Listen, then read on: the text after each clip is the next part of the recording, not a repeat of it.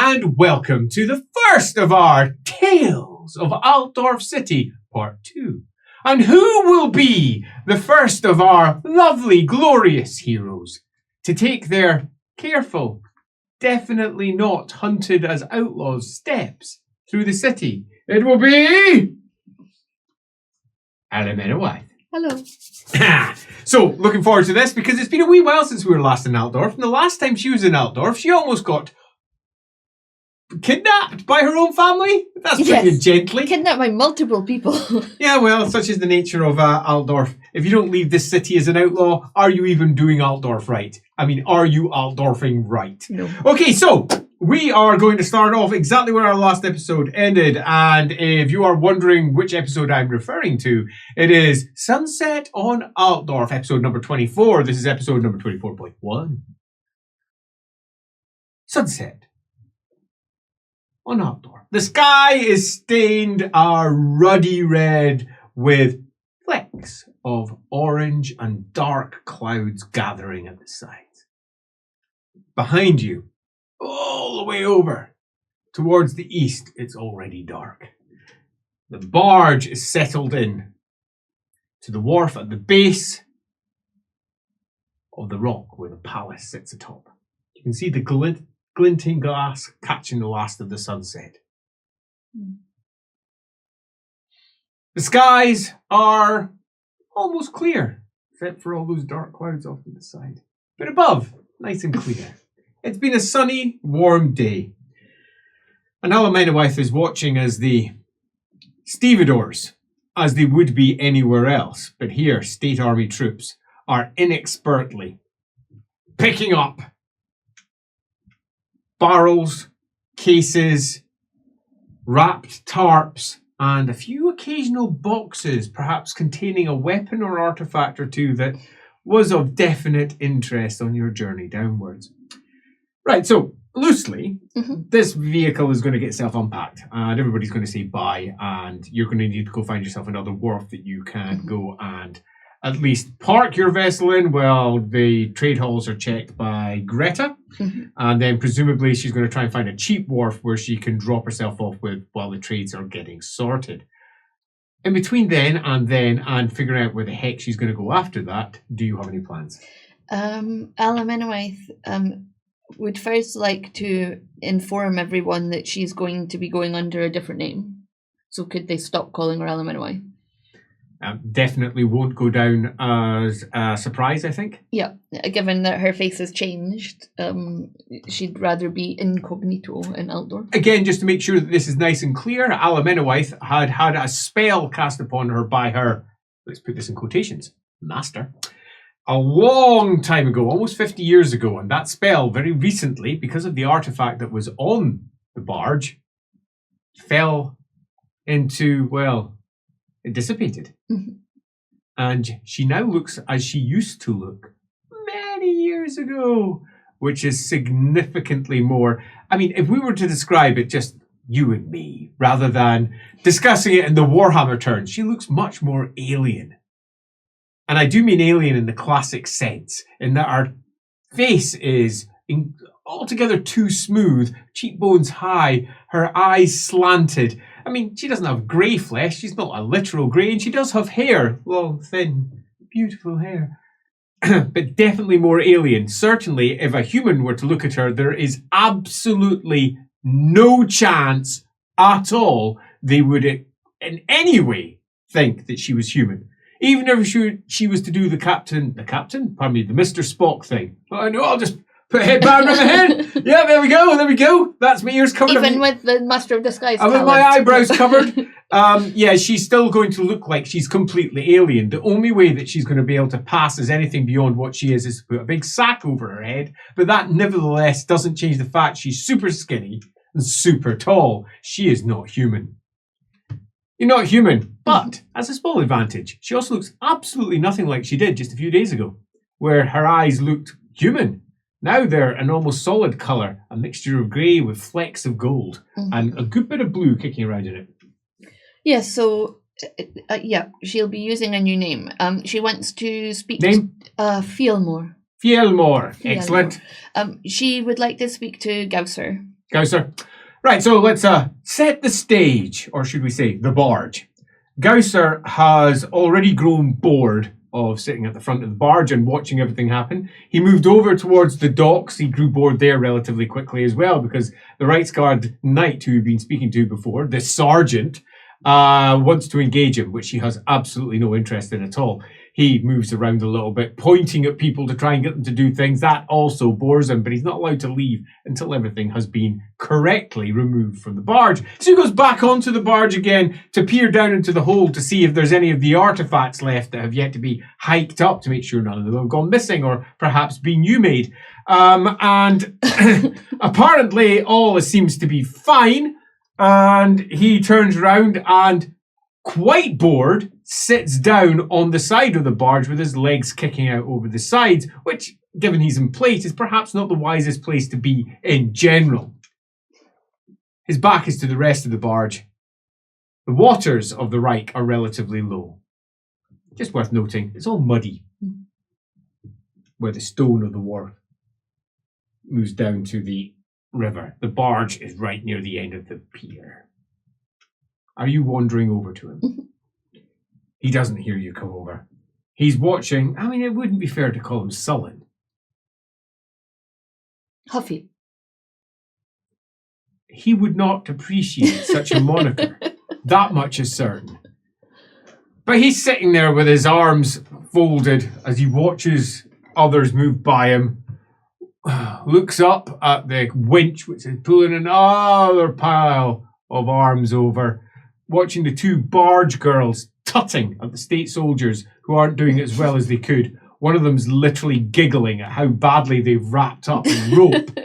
And they have to hold it the entire way round as it's being swung. They shit they are. I love the girls. He apparently doesn't even care about that. It's not enough to crack a smile across his face as he sits there and twiddles with the ends of his moustache. Are you coming over? Mm-hmm. And looks up at you and he goes, "Hello." Hello. I've heard. The Nordlanders know how to party. I was thinking, when you get off task, we could maybe go out together. You could show me a good time on the town, so to speak. Off task? You mean speak to too many Reichlanders? Says. I prefer to say off duty. They've got this thing going on, don't they? Oh, I'm always on duty all the time. My duty never stops. I can never be off duty. I'm currently on task. I'm off task. I'm sleeping. Fuck that. So what do you say when you're off duty? Where did he pull this thing from? I don't know, actually. But he's got one. As he sups down in some beer. And he says, "Aye, what's that now?" "No, I've got shit to do up in the palace." He says, "And I'm going to be waiting there for days. Who knows how long it'll be before I get through to see himself. Assuming I even get through to see himself. Depends what the court's like. And I can't go in until this is all done. Once this is all done, I will go in. I'll go to the barracks. Then a chapter house. Pick up my robes. And then head on in. See what's up. So, sorry, no partying at this side. I'm rather sad to say." Well, if you get finished early, we'll be in the Reichsport. Do you think so? I was hearing chat from, I don't know her name. The rude one with the barge pole. Blotilda? Aye, that's the one. Aye, her. The master. Mm-hmm. Aye. Aye. She was giving it all about maybe moving out, so... You think you'll be in the right sport? I thought you'd just be moving on. No, we've got some things to do in Altdorf. Trading. Right, you are. Fair enough. Well, good luck with that.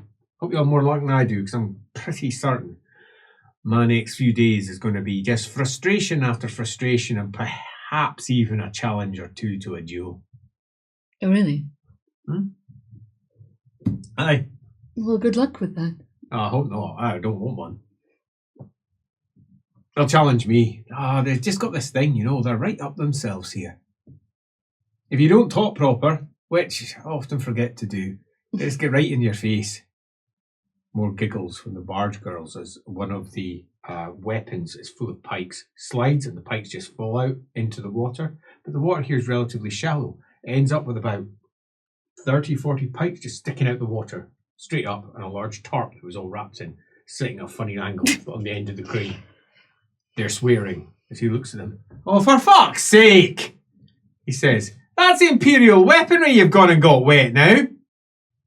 "Well, you see, sir," he says, "they weren't packed right." "Aye, well, shouldn't it have been your job to make sure they were before you picked them up?"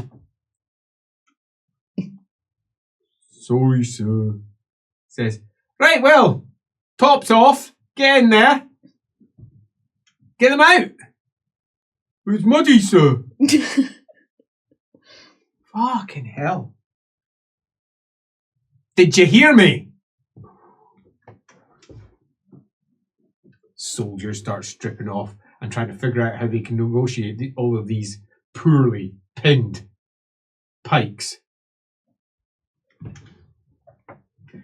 They're good at their job, they are. Let's see. So, best of luck to you and your plans. Oh, thank you. And your schemes. And whatever else it may be. It was a pleasure to meet you. I hope we will meet again. Doubt it. We'll see. Given the way things are, it's most likely to be on the other side of the battlefield. So, I would like you to make a promise. Right, you got it. If you go to battle, throw all your arrows away. No, I will not promise that. No, come on. I mean, face to face, I reckon I could take you, but at a distance, you'd shoot an arrow right through my heart. Fuck that. Although my armour's pretty decent. We should not be fighting each other. Aye, well, none you of say these that. people should. Of course they shouldn't, but it doesn't mean they won't. Won't be the first time. It might be the last. Well, I remember going to war in Midland. Wasn't that long ago. Midnight too. Spoils of war, Nordland is. Spoils of war.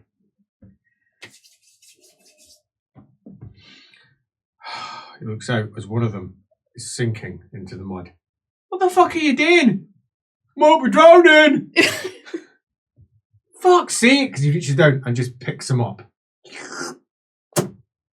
Pulls him out of the mud. Up onto the barge.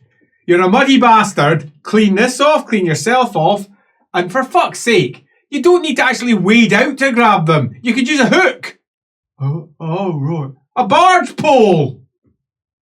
They're long. They'll grab, bend." Oh, fuck's sake. I'm surrounded by idiots. And that was your meeting with Gusser. Anything else you'd like to do before the barge heads over towards the wharfs at the other side? Just have a quick chat with Greta to see if there's anything she needs me to pick up while I'm in town. Greta's obviously staying below decks. On the down low. As you come down, she's in her room and she's currently talking to Wittgenstein. You can hear them as you make your way down the stairs.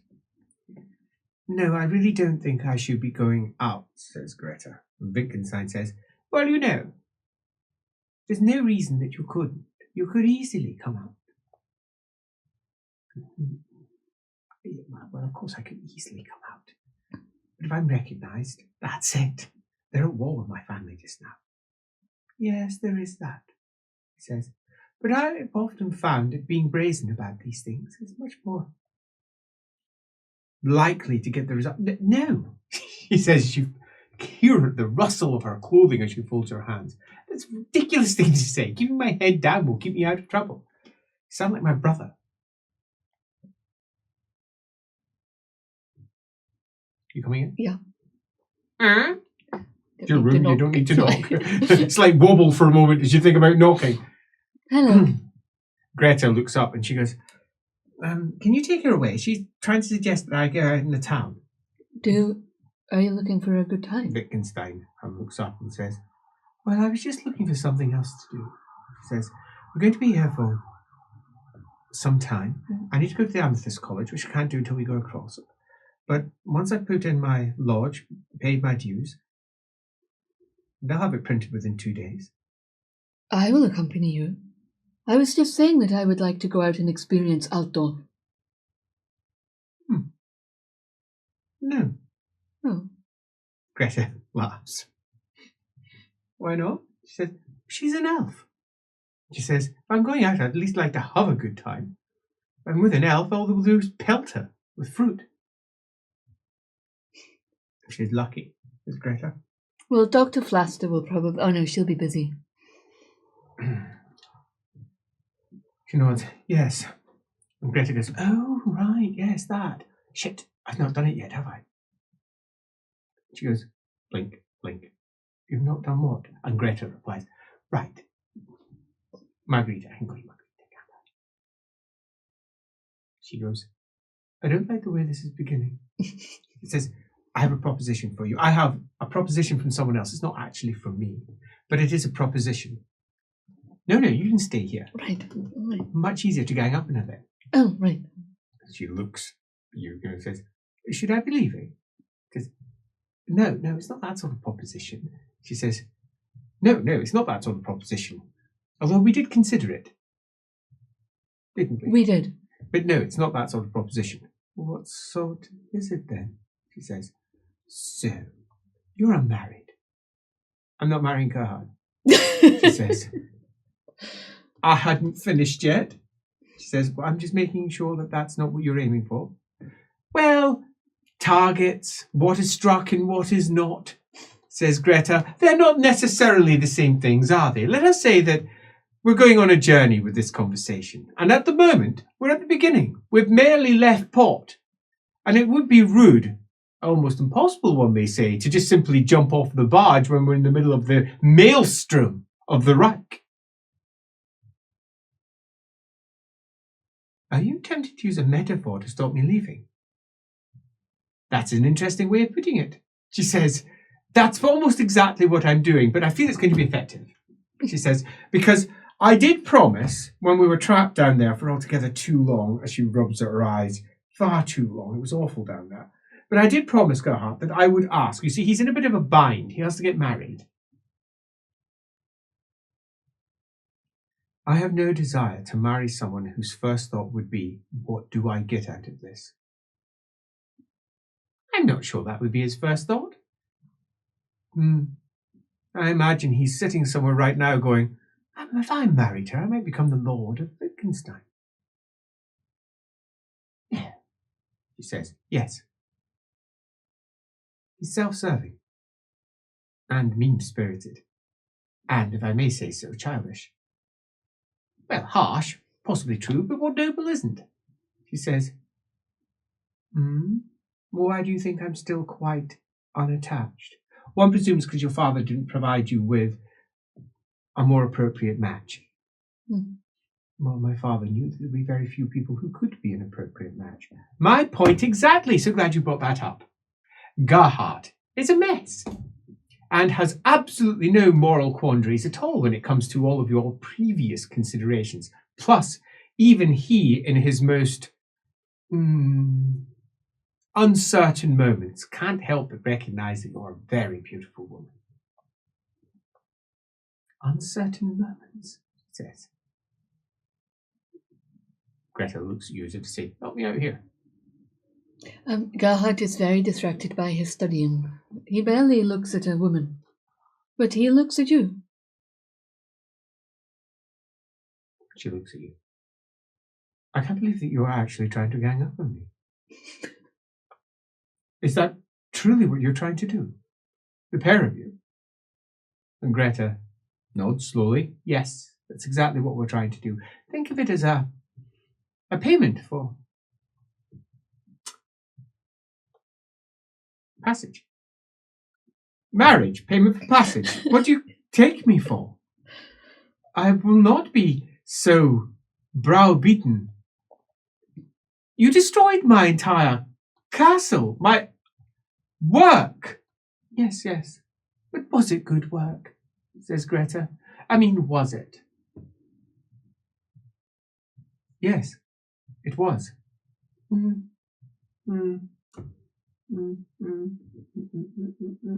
Says Greta. Why don't you balance all of the uncertainty you have in your life with some proper imperial... says Greta, some proper imperial responsibility. My entire life has been about responsibility, she says. Well, this is Gerhardt. It's more irresponsibility. No, it would require my father's permission. Oh, no, it wouldn't. No. My grandfather... Oh, dear. Plus, it would mean you couldn't be ordered to be married by, say, your superior lord. Can they do that? In a time of war, when they're looking for alliances? I can try, but it probably would not. Even in the absence of a father and grandfather? I have a grandfather, sadly. Now, this is very foolish. I admire your somewhat blatant attempts to persuade me to do something so ill-considered. She says, but I do not think that I'm in the best place to do that right now. Grief consumes my soul. My father's dead. Well, you know, that was more convincing, says Greta. I might have accepted it, but I shan't. What I would like you just to simply accept is the pressure is now on. And she smiles. And either you're staying here aboard our barge and we're going to be discussing it at a free passing moment, or alternatively, you're not. Well, you're not trying to provide an ultimatum. No, not at all. This isn't my barge. I'm just telling you that when you're here with me, there are certain things that are going to have to come to pass. I've already drawn the contract. She blinks. You have done what? I've drawn the contract. You don't have a seal, sadly, but I can resolve that. I know, man. I'll sort out your seal. No. Well, your father's dead. I presume he held the seal. Yes. Well, we need to get you a new one. You're currently the head of the household, can't hold a title, but whomever marries you becomes a lawful Wittgenstein. Wouldn't you rather keep it within the family, so to speak? He's going to have no ability to rule anything and no real desire to do so. That means that you don't need to worry about anything. Quick impregnation, child, you can become regent. Sounds horrific, he says. Look, how many people are going to put up with you? Says Greta. Let's be blunt. No one. You're going to get some fat old lord who's going to take one look at your lands, blanch, never return again, retire down to Grenstad, pop up once a year to stuff you and hope that you have a child. Well, that actually sounds potentially better. He says, yes, but it won't be, will it? Why? Because he will have expectations. Gerhardt, bless his little soul, has filled his head full of university. I don't quite understand. Oh, he believes in all sorts of ridiculous things. The other day, we were sitting down having a discussion as to what to do next, and you know what he said? No. Let's take a vote. He did. What do you mean, let's take a vote? Oh, he wasn't willing to shoulder the responsibility himself. Further, he wanted to look like he was one of the cool chaps or something like that. Cool chap? What does that even mean? Well, I don't know. Something Kislevite, I think. Whatever it might be. Says Greta. You'll probably be the one wearing, The chaps. The chaps. Well, there would have to be certain rules put in place. She smiles. Excellent, done. Well, what about the rules? Oh, we'll figure them out. I'm not sure that this is at all wise. Oh, nonsense. Piff Poff, come on. Shake my hand. I don't know if I want to. She says, backing off. Ridiculous. You who are mastering all forms of strange, esoteric, and occult matters are concerned about something as piffling as some young noble and his chaps.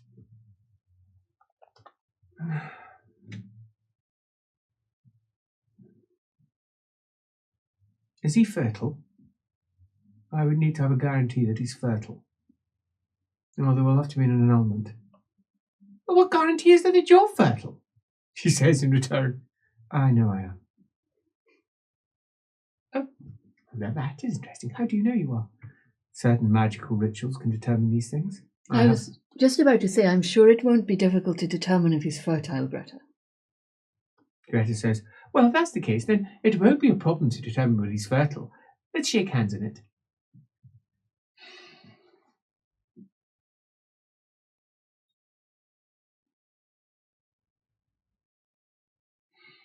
I shall shake hands on it, she says,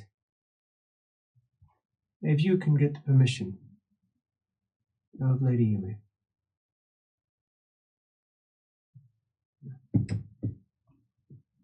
You drive a hard bargain, she says. A touche, as she says. Right, well, I'm hoping that the library's free now, so I'm going to go and return to my books. She goes off. Greta goes, shit, I know I had her. I pretty much do have her, don't I? You can persuade Yumi. Yeah. But can I persuade Gerhard? What do you mean? I mean, it was his idea, but the actual reality of it's quite different to the possibility. Well, you'll have a contract. Yes, he's not signed anything yet. No, he'll sign. Which is Why extraordinarily is he in beautiful. such a rush anyway? He promised his grandmother that he would organise a potential wife that she would find suitable by some date that he has yet to tell me. And the reason that he promised that is because she's going to just arrange him a marriage if she hasn't done so. Isn't that life for you people? Yeah. But he apparently wants to choose his own direction. What, so he just picked the first one that came along? I mean, that's hardly choosing. That was my thoughts, but... The illusion of choice. The illusion of I'm choice is surprised quite he important. didn't propose to that, what was her name? The engineer. No, he did have a glimmer in his eye. Oh, I thought he liked her. He did have a glimmer in his eye, didn't he? She was coming back to Altdorf, maybe. She could be here. Who knows? Theodora Holzenauer, that was her name. Holzenauer, yes. It's one of her father's subjects, or at least Yes. was one of his father's subjects, I think. Yes, apparently he's playing I'm on the Imperial side, but he's actually... I don't know what you mean. us. Well, he's in... Are you saying that he's lying as to who he is? Oh. No, I'm saying that he's still a supporter of God's father. Ah, right. I thought you meant something completely different. I thought you were talking about Gerhard there. I'm stuck in here, aren't I? Can't go anywhere. No. You're going to be off on town, going places, and I'm going to be completely stuck here. If I put my head up above the... at least you can bring me some newspapers. I'll bring you some newspapers. I've got plans. I bet you do. What are your plans? I'm going to get so fucked up I can't think straight. Right. And then I'm going to get so fucked I can't walk straight. And those are my plans. I'm so jealous. I'm just going to get vaguely drunk on the piss that this halfling thinks is beer. Gusser snubbed me again. Rude. He's got to go to the Imperial Palace. I wonder why he's snubbing you. I don't know. He's probably got secrets. More secrets he doesn't want me to uncover. I mean, he's northern. He might just distrust your kind. It's highly likely. Very highly likely. They carry a lot of prejudice up there. Then again, if his age is anything close to what he was pretending... Then he would be very wise to stay away from me. Yes, he probably would, wouldn't he? Mm-hmm.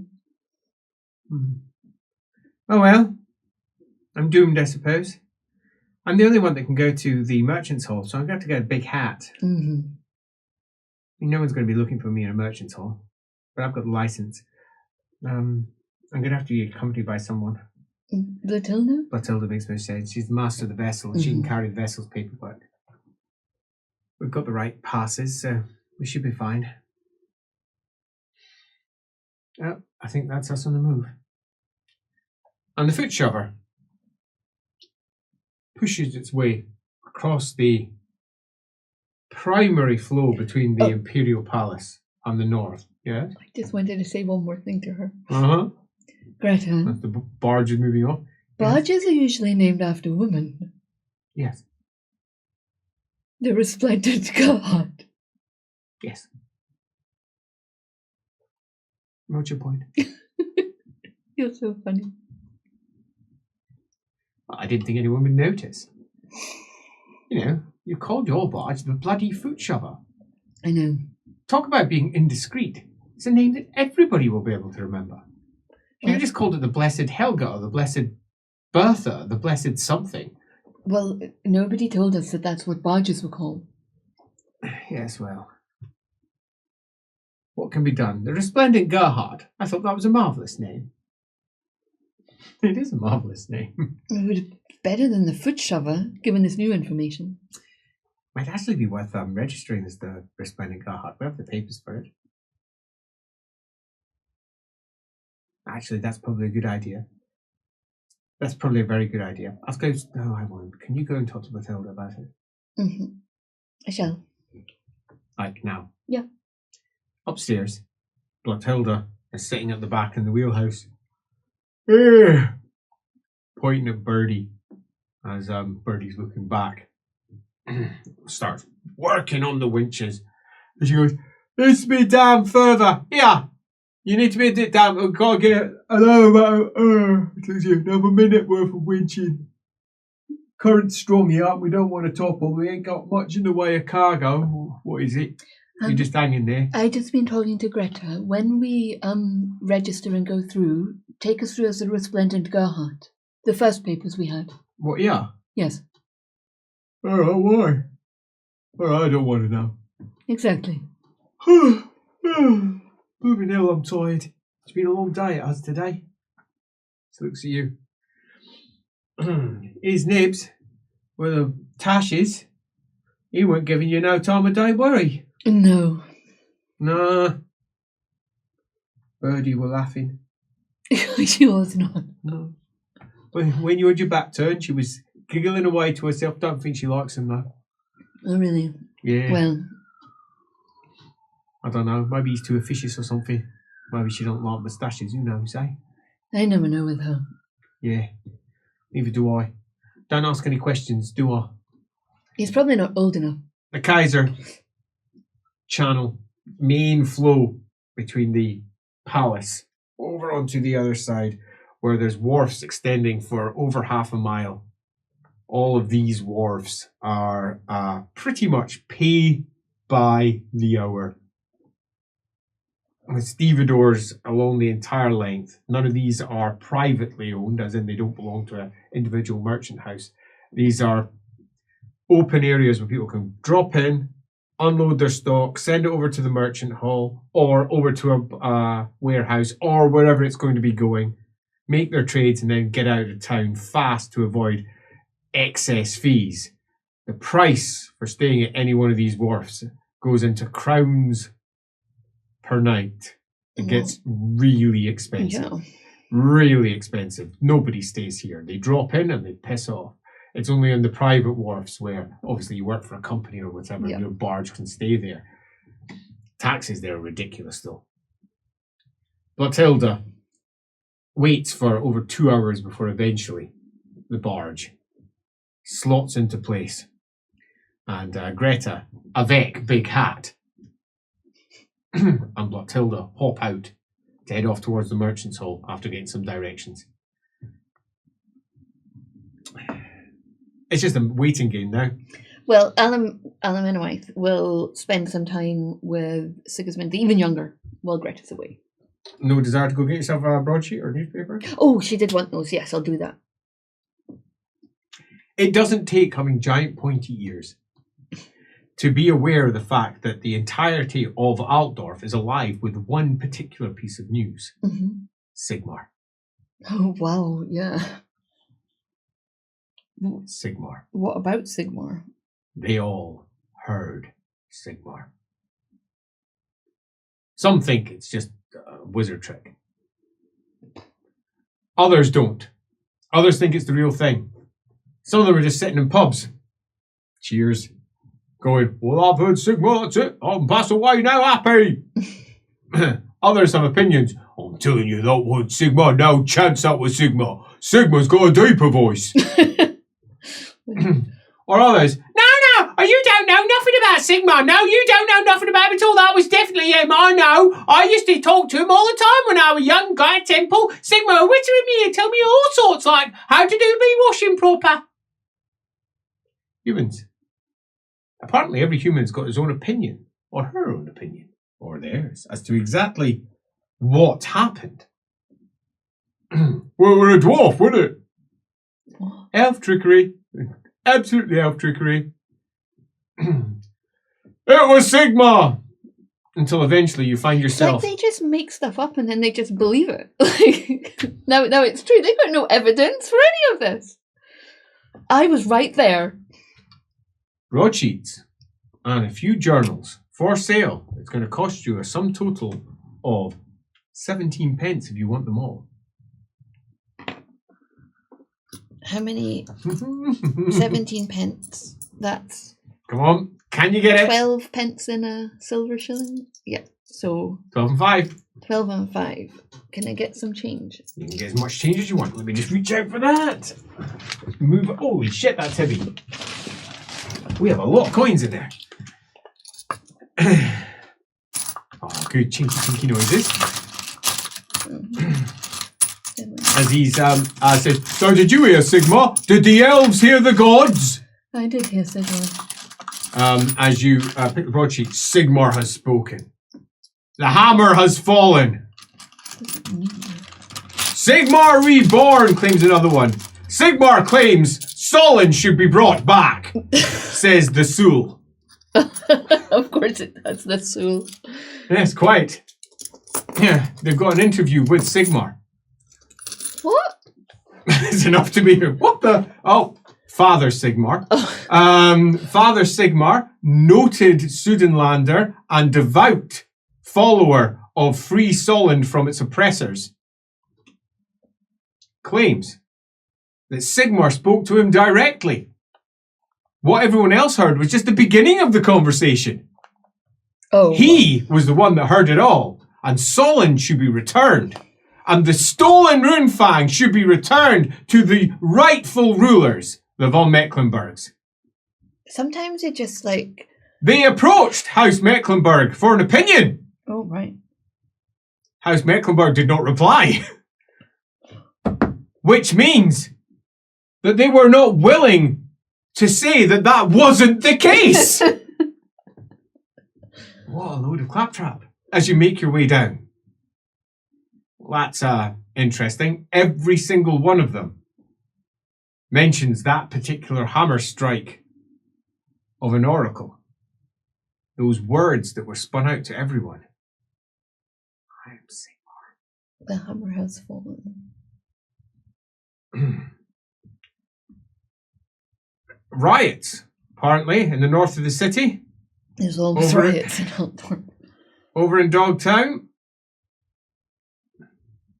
Nice little journal there. Well, of course, I went to visit Dogtown to see those filthy little mongrels from Midland, says the journal. And they were up in arms, claiming that how dare Ulrich take the name Sigma.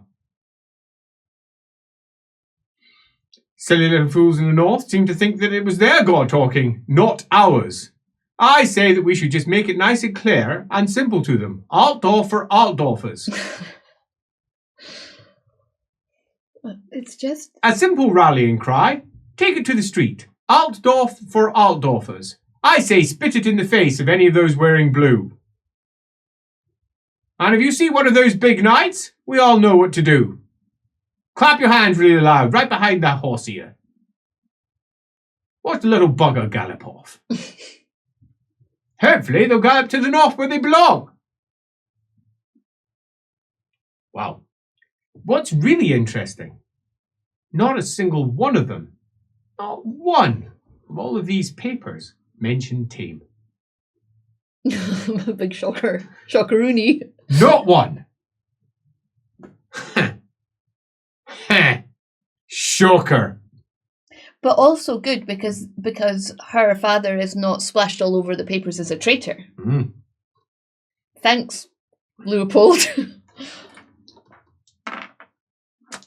However, as an alternative, there is a chapette, a young woman, must be about 20, with a dirty face, missing 2 of her teeth to the front, and a large wart on the edge of her chin. Hollering out on the street corner, "Don't you be listening to all the lies!" she claims. "Don't you be listening to all the lies! No, don't you go past here, take a leaflet, will ya? Take a leaflet!" Says, "Altdorf troops have been dying and they're not telling us about it. Yes, I heard over 2,000 had fallen in one night alone, over 2,000.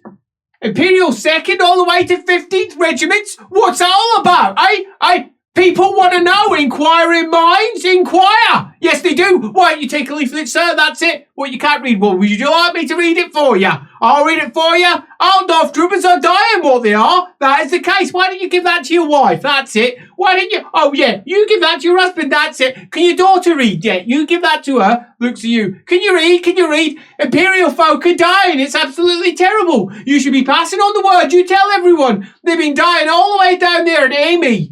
Oh, that town of Amy is a bad place, I'm telling you. It's a bad place. Right.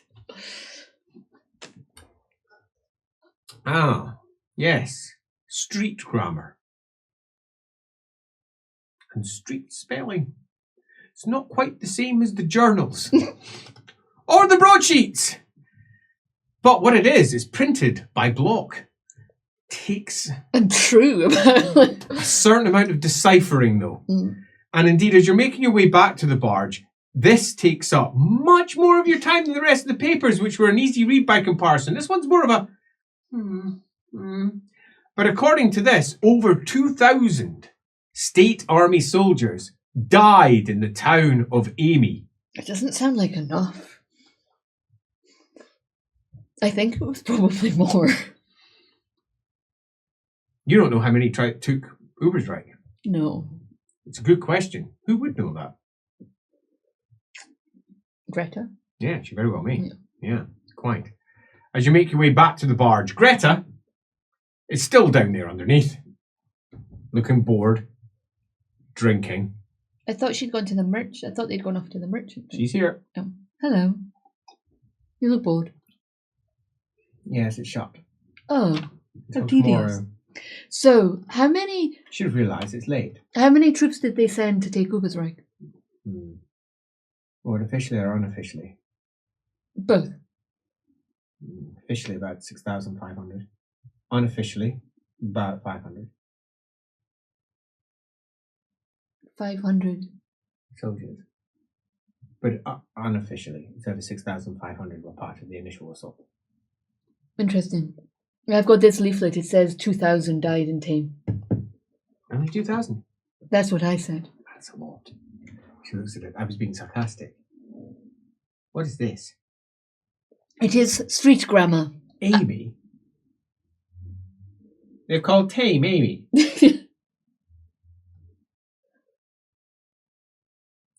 Well, I would be rather amused to find my father's name was Zoggy. Did you see that? No, I didn't. Zoggy. Lord Zoggy of Amy. This is actually hilarious. It's like a satirical piece. Yeah, frame it. Frame it. This is a satirical piece. I mean, is this even real? Lord... Oh, this is interesting, though. You've seen down here. Is it in code? Give it to me. It's not in code. Locals? It's interesting. No, but, like, maybe it is encoded.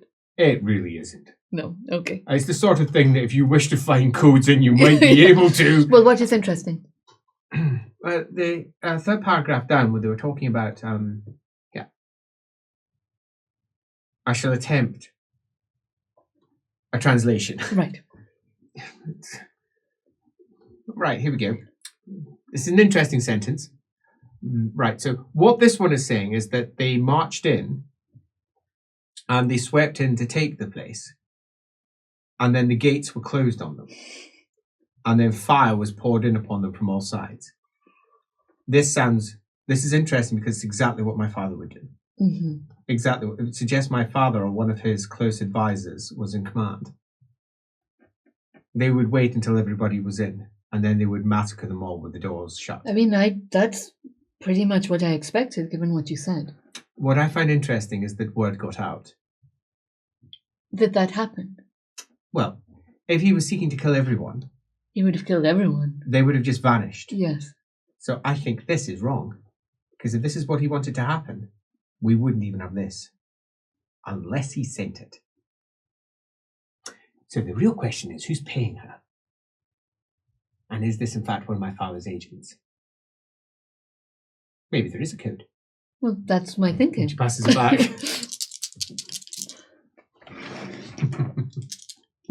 I mean... Ooh. It's either very good or very bad. It is 6 successes. 6 successes. No, not that you can see. It just seems to be a badly written piece. And you sit there for a good 15 minutes as you and Greta chat away about all the things that are sitting inside the broadsheets and the journals that you have. Altdorf has many of them, ranging from the Altdorf Spieler to, of course, the Sul, which is universally known for its proud defense of Solent, and further, its fabrication of any story that is required to make Solent look better. They do not like any of the noble lines of Visenland, and they certainly don't like any that might have come from Null. They are interested in one thing and one thing only, and that's the Mecklenburgs. The Mecklenburgs, who in turn do not recognize that they in fact are the rightful rulers of Solent, under any circumstance in the slightest. Further, it's been well known, according to Greta, the Mecklenburgs actually claim Sudenland as theirs. Officially. What's the difference? What, between Sudenland and Solent? Right. So Solent was one of the original imperial provinces. Mm-hmm. Solent fell to an invasion. Mm-hmm. The lands were then absorbed by neighbouring grand provinces.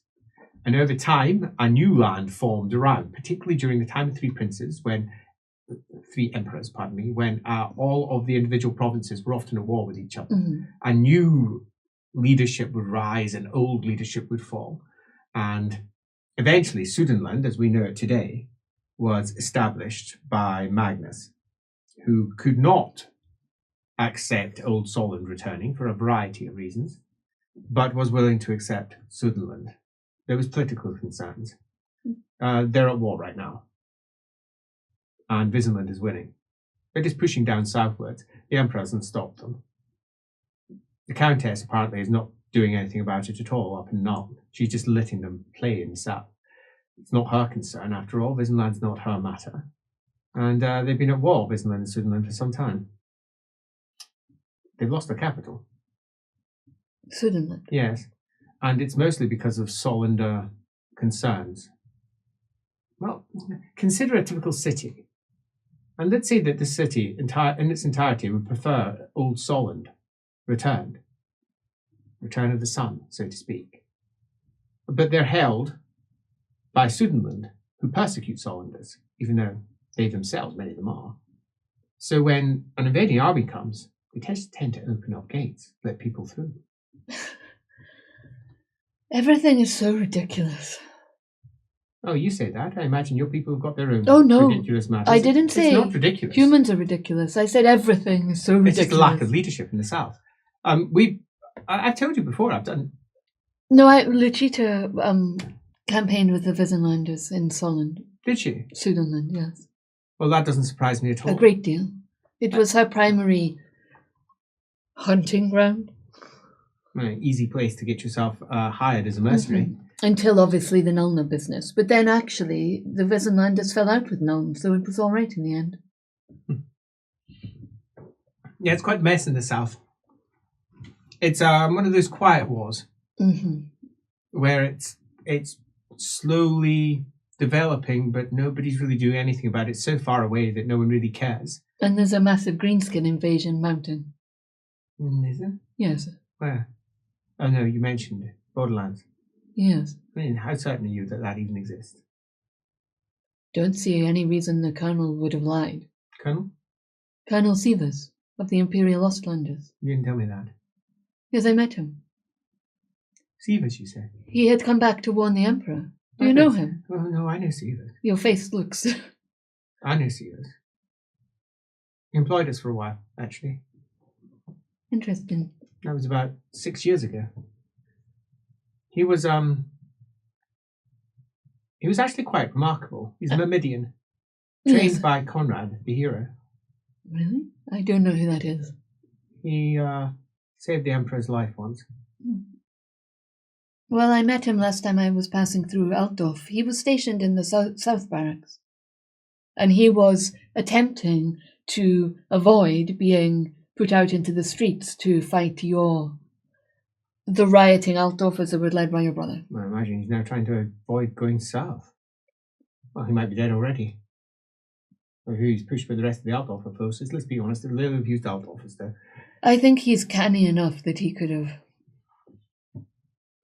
seen that coming if he worked with your father. It's the right kind of war, I presume. It's the right kind of war. He can't be... It's why they wanted to use him in the street, so it wasn't Altdorfers against Altdorfers. What a bloody mess. That's what I said. Everything is ridiculous. I don't know if ridiculous is quite right. Messy. Messy. So have you met him? I mean, ridicule's not going to make it any better. Oh, no, I've met him many times. I told you, I sold him troops. What a mess.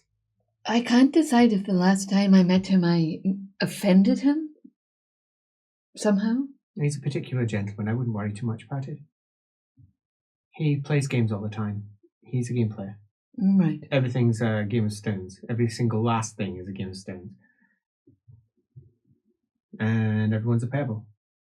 Everyone. I did get that impression. He offered me employment and I turned him down. Oh, well, you must have got on relatively well with him. We've offered you employment. Oh, we did to begin with, but then... No, you didn't offend him. Right. No, it's far more likely he wanted you to think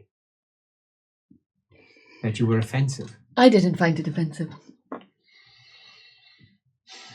Right, so I'm stuck here until tomorrow. And according to Blatilda, we're going to be here for about another hour. But she doesn't want to pay the dues for the night, which I think is wise because it's going to cost us 3 crowns for this dog. Oh, no. So that sounds like a lot. Moved out, we've paid everything. We're going to be moving out to the right spot, staying over there. I'm going to see if we can come into Altdorf later to offload, assuming I can find anything in the merchant's hall tomorrow to sell this. And see if there's anything else worth buying. We'll come back in, get everything swapped over, and then it's just a matter of waiting for Gerhardt to get his bloody doctorate, assuming that's how it works. This Sievers, by the way, seemed quite well informed. Is there anything, if he's still here, that we would want to find out? Well, from Sievers? Anything. If he's well informed, absolutely, anything. Yes, but it looks foolish to go in without something that I want. I've got things for him, the wizards, Kemperbad, the elves. Well, just tell him to provide everything that he knows concerning the ongoing war. He's a colonel, he must know something. Assuming he's even here. How long ago was it that you were last here? Oh, months. Months. Oh, he's not going to be here. No, he was told to wait for his... Yeah, but wait, it's weeks. It's not going to be months, he won't be here. He'll have moved on. Right. I mean, finding out what went on in Tame. Well, I hear what you're saying, but you're not going to get it from him. You're going to need to find it from somewhere else. And the chance of the word here being accurate is next to none. Unless you happen to meet a ranking officer who was involved with it directly. Other than that, it'll all be hearsay. And we know how much that's nonsense. If you went by the general rumour in Altdorf, my father's only won 2 battles. Where my father still stands undefeated. Ladies don't like certain things passing around. They like their versions of the stories to be spread, and they control it very closely. What's his name? Halskrug. Von Alcy. They like they like Von Alcy. Oh, they do like Von Alcy. I was thinking of Halskrug. He's the one who controls it all. Yes, he controls it all, but He doesn't like the Thames. They despise each other. oh, interesting. He's called myself Thames. What have I become? And you and Greta chat away for a while before eventually the barge, underneath Blathilda's careful control, makes its way through the gates over towards the west and out into the wide open waters of the Reichsport. The Reichsport, which is still bristling with warships, wolf ships, all carrying imperial pennants, great ships, 4 of them, sitting at anchor, one of which is truly enormous. Looks far too big to ever go to sea. Like it would topple under a stiff breeze, it's so large. It Or doesn't look alternatively, like an eagle ship. never be able to move because it's so fat. You can't decide which it is. Is it too fat to move, or is it too big not to topple? It could be either. And it's nighttime by the time the barge is settled in, and the dues over on the Reichsport, which are much cheaper, the wharf, which is also much cheaper, and an area of town which is much less salubrious, out in the Reichsport itself, costing only a couple of shillings to stay. And Blatilda, yawning, going, I'll go fucking bed now. Says, we're going to be here until tomorrow at least, and apparently, she calls out, someone's going to be keeping us here all the way up to High Summer.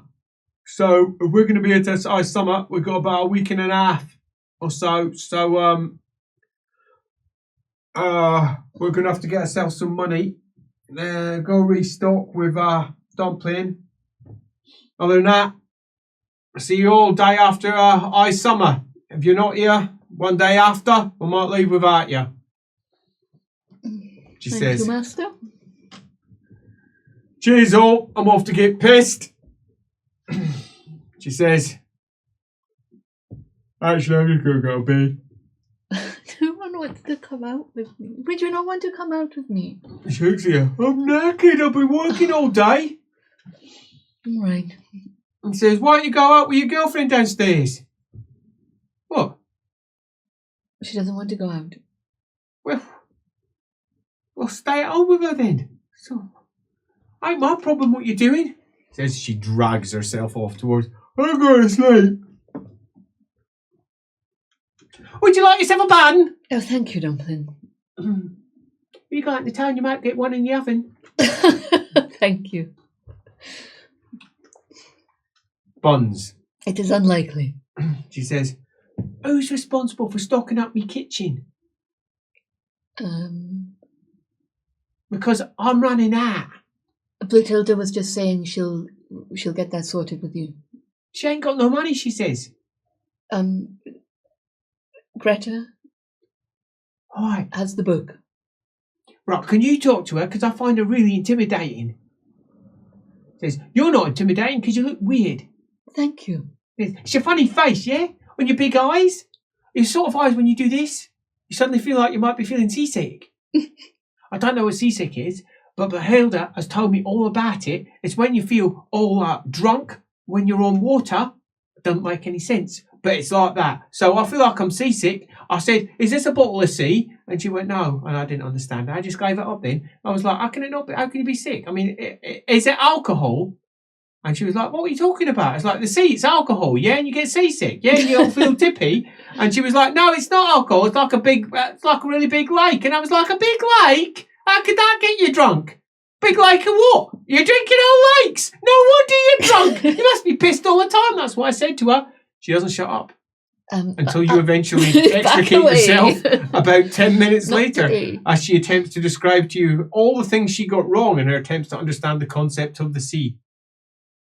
She didn't understand the concept of the sea. She's still quite convinced that sea is probably most likely kvass. And they've just spelt it wrong. Kvass. Sea. It's just their, shortened version of it. You don't really have the heart or indeed the desire to continue the conversation to explain that a C and a K are not the same thing. There. Well, she just drank all the sea! Drank all the sea! She calls out afterwards. All of it! No wonder she was drunk! If you need a biscuit, you know where I am! Thank you, Dumpling. So what is Alamennowyth's plan? Well, tell Greta that she needs to stock Dumpling up. Yeah, Greta. Yes, I knew that.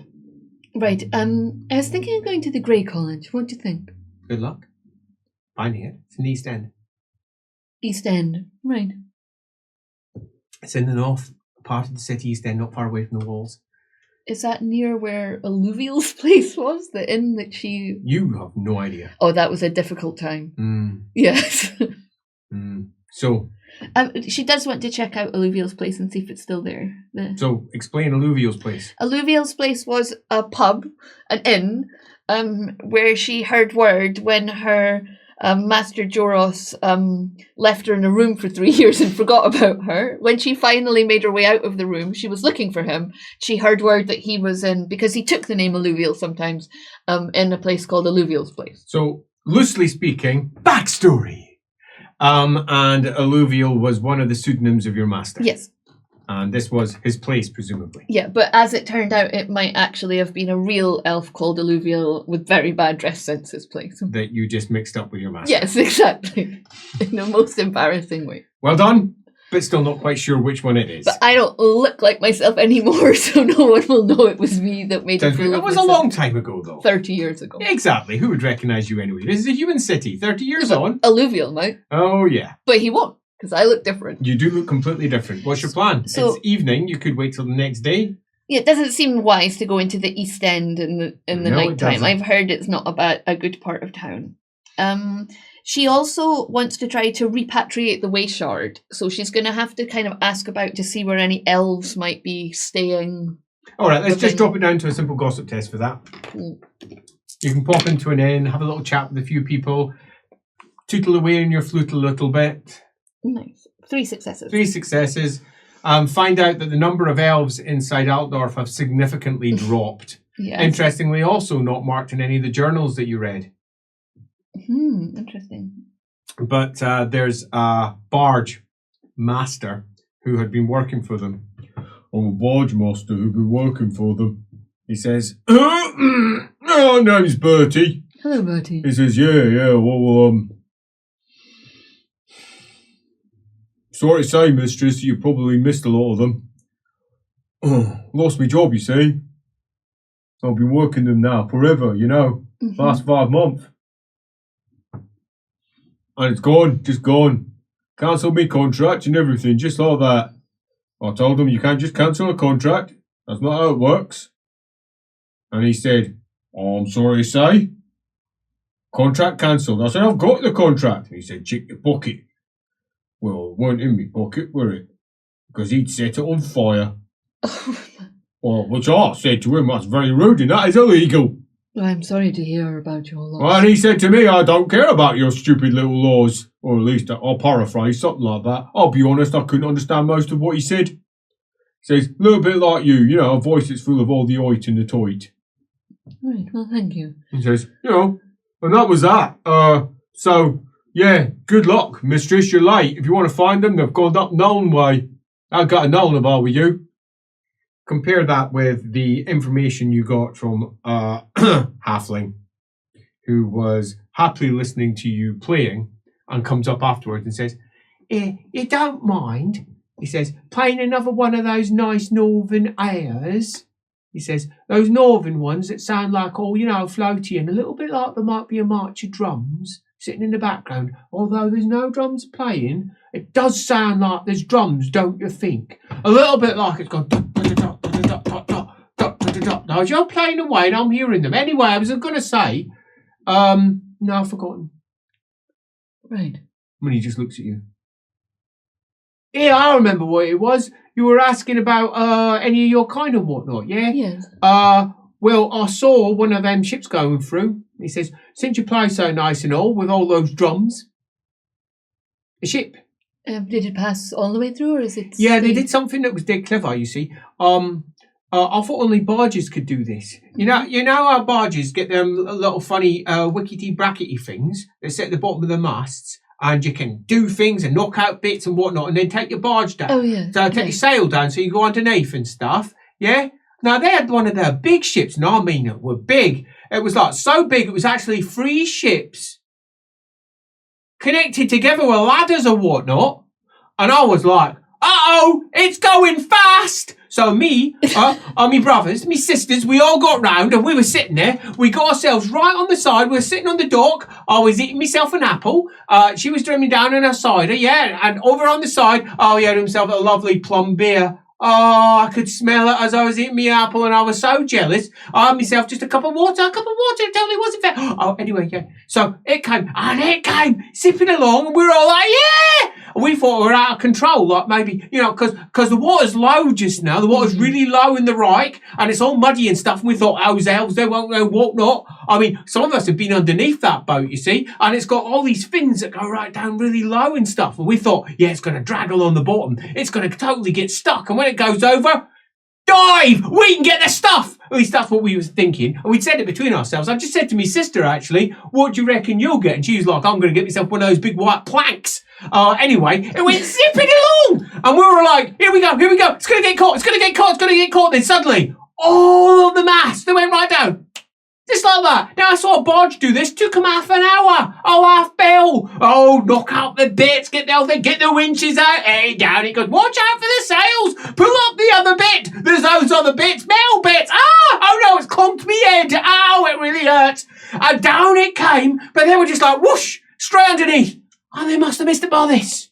Woof, right underneath it. There were ropes hanging down, slapping against this, ship. Woof, straight through underneath the bridge, and woof like that, and then whap right up on the other side. It went all boom boom, just boom boom like that, and the sails were back up again on the other side, and it was whooshing out, just like that. So I got told there were no warships that could pass Altdorf.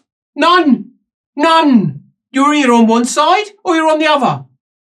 You got the Nolna fleet, and you got the Talbotland fleet. Now you got a blooming elf fleet. They just were straight through there, and we were like, whoa! And then 3 others did it as well, a lot smaller. They only had 2 ships together. I wouldn't really call it a ship, though. It was more like 2 little barges. Well, like a big barge and a little barge. Strung together with ladders. Elves sitting on the back of it, dancing around. Does she know the name of them?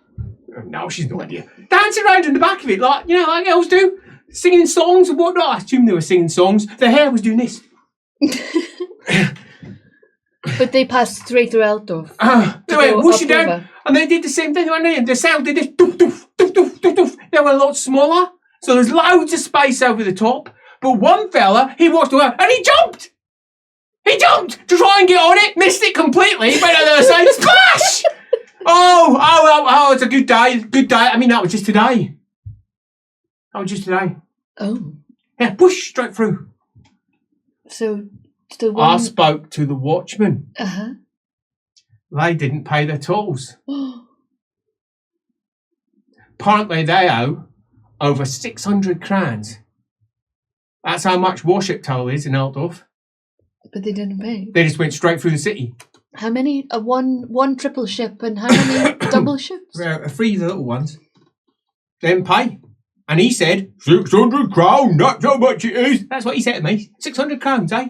Go on, play one of those Marchy Belly Tootly things. All right, I will. Marchy Belly What's Tootly your name? things. And he smiles. You can call me Smiley. All right, Smiley. I will play one for you. So many teeth. Wow, halflings have a lot of teeth. And 3 of them are gone. And he still has way more teeth than you. Tuto. I'll play per spellman. By the time you're finished with that, you have around about 80 halflings gathered around. Gaggling away. Chatting, laughing. Yeah, wise. Some of them throwing pfennigs. Oh. Others just trying to look up your skirt. Halflings. The next day, you've gained some news at least. Apparently some elves have passed right through town. Yeah. And many elves have left, but not necessarily all. As the sun is rising high, and you've had yourself a nice breakfast from one of the many hawkers who are selling food out on the docks, you had to choose very carefully. You were quite convinced that the hottest thing was probably the best thing, because anything that was alive inside it would be dead.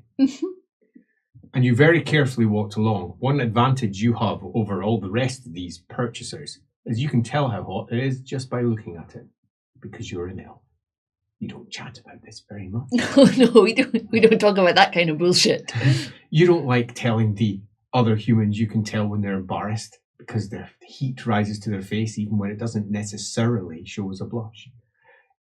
Elves are more controlled. But it's not just that they're more controlled. Heat only goes to their face should they wish it to, because elves are quite literally in control of their bodies in the same way that you can control how you breathe. Their bodies work automatically, but at any point they can just control it in the same way that you control your breathing. They can control their heart rate. They control the lungs, obviously. I'm holding my breath now. Yeah, indeed. And they can do the same with their heart as the pain begins to go. And really begins to go. And then they can just blah, blah, blah, blah, blah, blah, put back into place again. In the same way you can hold your breath. So you could pretend to be dead. Oh, yeah. But it's not for very long. I mean, we're talking... Could be long enough. A very short period. Could be long enough. And similarly, they can see sources of heat. Because it emits light. And that one over there is the hottest, by far. Owned by yet another halfling. He's sitting there with a big hat, with a big woolen pie at the top of it. And the front, a little piece of card in it. It says that his pies cost threepence. I have threepence. Here, lady, it's only threepence. I would like that pie. He says, oh! He says, there's your elf special. Thank you. He says, we're making for you, we're making for you. You're going to like this one. He says, it's like mutton. What is it? You're not sure, but it tastes annoyingly tasty. Annoyingly good. But the meat is not specific enough for me to tell what it is. You're not convinced it's meat. You're getting nothing from it. Maybe it's mushrooms. Yeah. That's what she says every time. Yeah, it could be. They've done something and it's gone. This is delicious. He says, out the way. He says, out the way. Got other customers. That's it. Threepence, that's it. It's a human special. So, what's our plan for the day? Today seems like a great day to try and find the Grey College. Do yourself first a gossip test. Oh, a fumble. I think I'll re-roll it. I think you should. You're fucking joking me. What did you roll second time? I thought I rolled 88, but I didn't. I rolled 84. I reverse failed. So. Do you? Marvellous. Yeah. So. What? Oh, that's what my character. Oh, that'll be the old one, won't it? No, you've not been paying attention to your talents, have you? I haven't updated my character. No. Which one do you have? What talent? I've got gregarious. Gregarious just gives you automatic pieces of gossip. Okay. You don't even need to test. So I could just How many say, times you got gregarious? Just once. Just once. You can just get a piece of gossip. What's a piece of gossip you're looking for? We're the Greek. You get that without needing to do a gossip test. Okay. And if you do a gossip test, it goes on top and provides you with yet more. So you can just pass through listening with your sharp ears, chatting to a few people as you go without needing to do a test. Pick up some information. I'd like to do a few of those, please. Well, you do one per section. Yeah. So you don't do a few, you do one, you little cheat. But if you're looking for the Grey College, yeah, it's in the East End. Getting over there isn't particularly difficult. It's just slow. Mm-hmm. It takes her about half a day to move from where she is over to the other side. All of her scarves wrapped around her face to try and avoid the worst of the various issues that she faces. She gets pelted twice with mud. She gets several rotten tomatoes thrown in her direction. Some kids chase her for a while just so that they can see the elf. When she turns around and looks at one of them, it's enough to make them all scatter. Greta, be assault! I have to resist the urge to hiss at them, to be honest. It's not seemly. One Sigmarite, in full robes of office, a bit portly, goes by and says, you should really get the fuck back to the woods where you belong. Fucking elf! Says, where's the fucking space and resources? As he goes by. Altdorf for the Altdorfers! Indeed. As you make your way through some of the north of the city, as you make over the bridges, down to the side, we find ourselves in an area full of Talabiclanders. There's a little festival going on. They're all dancing and singing. Most of the men have got their tops off because the sun is shining. The girls are wearing shorter skirts or skirts pulled up. And it's nice to watch humanity spin and dance and sing around an effigy of the emperor that they burn. What? It's an effigy of Carfrance. Why are they doing that? That was a surprise. As is the following chant of "Devil Carfrance burn me." The thing is that as they sit there chatting away most of the locals don't even realise what they're saying. Oh no, most of the locals are also Talabiclanders. This is entirely Talabic. You found yourself in Talabicland. Little Talabic. Yeah, that was not surprise. Or as you turn a corner and find yourself in the opposite of Little Talabicland. Oh no, it's not the opposite. It's just a different version. It's Little Kislev. All manner of different folks here, ranging from short to tall to types of human you've just not seen before. Wow. So many folks, many of them speaking different languages to what you recognise. Do I spot any that looks like my master's Kramovich face? No, not in the slightest.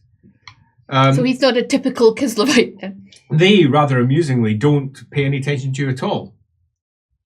You get accosted by various hawkers, and there's a procession making its way along the street of nuns. Nun is a loose term. They are wearing wimples, but they are also wearing full plate armour covered with thorns. You wouldn't like to be hugged by one of them. No. High wimples covered in thorns as they're making their way down the street. One of them at the front is providing all of the gathered crowd with the dirge of lamentation as she spouts prayers to Sigmar, who has returned to them. It doesn't sound Sigmar has spoken, she calls. The time of war has come. We must march upon Tame in the south. We must march upon Middenheim in the north. We must march upon Marienburg in the west. We must march upon Kislev in the east. We must redefine Sigmar's borders to their rightful place when Sigmar formed them. Yes. Now let us return to the dirge of lamentation. As the dirge begins. I mean, I'm presuming I'm taking the Runefang everywhere I go. Like, awkwardly shuffles past with talk about original borders of the Empire in Little Kislev.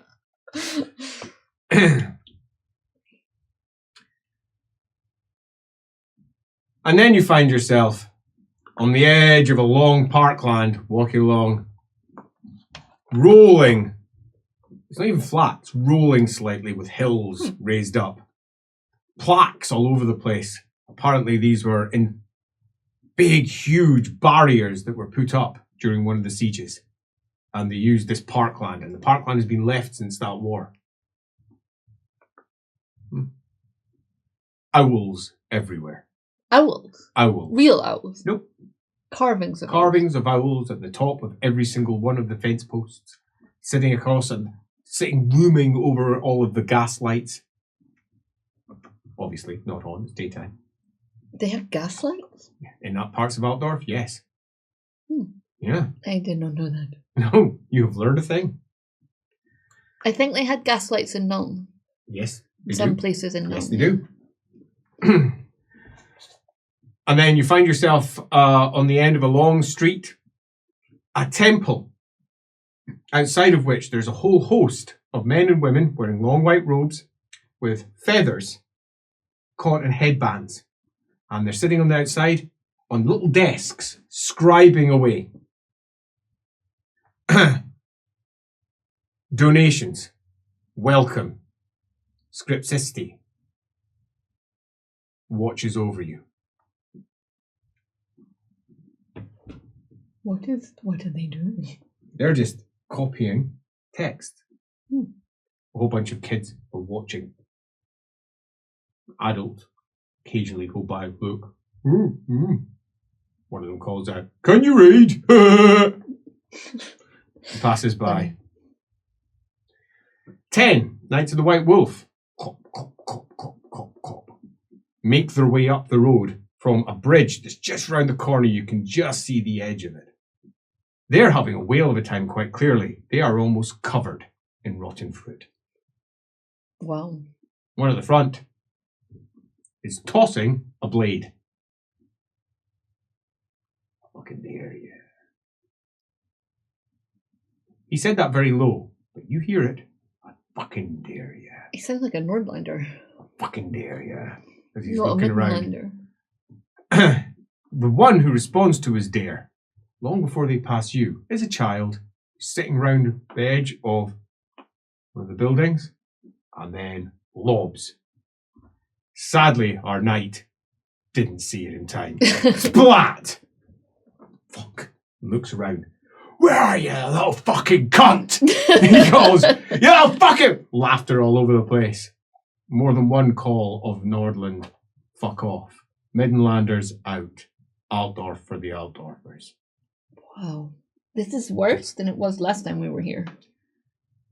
As you make your way Maybe down the last hill time it was towards the Altdorfers bridge, rioting against Altdorfers. you can hear a conversation. You know, there's really something we could do about making Altdorf just a bit better, you know? Just getting rid of all the foreigners. That's what we need to do. Oh, fuck, look, it's a fucking pointy of fucking elf. Says, well, that's it. Walks up to you. What the fuck are you doing in my town, eh? Go on, fuck off. He says, go on, sling your hook. What are you even doing here, eh? I've got to look after my kids. He says, I've got children, I do. People like you coming here. Go on, fuck off. He says to your face, as his mates. So, You should just ignore him. Walk past. Walk past. Here, don't you ignore me. Here, mister, get back here. He says, right. Get some mud. Lobs it in your direction. Me not lob well. I'll dodge. Do you dodge? A pass, but no successes. That's still better than his fail. He didn't even need to dodge. As he lobs it and passes by you. So you got a success. I got a fail. How badly? I didn't fumble it. So it just passes by, splops against the wall. Says, dodgy fucking cunt. Go on. Get the fuck out of here. In the back you hear, yeah, you showed him, didn't you? Yeah, I did. Says, that's what we need to do. Get rid of them bloody foreigners. Says, won't have no Kislevites round here.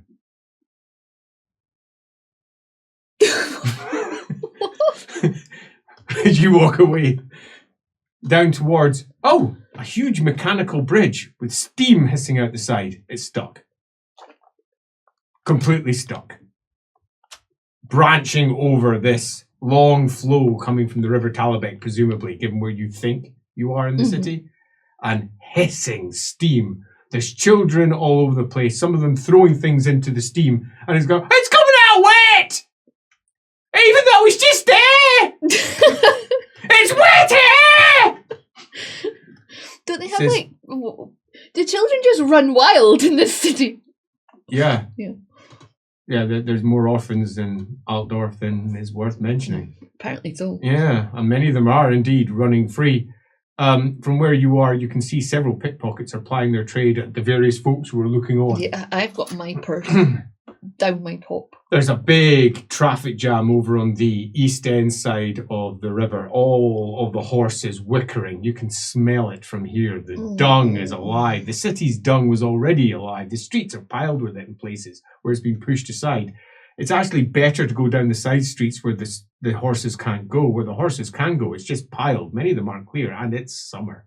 It proper stinks. It hasn't dried out. It's awful. But down there, it's much worse. You're going to have to pick your way past that. The bridge is fortunately down. The reason all the larger wagons and coaches et al. Can't cross over is because they're doing work in the middle of it. The pedestrians are fine. They're going past. Some of them are even laughing at the other ones. Inevitably, anyone that looks vaguely foreign, fuck off home! There's a bunch of fellows wearing little woolen caps, all of red. I don't know what that means. All with arms folded, looking on at all the coaches, looking on over the bridge as you make your way across the bridge. One woman spits at you. Husband stealer!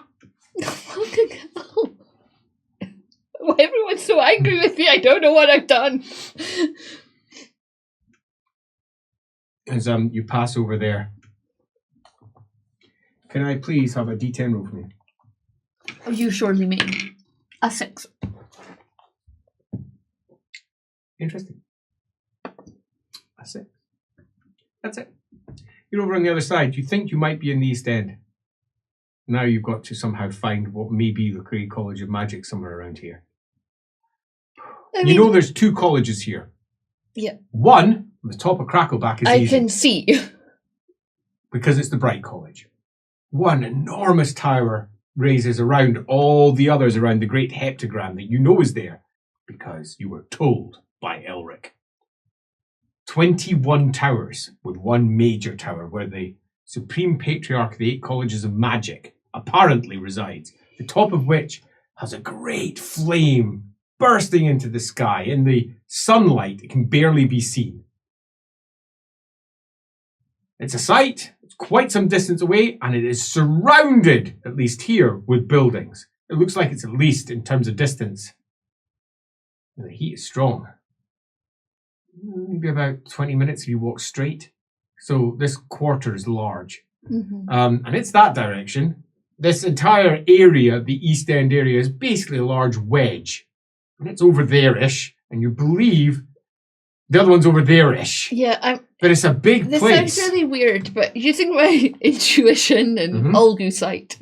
Algu sight? Like, what I want to just like scan and get a feeling of an area that sort of shies away from the bright color. Like, you're looking to where all the Algu is. Yeah, but specifically why I'm looking at it like that is because the realm of fire overlooks the Shadow Realm and can presumably has some dominance over it. I learnt that from Lady Wittgenstein on the Barge. so like the sense of cowering. Do yourself an intuition test. 58. Do yourself a navigation test. Okay, I shall. Yes, do.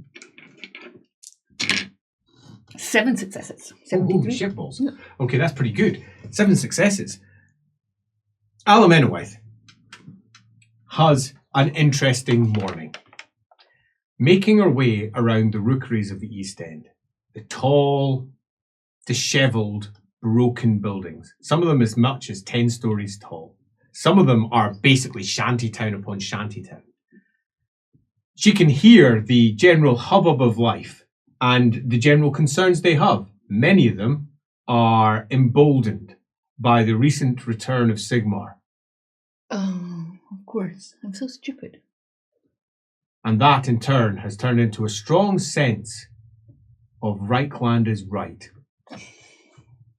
A strong sense of it. She passes about 7 bodies. The East End is rougher than other parts of the town. They're just sitting over in the corners. They might be sleeping. Oh no, they're too cold. That one's too cold. That one's dead.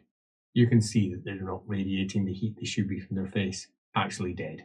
That one's being propped up to look like he's sleeping.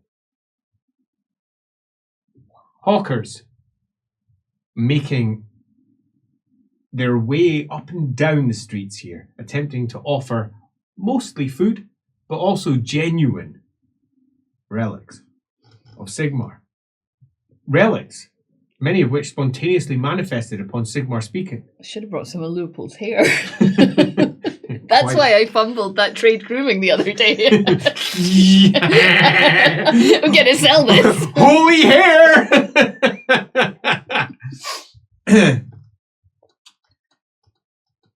This part of town has far fewer coaches, carriages and similar making its way around, but quite a lot of wagons still making their way between the various shops.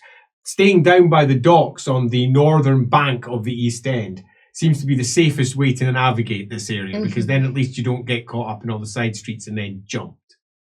In the time that you make your way around, you watch 3 people be jumped. The dodgier you look, the better, you think. Also, the taller you look, the better. You're both tall and pretty dodgy.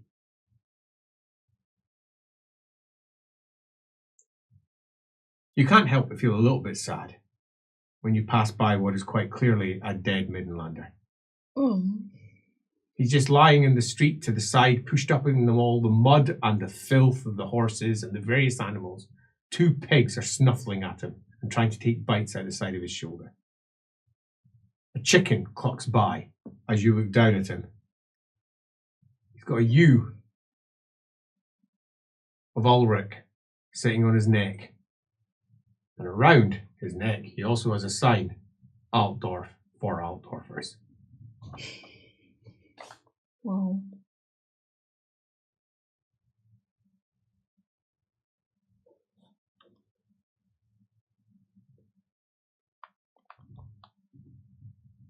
By his side, in a satchel, you can see the leaflets he was handing out. You can see that perhaps he was chancing his own arm. Interesting. He's probably an agitator or taking something to someone, carrying these. Mm-hmm. But in there, printed, there's a good, there must be a good 100 or so inside there, explaining the Sigmarian heresy.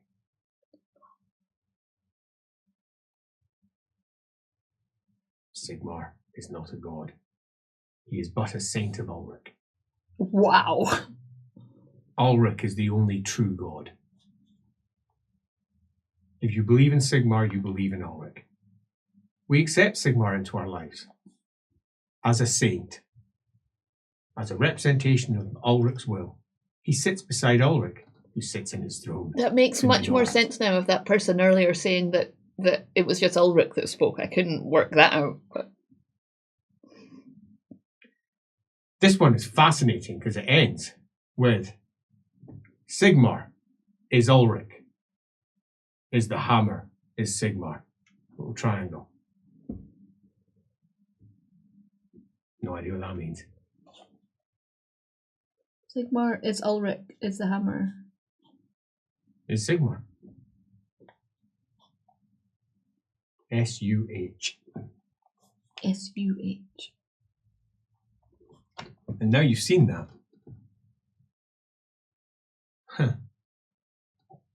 There's a lot of graffiti and a lot of mess in many of the buildings. Several of them carry S's and U's and H's in a variety of different places.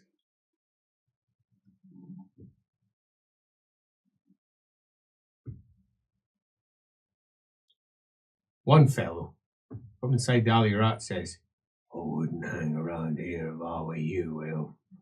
Says, Altdorf for Altdorf. No, for elves. Unless, of course, you want to pay. Then you'll be allowed to stay here. Hey? Just a shilling, that's all we're asking for.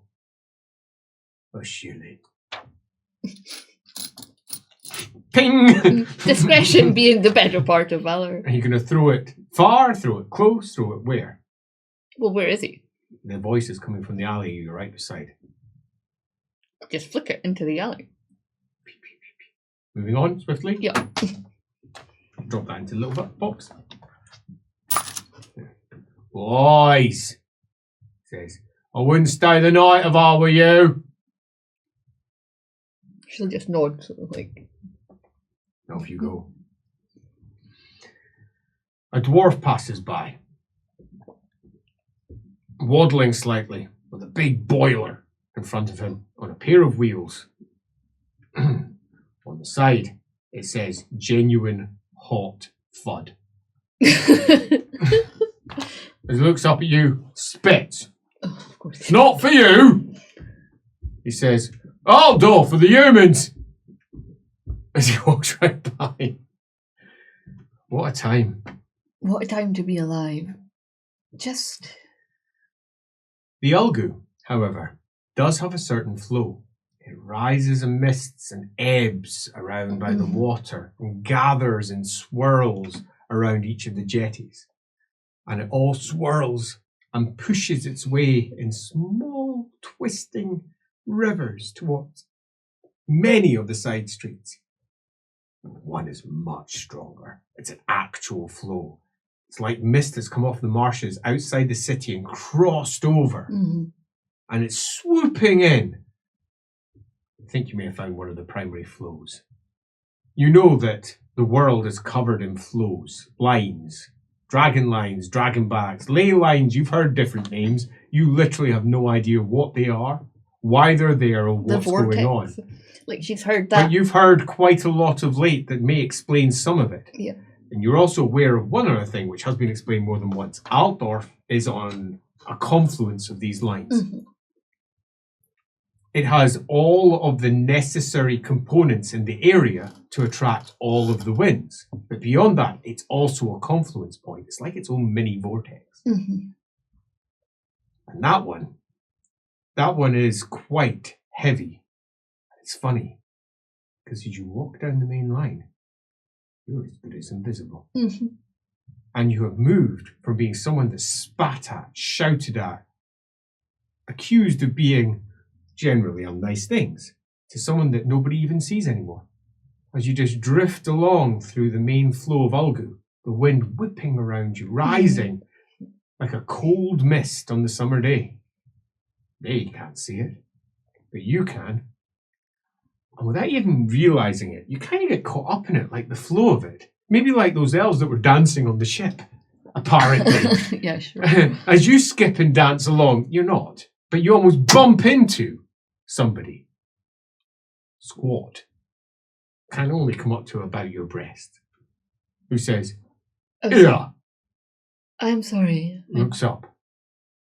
A squat man, about 5'3", 5'2" So really quite low on where you are. Big, long, heavy moustaches hanging down, with silver braids all the way through them.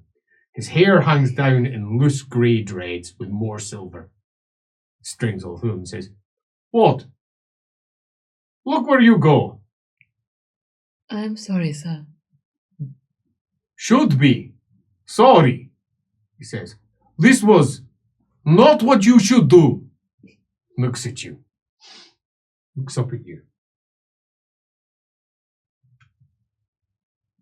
"You elf?"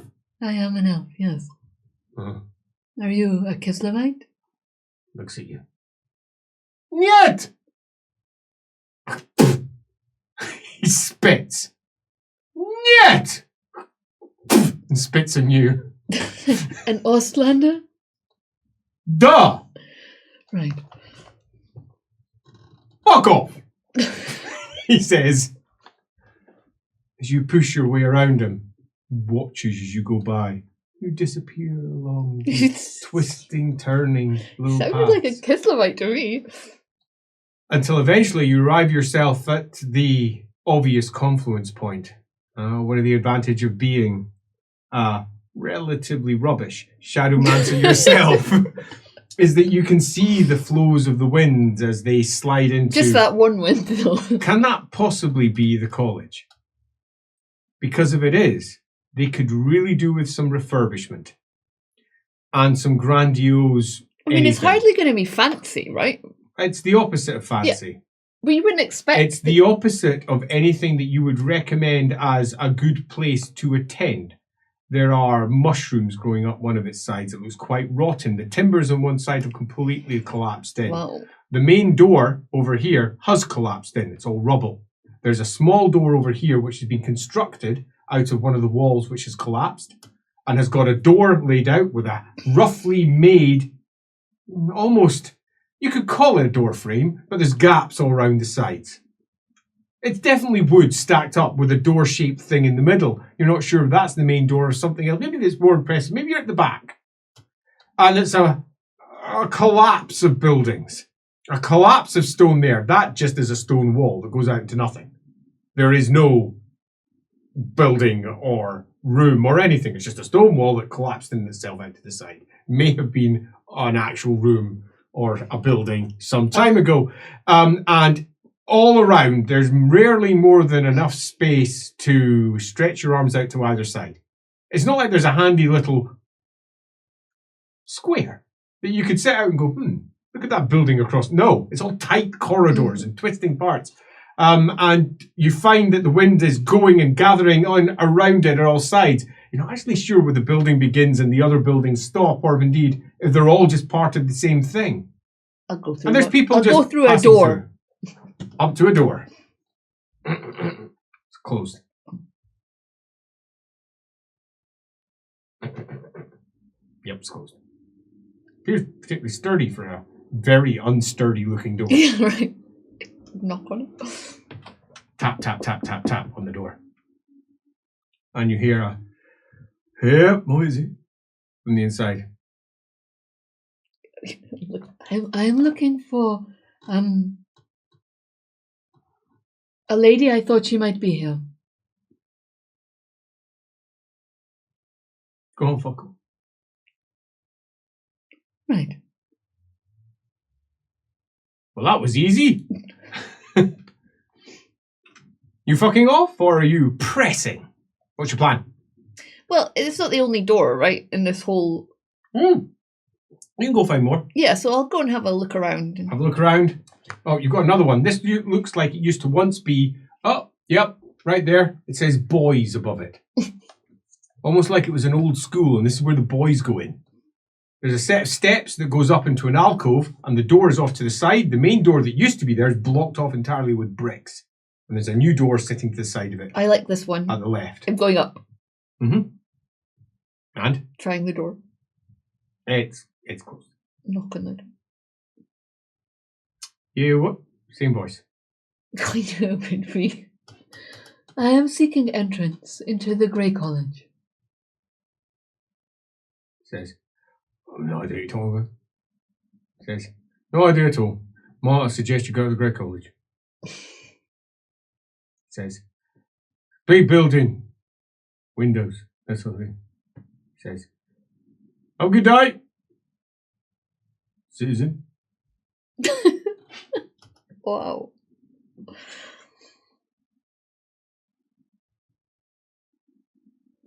Do anything else? Turns out they don't just let people in. Apparently not. How rude. So what's your plan? She'll knock again and say, I have a message for one of your lady magisters. Don't know what you're talking about. Says, lady, magister. Foreign words from foreigners, I think. This is the worst city in the world and I hate it so much. I can see why Jorah stays in Null all the time. I do believe you know exactly what I am talking about, sir. And do you have sixth sense? Nose for trouble? I've got nose for trouble. Excellent. Those kids over there, they're about to pelt you. Steps out the way.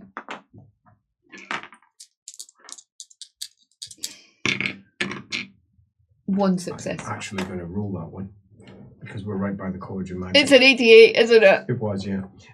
Fuck's There's no way I'm going to let that pass. I got a success. Roll. You got yourself a success? Yeah. Nice. Where I, you push out the way as, oh, poor kid. What?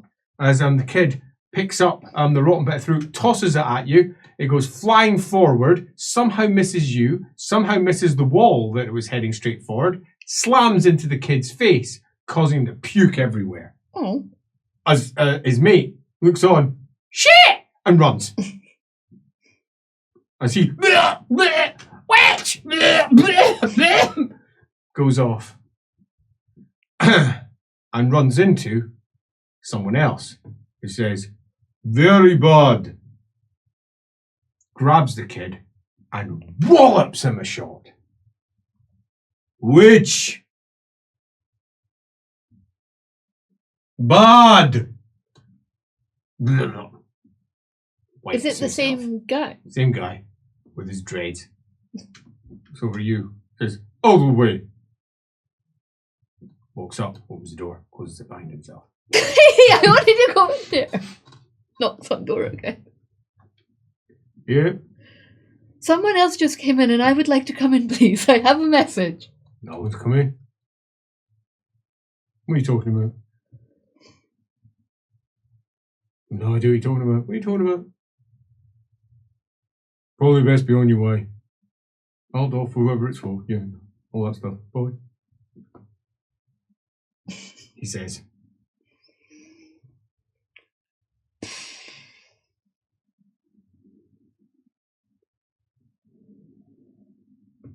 What are you doing? Well,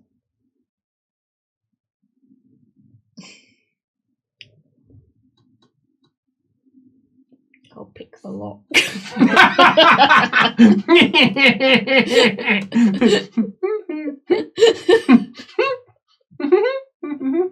You gonna pick the lock? Yeah. It doesn't feel like it's a very good idea. There's no lock. How disappointing. How disappointing. I mean, you almost expected it now that you think about it. Little picks in hand, little purse full of little picks. Roll it back up again, put them away, down in one of your pouches. It's a door. sitting up the side of what once was a bricked up door. I've got a license, don't I? Yes. Yeah. You absolutely do. Yeah. I feel like I should be allowed in here with my license. How are they supposed to know? You haven't said anything. I have a license. I am attached to this college. And I would like entry, please. What college? Who says what are you talking about? Voice on the other side. Who even are you? Who's the voice?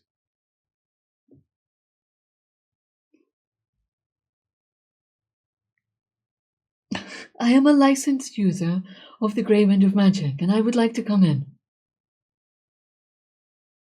Don't know what you're talking about. Well, can you refer me to someone who may know? Oh, yeah, the Emperor. Knows everything. Salt of the land. I do not think you are using that metaphor correctly. Well, he's the salt of the land. Says knows everything. That is not what that means.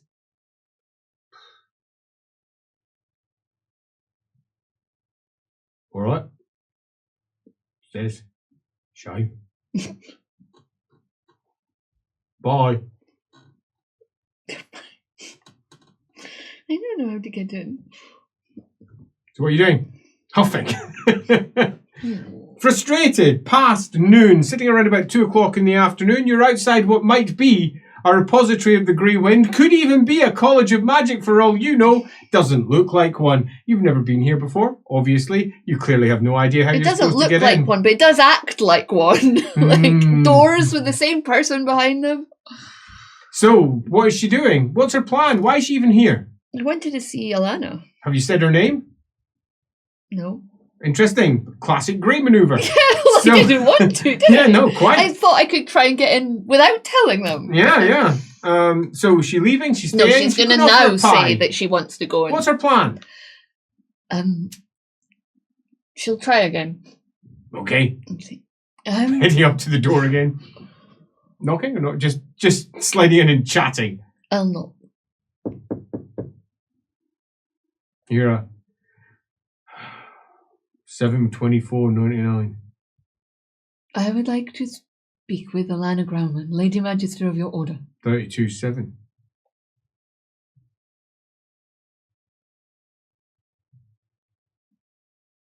What does that mean? Well, you tell me. He says 14.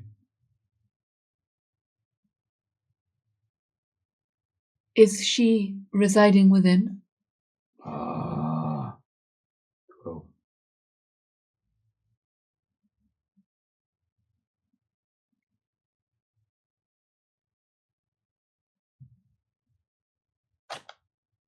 Midland for the Midlanders. Comes a reply from the other side. Oh, you are funny. Appears you've not got in. What's your next plan? I go and have a pie. Head out. Scope out the whole area. So you make your way around and find yourself passing right round a block, and then you're in a completely different place, and you've lost the wind entirely. Oh. It takes a navigation test. Oh, a critical. Mm. I'll roll again. Nice. Number of successes, please. 9, 10. Fuck me. Okay, no, that's really good. As you make your way around, catch whiff of a pall of algae rising out from a chimney. Mm. And it's settling down. Is it on the buildings pretending around. to be smoke? Yeah, very much so. It's all wrapped up inside it. As you catch that. Follow around. You've caught that now. It's relatively warm at the top. It's just warm enough. You can just see it, as you're moving around the corner. Using that as your landmark. You skip around a corner and another corner, and then find yourself in front of a double door this time. Oh, fancy.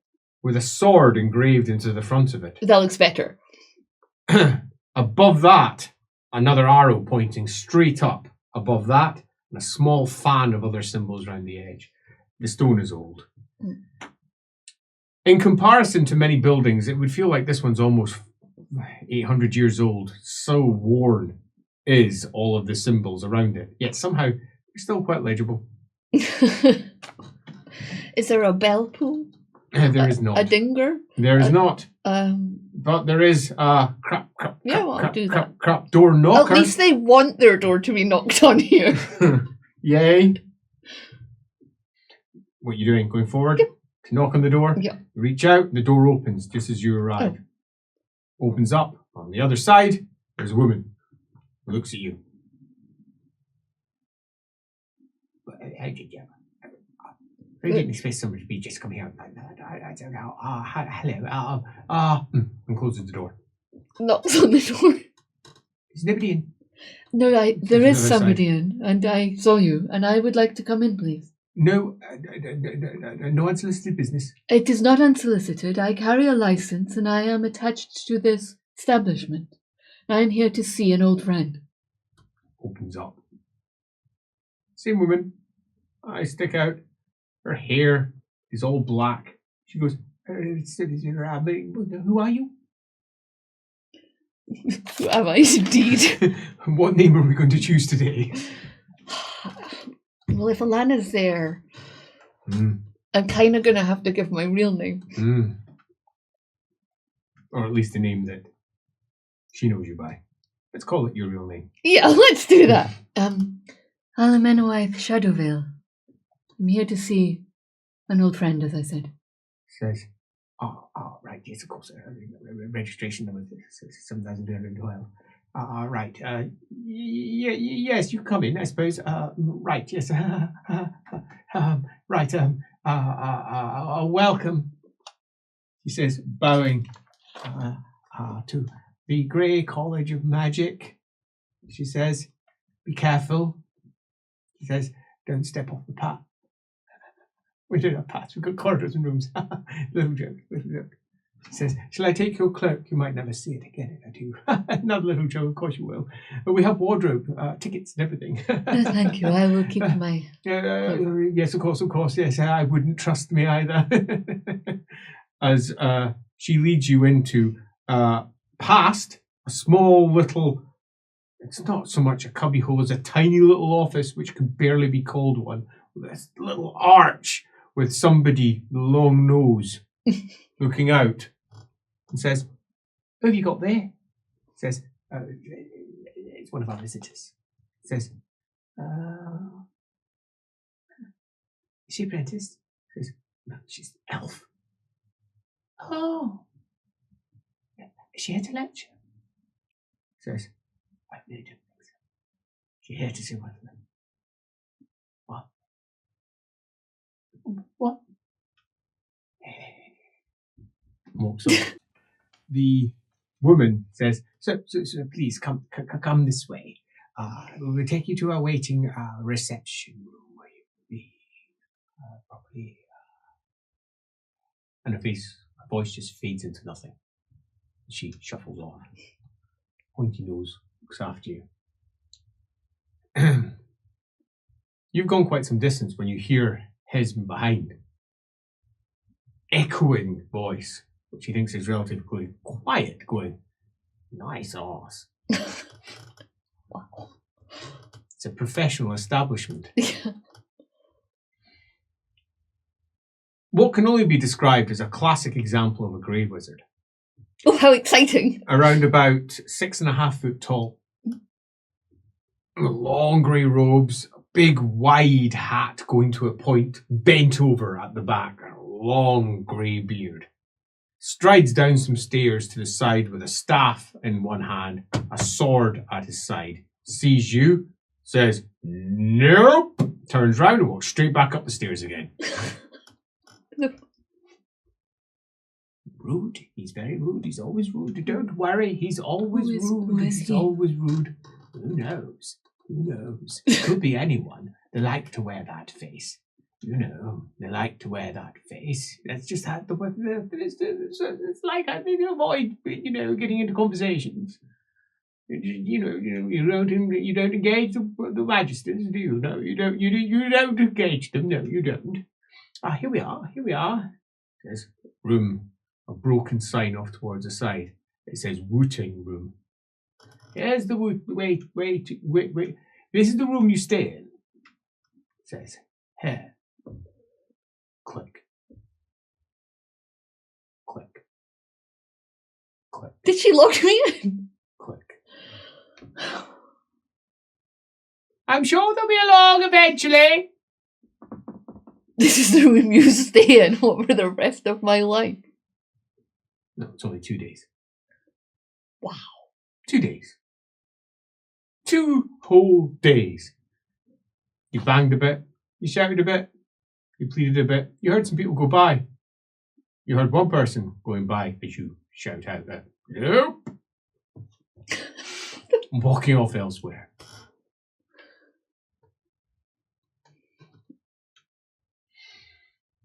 You know, I'm starting to understand why dwarves have those books. The door's open. You didn't even realise there was a door there. You thought it was the wall. But there's 2. And on the other side is Alana Growman. Is it though? It looks like her. She's about 5'9", pretty face, dark hair, grey eyes, wearing a noble dress. Grey, finely cut, looking quite upper middle class. Her shoes are dirty, like she's been walking through mud. The bottom of her robes are the same, skirts, pardon me, as she looks at you up and down and says, well, are you who you claim to be, or are you not? You don't look like Alamennowyth. Who are you? That is who I am. So who did I meet? You met me, but... Where did we meet? Please, tell me. How do I know she's Alana? Well, how do I know you are her? What difference does it make? We met and you were in a cage. Where? Near Delbran. For those of you who have access to our timeline, you'll know there was a point in Alamennowyth's history where she met with Alana Growman. In fact, the whole party did. It was one of their very first sessions, all the way back at the beginning of this year in 2512, when she met with Alana Growman. And as I think it says under many an entry, they slept together. They became lovers, come on. Use the correct language. It's important. She looks, however, quite suspiciously at you. I've come quite some distance after receiving the pigeon. She says, you are not what I expected, so who are you? I am exactly who I claim to be. But I have...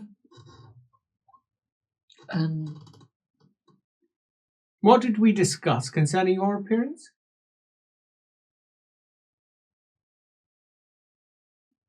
I sent you after an elf called Eldrick.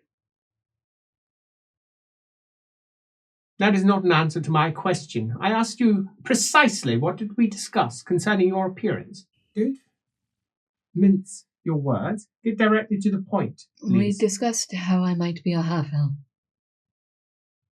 Now look at you.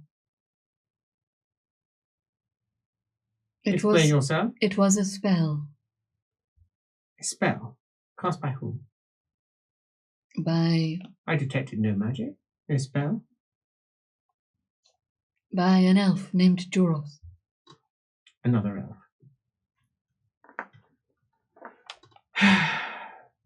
He taught me the ways of shadow magic. All right, you're convincing me that you are at least convincing. Come along to my office. Right. Did they look after you? Did they bring you any food? I have been here for 2 days with no food or water. That sounds about right. She closes. I imagine you probably need, so to speak. I'll take you to my quarters. Thank you. There's a squirrel, a grey squirrel, which currently has its ears perking up high over the top of a book, looking at the new arrival. In the background, you can hear scrape, scrape, scrape, scrape, scrape. To begin with, you think it might be the grey squirrel, but nope. Over in the corner, there is a bookstand which is open and a quill scraping away. It lifts up, drops in some ink at the side, shakes itself a little bit, and then starts scraping its way across the page again. Come in, make yourself, just push some of the books aside. All right. It says as she moves over and settles into a comfy chair. Looks at you. Well, prove it. How would you like me to prove it? Give me a moment. She gets up, moves the kettle on a metal swing, and puts it over the heat, the centre of her fire, and then comes back and sits down again. Sorry, you were saying? How would you like me to prove it? I can tell you what we spoke of when last we met. All right, give me something that no one else would know. It's a good starting point, isn't it? Isn't that what people do when they're attempting to prove themselves to be whom they are? You look very elven. Yes, when last we met you thought I was a half-elf. We discussed it, where the blood might have come from. We did. You were adamant that you were not, and we theorized that I may be, given my longer years. And then For all it's impossible.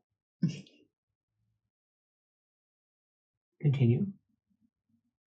And I sent you a letter afterwards with an encoded message suggesting who I thought you should speak to find out the truth of your bloodline, should there be such a mix. All right, that is relatively convincing. Very few would be likely to know that. She sits back and flicks her hair away from her face. Pale face, slight frecklings across her cheeks. She doesn't look like she's much older than maybe 35. You spent a torrid week with her. You declared love to her at least 40 times. She was somewhat more sedate in her responses, but nevertheless, there was a level of passion in return. This, however, is much cooler. And she looks at you and says, well, you've come here for a reason, I suppose. There's been some issues with those you're travelling with. Yes. Murder. Much of that is a plot. A plot. Propaganda, yes. Bergenhafen Yes, issue. absolutely. A plot. Yes. Orchestrated by whom? I can only imagine by cultists, and they had the support of the Light College to do so. Well, first, one, how can you be certain they were cultists? And two, how can you be certain it was the Light College? I can be certain they were cultists, for we observed them performing an unholy ritual that we stopped. And they were the ones who plotted against you? No, I believe that a different party... Stay on point. A different party covered it up, and... Wait a minute, where is your boy? He is on the barge. And why aren't you with him? You're supposed to be shadowing him so no one can scry him. What are you doing? Well, I needed to speak to you. But now he can be scried. Alamennowyth, given the dire nature of your purpose, why would you allow him to be so easily seen? Are you certain that you claim you are who you are? She would never have left his side. I am certain, Alana, but You are right, I do not know why. Why have you left his side? I have left his side more than once now. But if you had asked me, I would say I would never leave his side. Oh, Alamennowyth.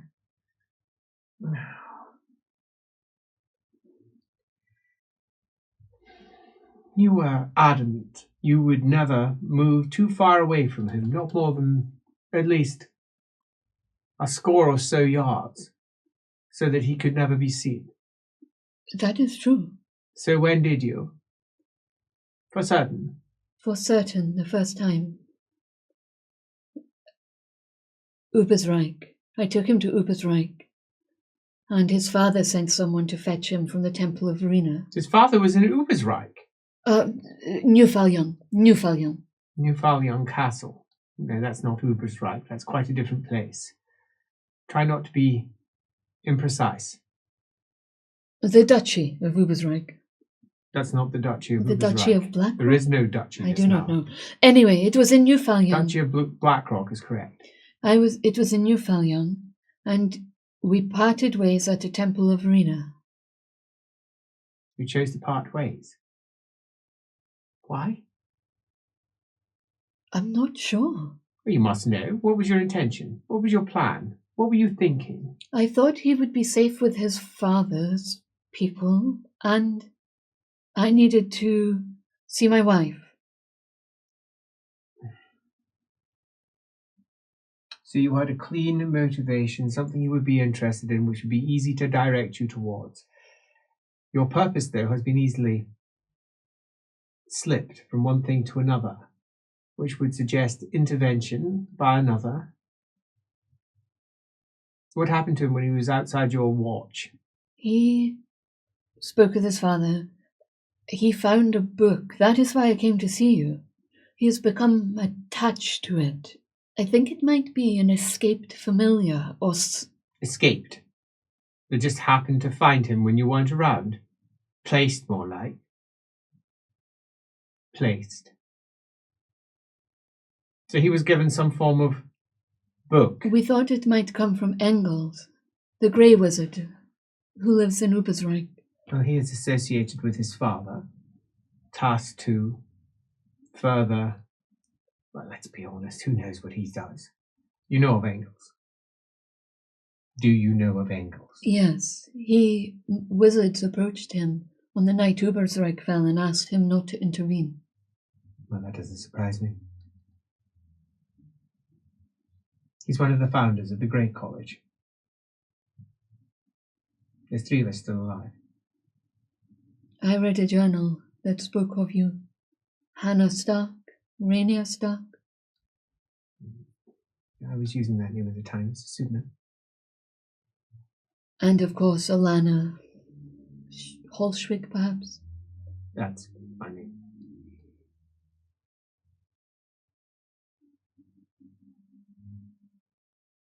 What is she up to? Stark is a name I've used for many years, on and off, when I'm touring around the Empire, often with players. I will be one Stark or another, depending upon one's mood. But Engels, truth be told, isn't what may appear either. Engels took an interest in Elric, the wizard with me. I remember him. And what sort of interest? Elric visited him to get one of his keys, and he stayed. Why? What was the point of the interest? What sort of interest? That is what I'm asking. He took him to a party. Why? To test him for his keys. No, nonsense. Why? What is it that appealed? She is an old soul. She was old when she first joined the college. Elric was trained... She may be wearing the face of a wizard, but it's simply a face. Well, Elric was trained by a woman called Maven, and she was in that journal as one of the founders of the colleges. Oh, no. Maven. Maven. The Kingmaker. I believe it is she who placed Elric in the colleges. Had a hand in it, at least. In the Bright College, I mean. No, you don't need to say any more. You don't need to say any more at all. One of Maven's little pets will be enough to interest Engels. He's an old witch, originally from one of the Druidic families. And I believe probably Maven's mother. Oh. Very old, I think. Maven already is old.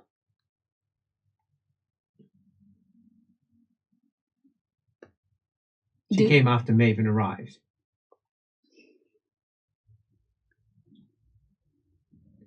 think Maven was more of a forward scout more than anything else. But who can be certain? All of these are wrapped up, these facts wrapped up in Ulgu, wrapped up in shadow, wrapped up in lies.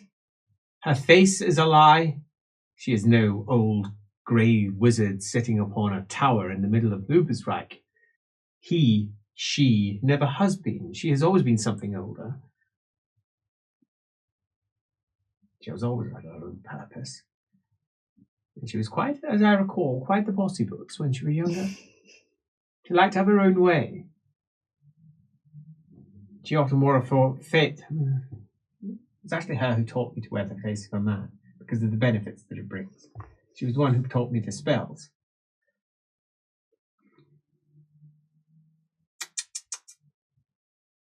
So, Engels, let's not say her actual name. She can hear it.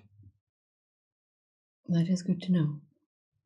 Engels has interest in both Elric and your quarry. I think the book is awakening his latent abilities. Oh, shit. What sort of abilities? When we took it from him, we thought he was being hurt, but I think it was an illusion. He was appearing to be damaged. I think he might be becoming a wizard. What is this? What does Engels want? Engels is old. And I think came to trust in Magnus's vision. Magnus was extraordinary. There is no other way to put it. I was young at the time, very young. But she came because she listened to him and liked what he had to say. And I think she sent Maven not long after. Entrusted her with a host of witches and wizards that she had been tracking for some time also. She considered herself somewhat of a... If I was to lay out what she actually was, she was a witch hunter. She culled the herd, those that she determined to be too dangerous to be left alone. But there were many that she was unsure about, so she just watched them. Right. And Maven brought down the ones that she considered to be most likely to be less safe, I suppose. More safe. Oh, I'm not so sure. That girl's tongue twisted around everything. Quite the crew that she brought in, each and every one of them. Patriarch and matriarch to be. Except for Maven, who slunk away after the Who horror. was the patriarch that she brought? Well, Patriarch of the Grey Order, Patriarch of the Bright Order, Patriarch of the Light Order. She later brought a Patriarch of the Celestial Order as well. In the book she was with, it was written by a von Hellstein, a blue wizard, I think. Hellstein. These are old names. However, you're taking me away from what the whole point of this. You are. What is wrong with your mind? Why is it not fixed on your purpose? You're sitting here meandering through various thoughts. You have been ensorcelled, I think. And likely by Engels. Mischief maker, that's what it is. That's what she is. She spreads mischief. She wants Gerhardt to be found. She wants Gerhardt equally, though, to be what? Lost in shadows? Gods, we can't allow that to occur. Or do we? I mean, if it's happened, it's happened. A book. It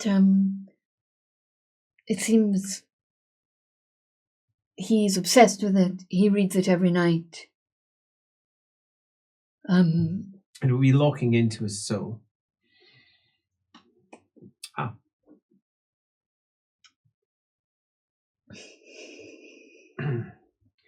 There you go. Thank you. You appear to have lost your purpose. Perhaps some tea will help you regain your direction. It tastes bitter. Bitter, bitter, bitter leaves. It could very well have been taken already. I know. I should go. Yet you don't. Why? I don't know where he is. What do you mean you don't know where he is? Well, you said he was in the barge. I have been here for 2 days. Yes, well, they had to summon me, didn't they? I hope it wasn't too uncomfortable.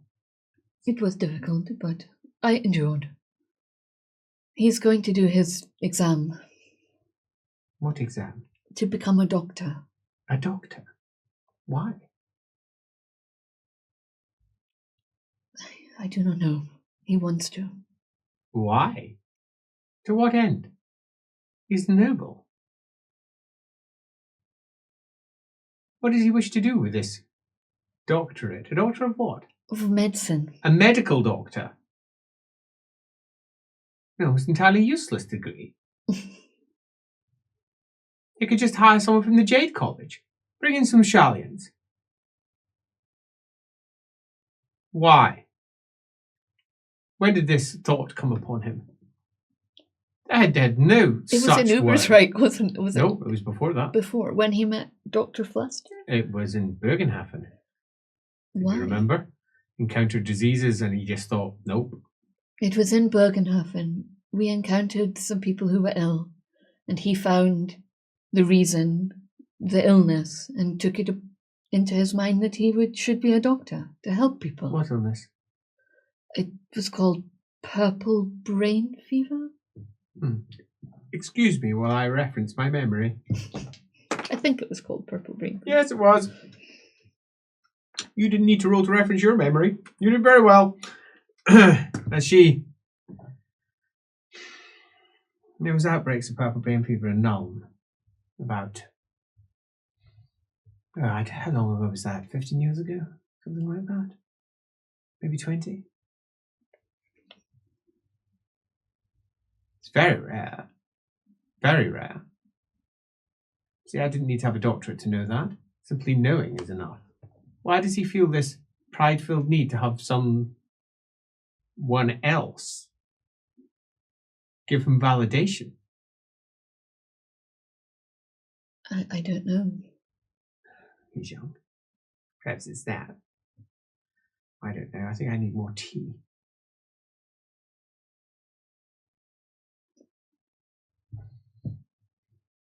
Can you see if I have been in Sorsel? Yes, I can. And yes, you have. Your mind is riddled with small holes. But your mind was riddled with enormous holes already. We know your memory is hardly certain, but your purpose was as pure as anything I'd ever seen. Mm-hmm. Now you're this wreck. Uncertain, agitated, and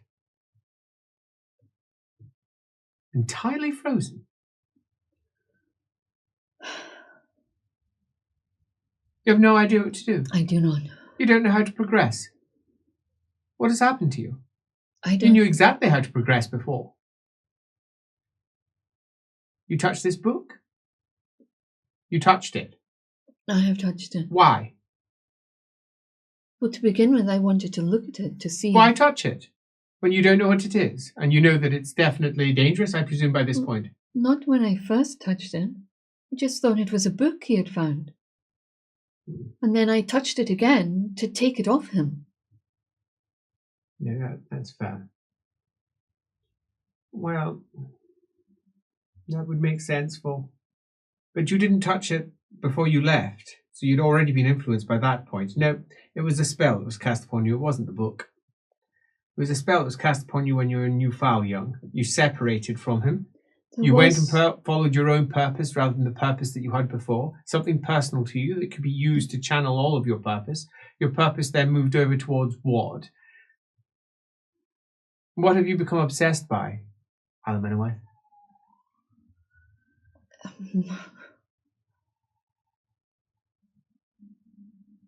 Politics. Really? No. Not good enough.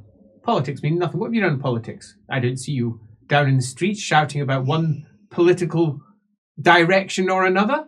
I don't see you trying to influence armies so that you may bring martial prowess to the battlefield and enforce your way. What do you do most nights? I spend time with Greta. Who's Greta? Greta Trott. So you fell in love again. That's what you've done. So everything that you had purpose-wise has been forced upon her. And that is fascinating. Was she by any chance in Newfoundland at the time?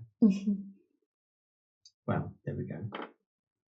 There was a strange blind man at the Temple of Arena too. We've met him before. He calls himself Johann and he has a raven. I thought he might be a grey wizard. Perhaps it was Engels. Perhaps. He wouldn't show himself if he was attempting trickery. He would hide at the periphery.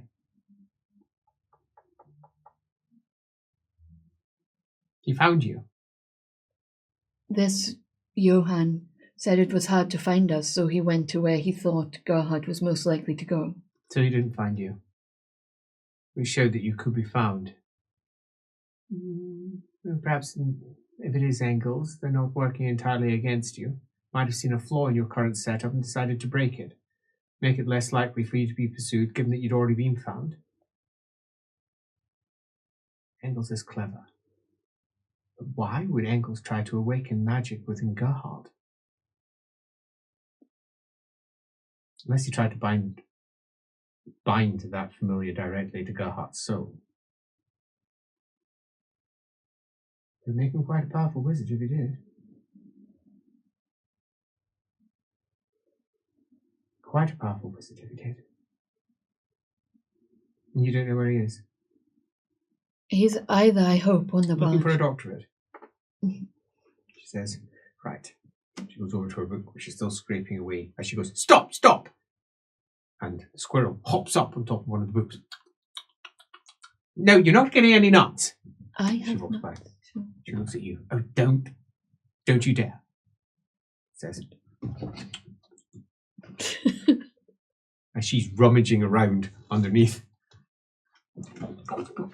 Bounces off and then dives underneath one of the desks. As she looks back. You did not. After I just told you not to.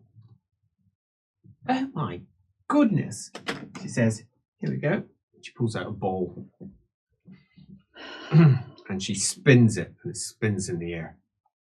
And in the centre, a grey swirl goes. She puts her hands across it. And wisps of shadow and smoke lift up from her fingertips. It can't be seen.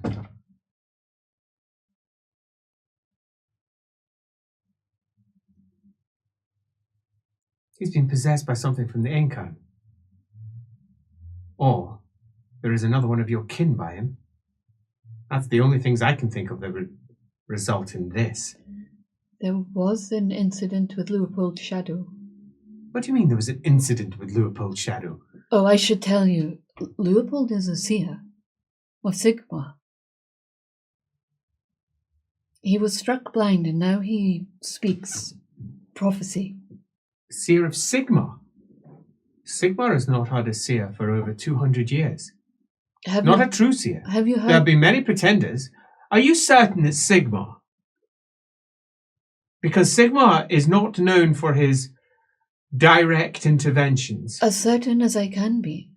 Did you feel that spell? The one that went off, claiming to be Sigmar?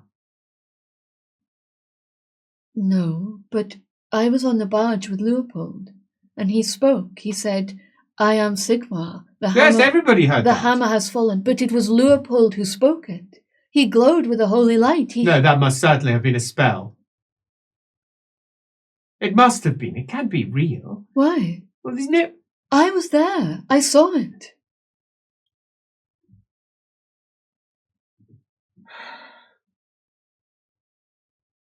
There hasn't been a seer of Sigma for almost 200 years. Me and Elric between us would have known if it was a spell, right? How? She's not the best wizard. How? Because we might have been able to dispel You said it. known. There's a big difference between suspected. Suspected. You've had no reason to suspect anything so far. Yeah. I saw no evidence it was a spell, but you're right. It could have been some kind of spell. But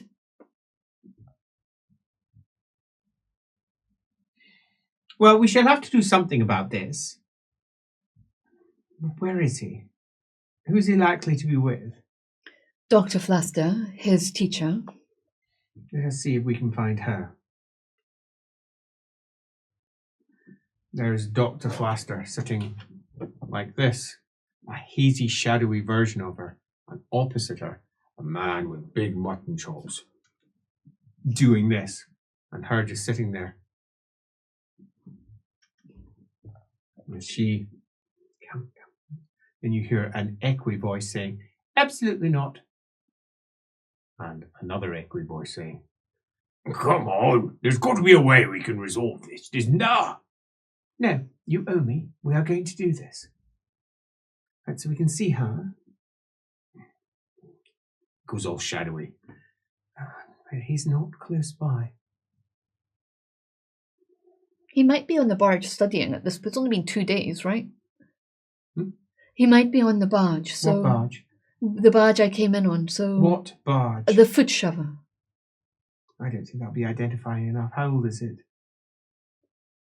I don't know, but... How long's it held the name? Oh, a few months? No, that's no good. Who else is on this Blue barge? Tilda.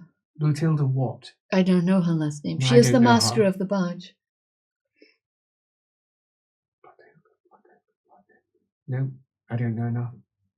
I mean, Sigismund's probably on the barge, little boy, but she wouldn't know him. She might know Greta. Well, look for Leopold. Crack! As the orb shatters.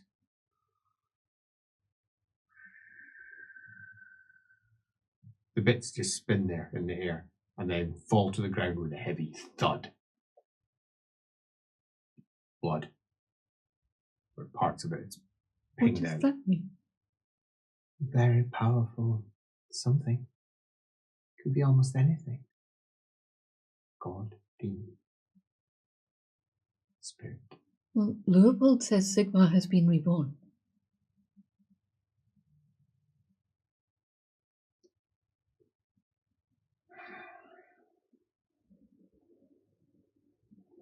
Well, you certainly find yourself in esteemed company. It appears that you were correct in your first estimations. In fact, I would say you were correct in all of your estimations. Your fear-filled language concerning the end of times. Well, this is what you would expect, is it not? What are we heading towards?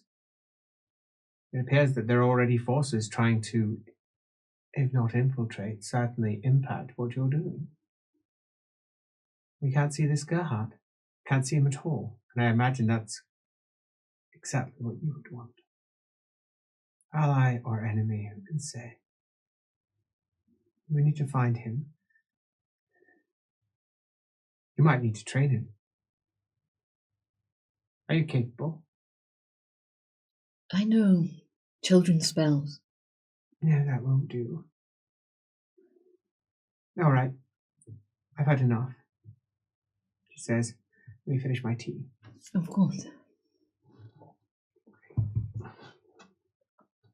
First, we need to clear out your mind. You would think I'd be able to do that, but perhaps. Unfortunately, for all my college is by far one of the most capable when it comes to dispelling spells, we have a bit of a weak spot when it comes to our own. Oh. Yeah. So I'm not the person who's going to be able to resolve this.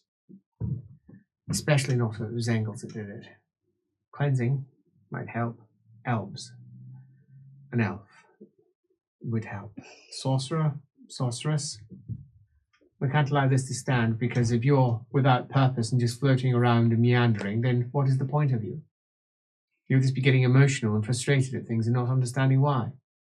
Yes. And now you've what? Gained your own face again? And almost certainly by someone's desire. When did it happen?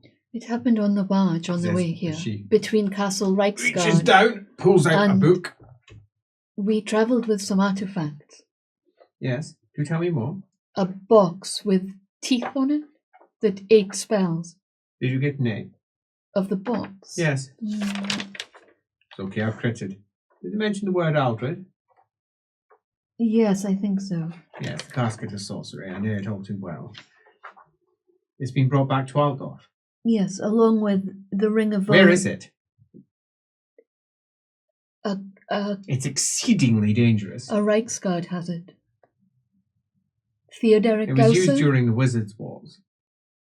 The Celestial College smuggled it into the Amethyst College and opened it. That must have been devastating. It was. It was terrible. Fortunately, the Patriarch, our current Patriarch, was not in the college at the time. Well... And it's now here. And with the Ring of Volans, and... It's now here. Yes. It's now here. I feel like everything is tantalizingly close. Like I can see a pattern beginning to form. With the Ring of Volans and Von Tynus's armor. You are very much on giving too much information. I'm trying to process what you've given me already. Sorry. That is when you lost your face. It would make sense. The spell was dispelled. It would require a powerful dispel. That is that. It would have eaten the spell, which means it will have thrown it out on someone else. Is that what it does? Oh, that is exactly what it does. When it's next opened. It could be happening right now for all I know. Someone's going to get a shock. So all the spells it will have eaten, it will throw out next time it's opened.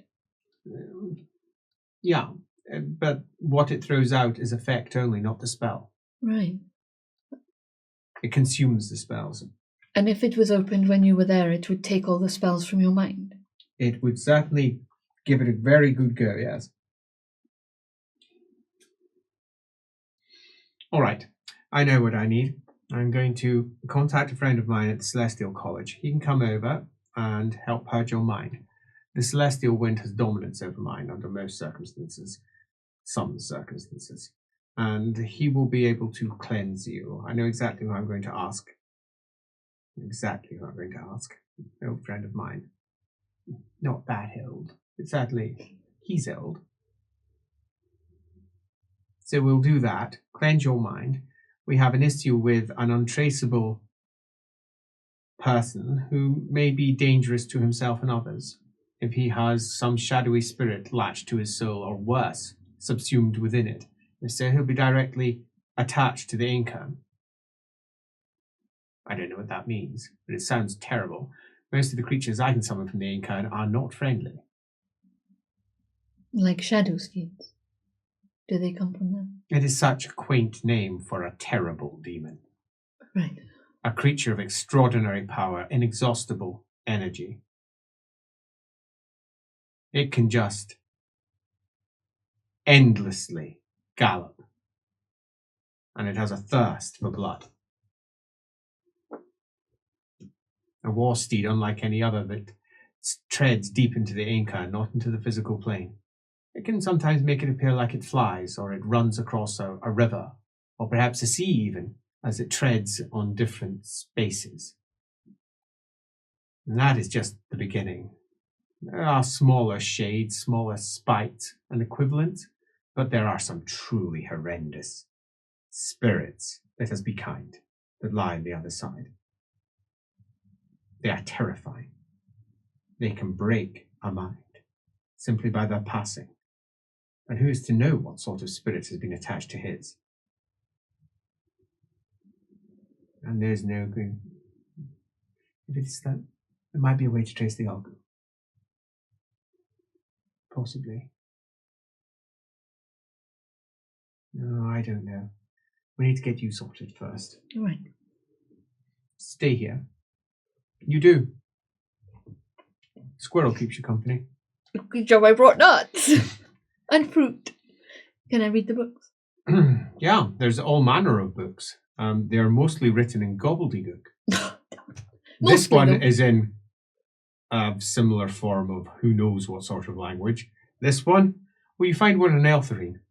It's fairy tales. Oh. Nice, but ultimately pointless. Interestingly, appears to be a translation of Bretonian romances.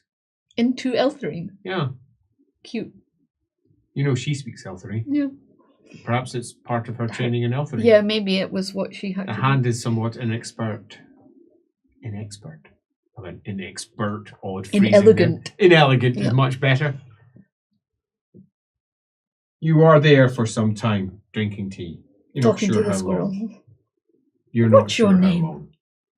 Do you understand Eltherine? Book is writing constantly. What does it write? You don't know, can't read that either. Gobbledygook. When it reaches the end of the page, the quill rises up, the page turns, and it goes to the top and keeps on writing. This is very much a wizard's office.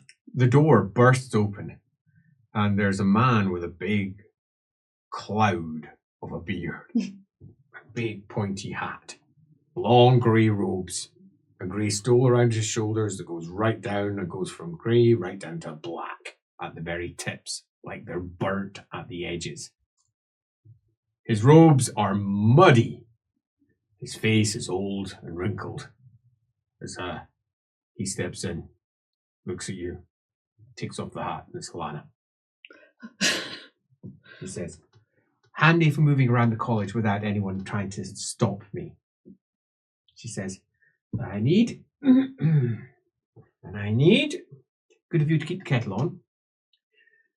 So, we shall be receiving a visitor later on this afternoon from the Celestial College. Right. He has promised me he'll do whatever he can. I would like him in my office, so I'll be taking you down to one of the lower halls. Right. If anyone approaches you in the lower halls, ignore them. They will approach you, particularly some of the younger apprentices. They're mostly orphans, the ones that nobody has particularly picked up. Nobody wishes to pick up because of one noisome, oikish reason or another. Nobody likes coming back to the college because you generally get given chores. Nobody gives me chores. Right. Knock at the door. She looks at the door. That's not someone giving me a chore. Yes. No, I'll get it. And she opens it up. Yes, what is it? You hear from the other side. Yeah, I was hoping that possibly you could pass a message on to the... Is the elf still here? Go away. Click. So many noses, so many spies. It was pretty obvious. Clearly they weren't interested in you. No, it wasn't obvious. Nothing's obvious here. Whatever someone says is a lie unless it's the truth, unless it's a lie, unless it's... Perhaps they were interested in you, but the chances of that are very low, which means that perhaps they were. It is that sort of place. You can't trust anyone. Come, you're coming with me. She reaches out towards the point hat, pulls it on, and a beard just comes out. She grows taller. Not as tall as you, just taller. Good. And comes up to the door. This way! Come on! Of course. Strides out. As you make your way along. Largest Niemand. He ignores them all, making his way along. Magister Niemand.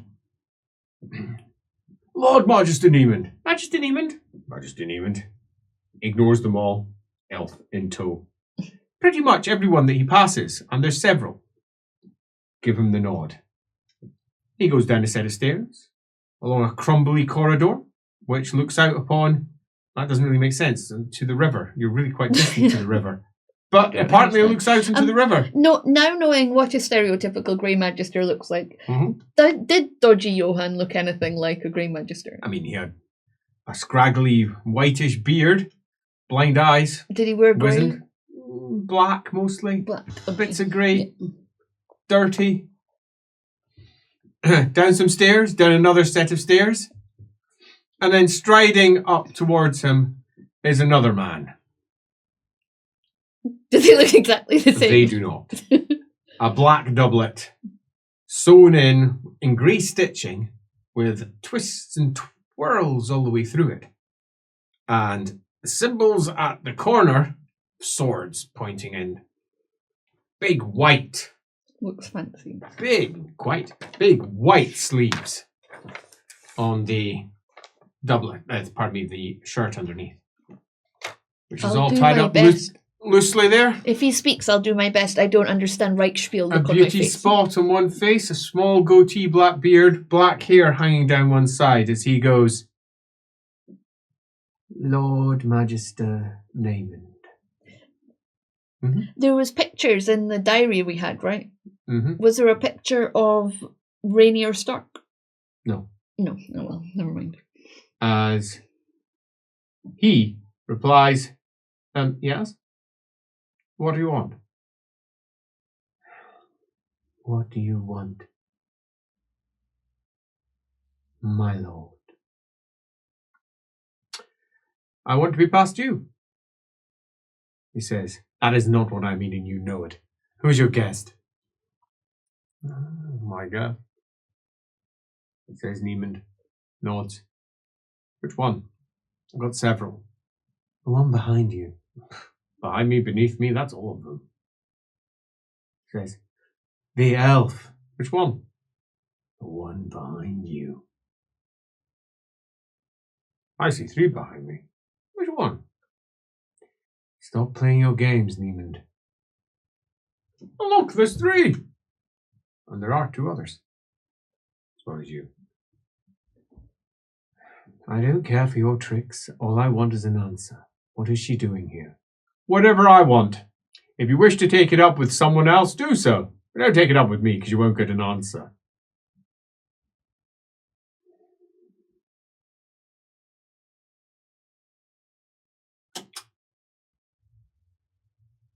I am not very happy with how this is all unfolding. I don't care. Take it to your fucking brother. Now get out of my way. Right? He says, so be it. I could have helped you. Just remember that. He says, looks at the three elves. Then looks at the male one. Then looks at the male one again. Then looks back at him. We'll be talking. You know we will be talking. Oh, stop with the put-on accent. Get out of my way.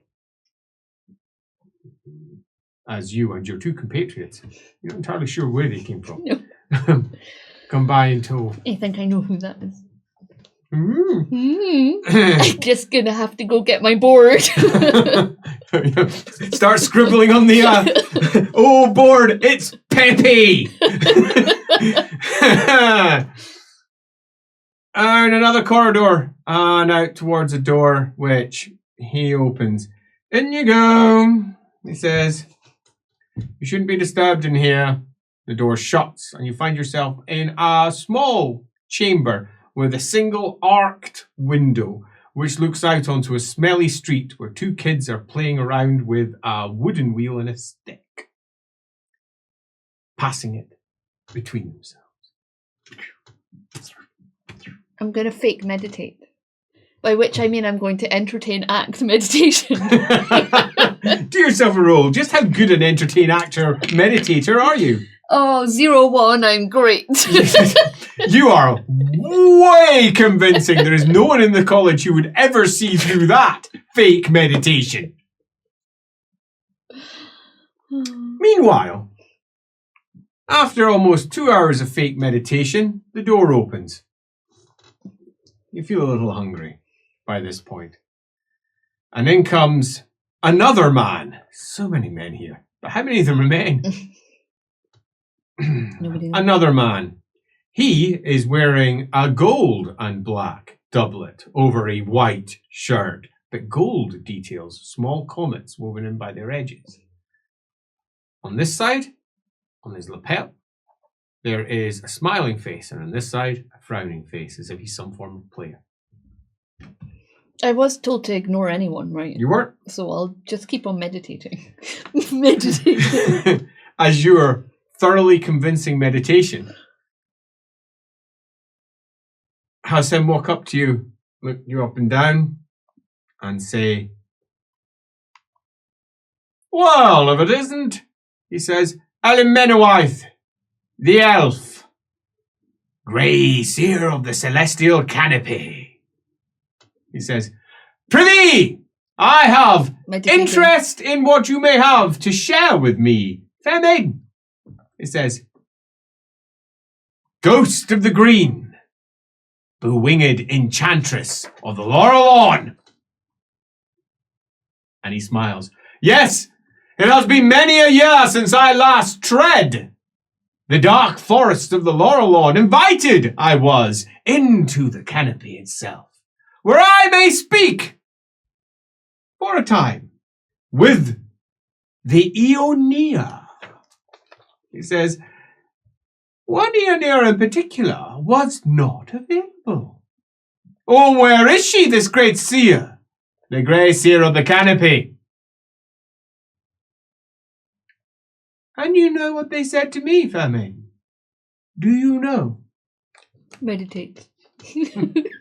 He says, "Exactly! They said nothing!" He says, "Ha! I said, ha! I have travelled so far. Instead, I was foisted off. Foisted! I think it's fair to say foisted. The elf who came along literally pushed me from behind like so. Foisted! In the direction of a prince. A prince who was a-hunting. A-hunting. That was his cover, you see. In truth, he was a hunter in another court. But here, deep in the Laurel Lawn, he wore his true flesh, and with a swirl, he showed himself to be the great prince Alavandrel.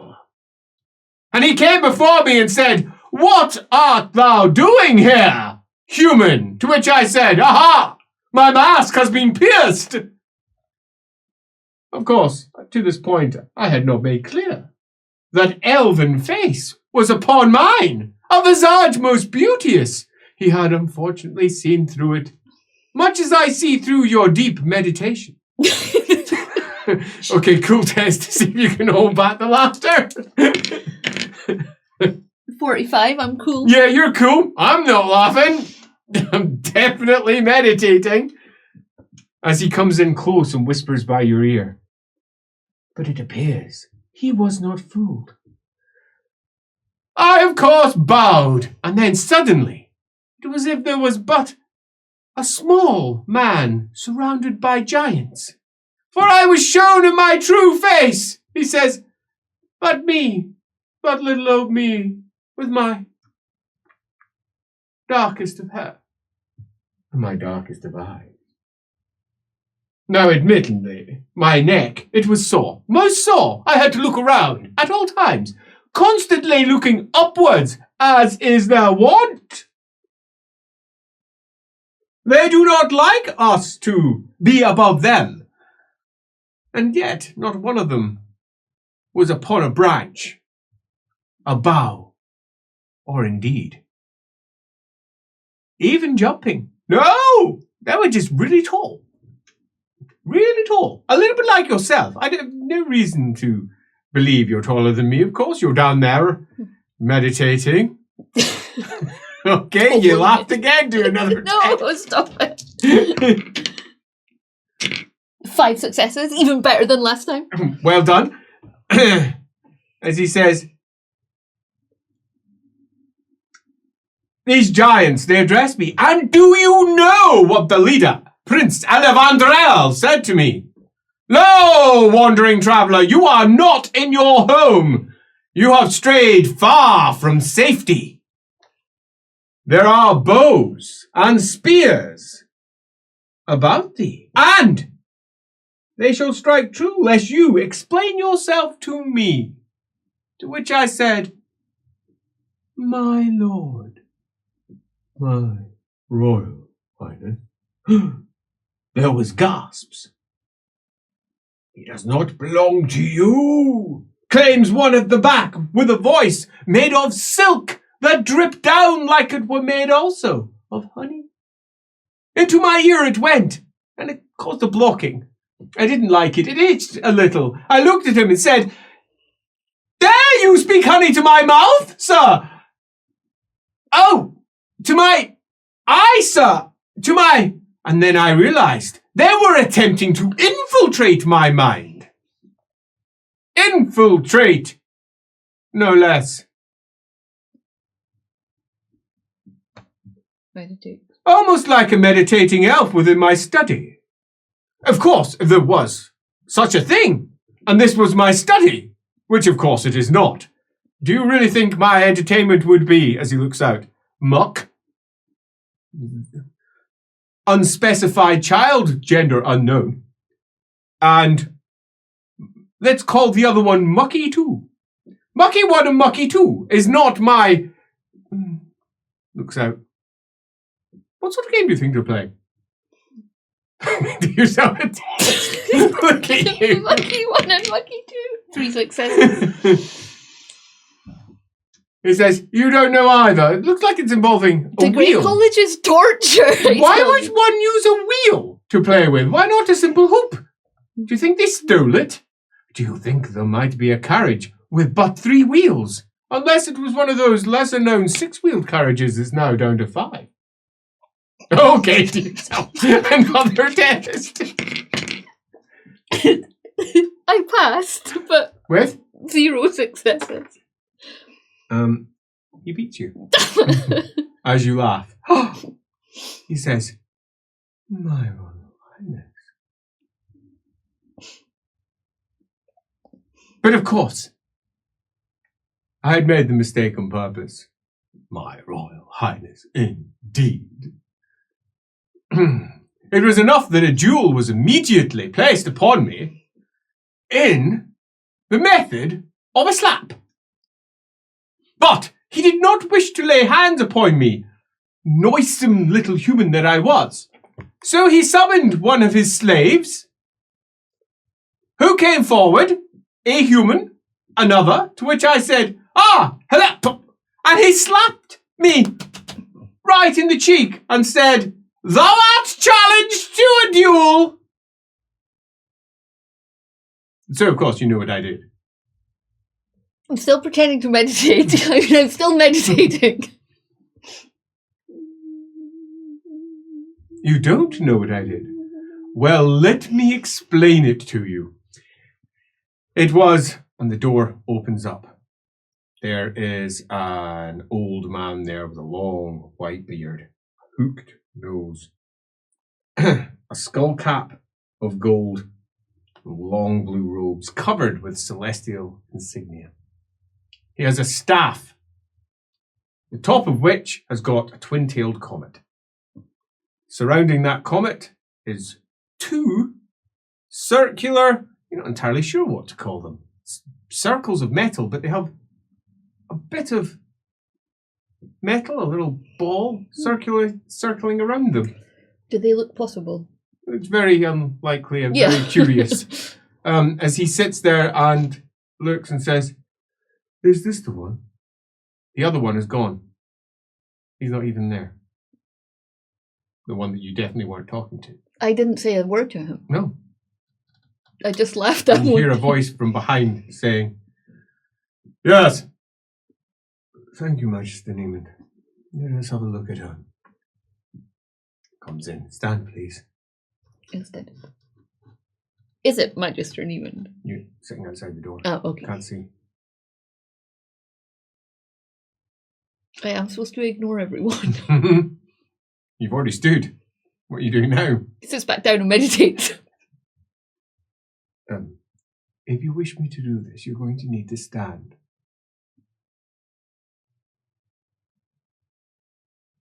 No, I was told to ignore everyone. And I don't know that this is the blue wizard. It could just be a trick.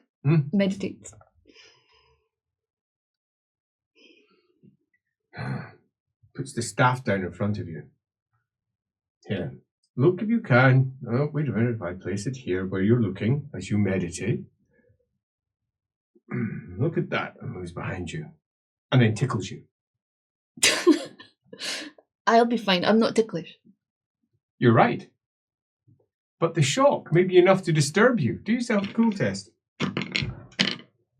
3 successes. God's damn! He says from behind. What does it take to move you? What does it take to move you? Well, I can't help you, so I'll have this. And it suddenly feels cold in the room.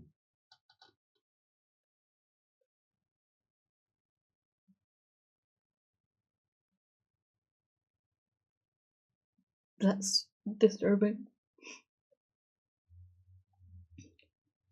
There's no one in here anymore. All you can hear is the slow lub-lub of your heart. And just to double check, you still it for a moment. Pain pushes through your chest, but you want to make sure there's definitely no other noise. You still your breath. You still your blood. You still every last part of you. The winds themselves have died down. Your etheric flows come to a halt. Pain rises sharply. It's like holding your breath for too long. That hurts.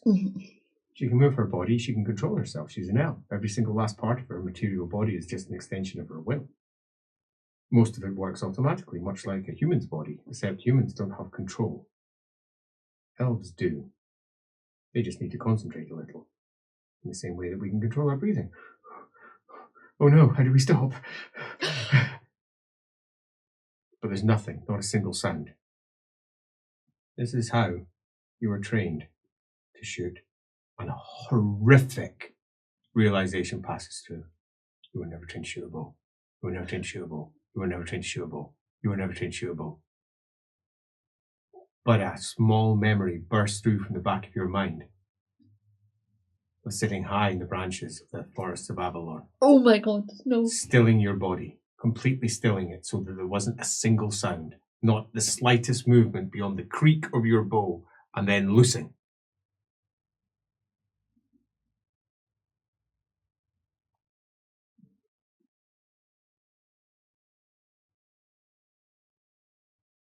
You have no idea how long you panicked there for. Time itself has taken on a different meaning because of the panic that is rising within you. You can't let your memories come back. You can't. You can't. You can't. You can't. You can't. You can't. You can't. You didn't do everything you did just to become predictable.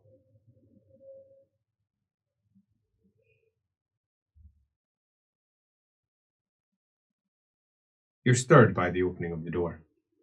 The tall figure of, you presume, Lord Magister Neiman, who isn't even Lord Magister Neiman anyway. Or is he? You hate this place. Glides in, looks at you, and says, "You all right? You look uncertain." Ignores it. I don't know it's her yet. Alamennowyth. Alamennowyth. Oh, for goodness sake. Closes the door, takes off the hat, shrinks. What are you doing? You told me to ignore everything that came in, and things have come in. What has come in? A man who told me... No one should have come in. This door is... You told me stories? No one should have come in. This door cannot be seen. Well, he told me stories of when he went to look for Alamennowyth in the canopy.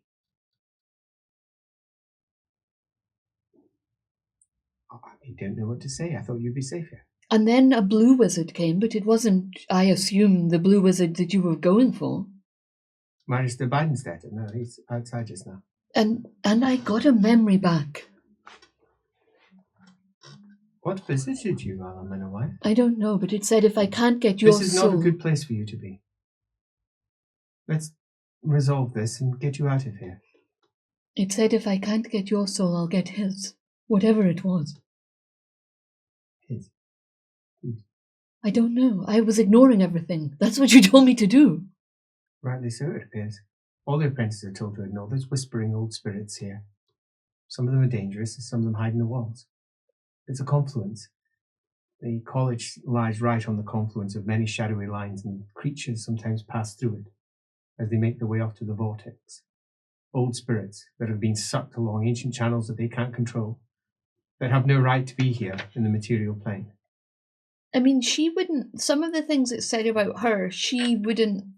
This Alamennowyth doesn't know. Like this ghost of the green and stuff. Nope, none of It that. knew me. Did it, or did it know a version of you, or did it tell you things that sounded like you? Perhaps. You've got to realize these creatures are creatures of lies. Spirits of lies. That's why you shouldn't listen to them. Right. You didn't listen to it. Well, I ignored it. It doesn't really matter. It says you're not dead, you're still here. That's all that matters. You can come in, and you hear from the other side, "Oh, right, good, good, good." He says, "Do we have any? Oh, there's not even a chair. How do you expect me to conduct my business? By standing. It's only dispelling some spells." "Oh, no, no, no. Give me a stool." He says, "Something to sit on." "No, no, it's all right. Call my apprentice. I can sit on him." "I'll get you a stool." "Oh, no, no, sit on my apprentice. It's fine. I'll get you a stool." "Lord Magister." "Oh, will you now? Oh, that's good." As he comes in, he doesn't have a gold skull cap. He's got a relatively short white beard, moustaches curled right up, a pair of spectacles with a couple of lenses sitting off towards the side. No hat. His hair is almost all white, streaks of darker grey in a few places. A big long blue robe, underneath which you can see there's a darker blue robe, and little celestial symbols stitched all over it in a deep, deep, dark, almost black. As he comes in, "Oh, my old aching legs," and he looks at you. "You didn't say you were an elf." That Growman, That Growman, she's not one to be trusted, is she?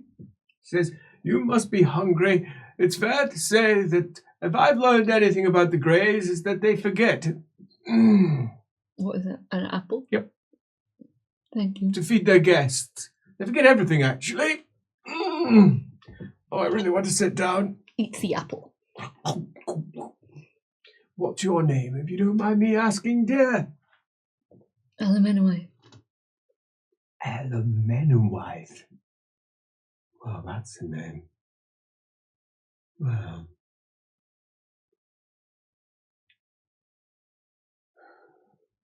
I can see why all the secrecy then. Very good.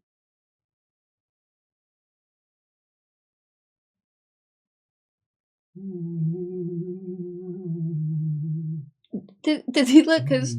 Is he really as terrified as you look? Yep. Empathy? He's human. Let's have an intuition test. No, I failed. You're not sure what this human is feeling. Yeah. He's definitely feeling something, though. Perhaps he's just human, constipated, unsure. Who knows? He's old. Door bursts open. "Right, I've got you a bloody chair. Sit down in that." Oh, found out who she is then. Yes, I know who she is. Didn't tell me. Is he scared?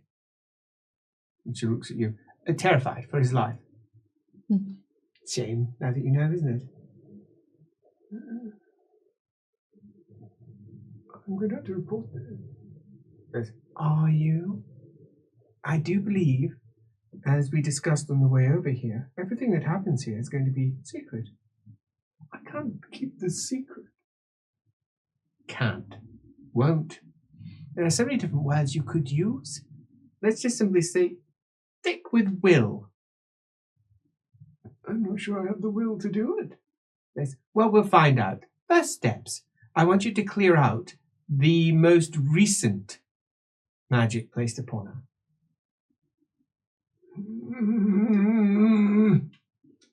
He sits down.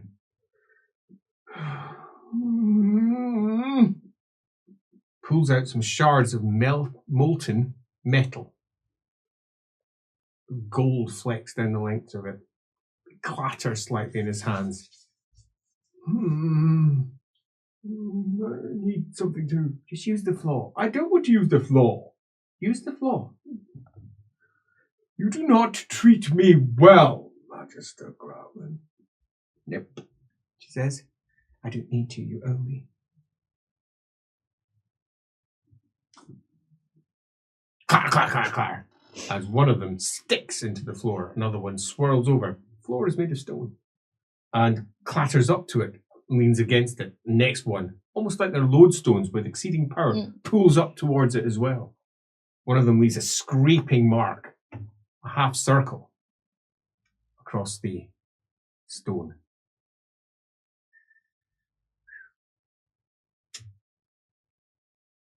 Nessa, what does it mean? Well, what do you think it means? It means I've got myself quite a job to do. This is more than balancing out what I owe you. This is much more, Alana Growman. She's wanted. Yes, well. I think you'll find my college deals in truths. Yes, and I'll give you a truth. She's wanted. I'll give you another truth for crime she didn't commit. Yes, well, that doesn't matter to me because now I've seen her. I can't unsee her. Not quite true. I won't have you playing in my mind. It would absolve you of any guilt. Let me see what we're going to do here first. His shaking hands lift up. Blue flecks go up. A crackle of electricity flickers down his hands. Oh, no, right in my bloody funny bone. Let's try that again. Crackle, crackle, crackle, crackle. It's like rays of blue smoke. Oh, no, I did it wrong. Looks at Alana out of side eye. Alana looks on innocently, just watching. Can you do this? Of course I can do this. Not my first time fixing your mess. This isn't actually my mess. Of course it's not. I wish I'd never met you. If you'd never met me, you'd have never joined the college. Exactly!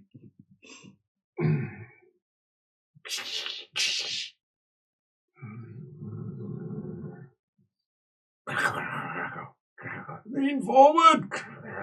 Leans forward. Das rocht Feuer. And it. Your hair rises up on all sides like an enormous moon of gold.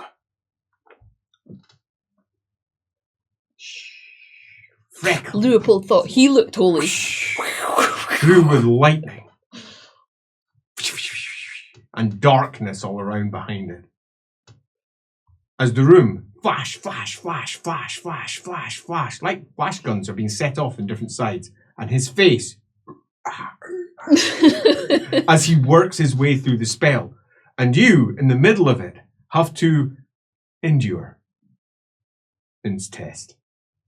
Endurance test. 5 successes. Nice. Not enough. I've also got tenacious. That's good. That'll take you to 6. Mm-hmm. Good, because that is enough. Oh, okay. Exactly on what was needed. Difficulty 6. The heat around your brows. Are you saying that if I had fewer successes, my eyebrows would have burnt off? Maybe. The pain is quite intense. As the flash, flash, flash, flash, flash of light goes.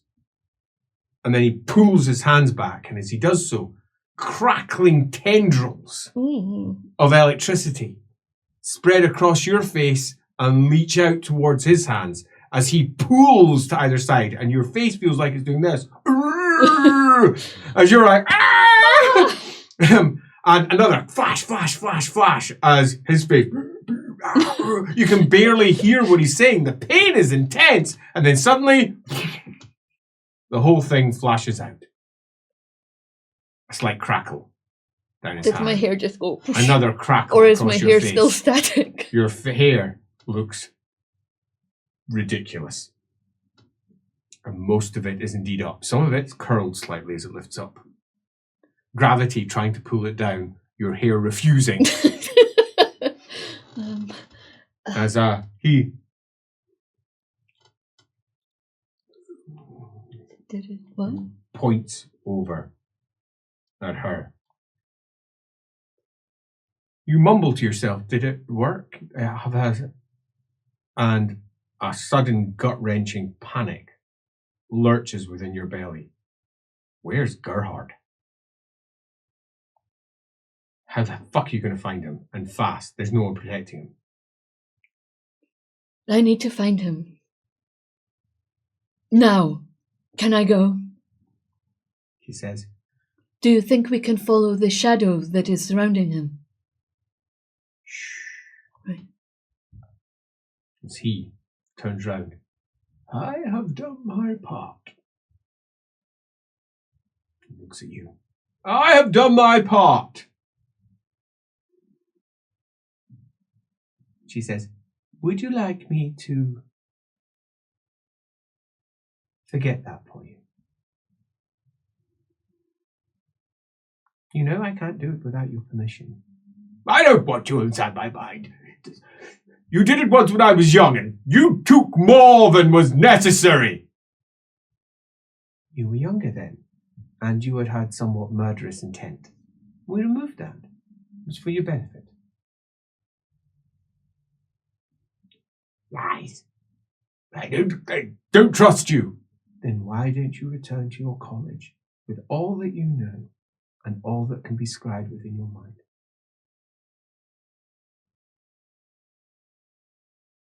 I do not want to be captured, called out for helping a wanted criminal who's even wanted by her own people. Right, do your worst. I will do my best, she says. She reaches within and pulls out a grey feather. Parts of it. Here we go. I would like you to put these in your mouth. Really? His wee Yes. face.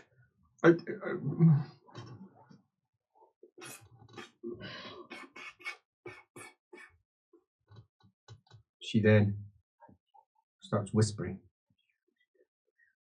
As she does so, you can feel a draw of Ulgu on all sides. It swirls around and the room falls darker. Her eyes are the only thing that is bright within the room.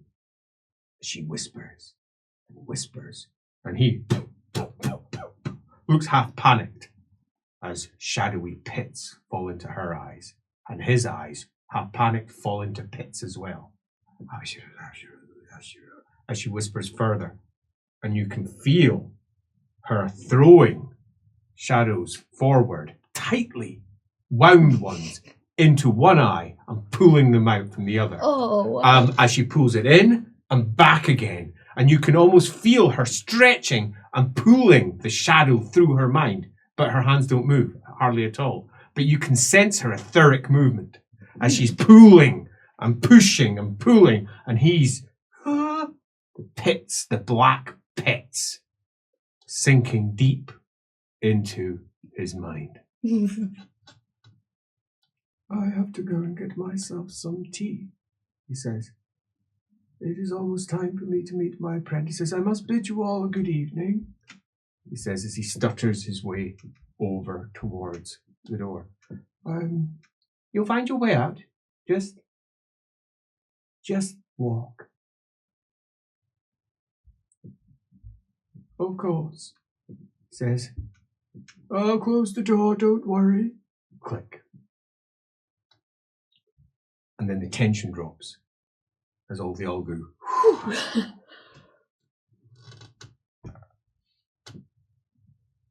You want to know the best bit about that? He has Yes. absolutely no recollection that he's paid off his deal. Well, Now that is unfortunate. that is unfortunate for him. That is not the first time. She says. One feels it may not be the last. He spoke the truth, though. You are wanted. They won't recognize you for your current face, Well, that is good. but your people will. Yes, they will. You are also wanted by them, which is going to cause you some unwanted attention as you travel, I presume. I would suggest keeping your head down and your scarves up high. I shall. I need to find him. Yes, well, that much is certain. I'm sure we'll find him eventually. How do you feel? I feel different. More worried about him. Do you want to know what happened? Yes. A spell was laced upon you. It was redolent in Algu. It would suggest to me that it was placed there, probably by angles. You wandered free, giving Gerhardt a different form of freedom, one would presume, one that eventually led him to that book, which has led him here. Searching for whatever it is he's searching for. Who knows what he's doing just now, but I can't say for certain he can't be scryed. We tried. That is something. Back at the college, his college. I was thinking that perhaps there was some shrouding, there was some issue from my attempt to scry him with my now broken orb. I'm never going to get another one like that. It's over 200 years old, you know. I have no idea what I'm going. Well, can't do that anymore. Which means we can either go looking for him or not.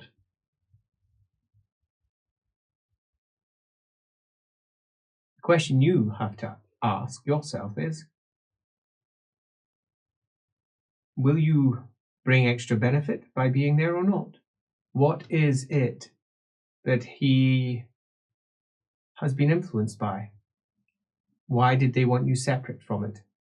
Why did they want you to slip free? Is it because you were a guardian? Or is it because you would hinder?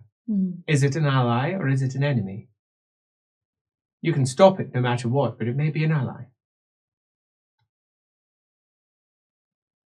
He can't be scribe. He doesn't need you there anymore. He doesn't. So, as my father used to say, you can dig in your heels. Just stop and take a moment to yourself. It would be the A predictable. rise of darkness comes in. Just a passing shade.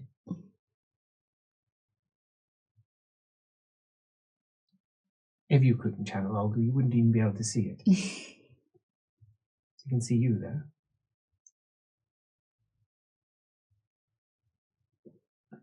What do you wish to do? I believe, quite strongly, that if you don't intervene, he is quite likely to have a shadowy spirit merge with him? Is that the best way to phrase it? I think it is. Which will awaken a lot within him. It's clearly protecting him. He walks through the Incan right now. A part of him is there, which makes him quite difficult to trace.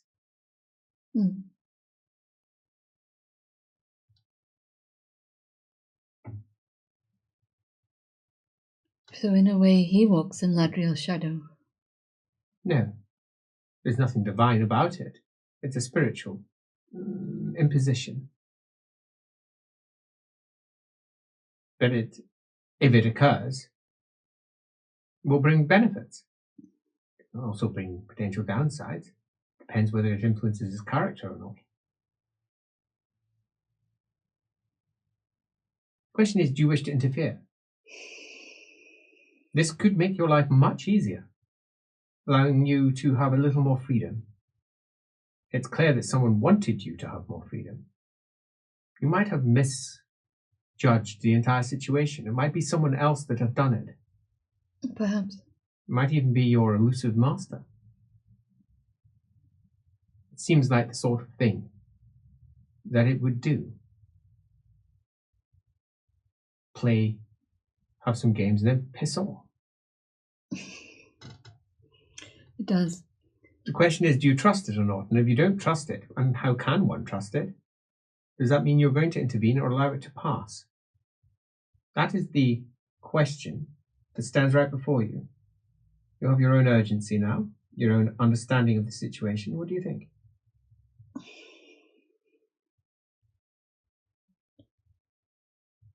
I think it is better that he is also unpredictable. In that his life. Oh, Alamennowyth. No. What do you think the chances are that you sent it? It's possible. I hadn't considered that at all, because you're correct. But it doesn't know where he is, so it would be impossible, but it is in his home. It was in his home. If he ever returns there, which he may never do, but if he ever does, he becomes unpredictable, exactly as you intend. The only place I could be sure that he would at least have a desire to go to.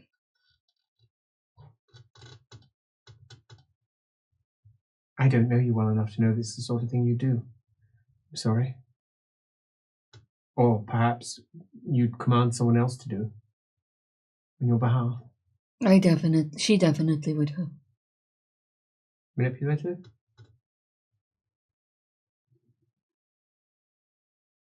Well, that being the case, do you risk it?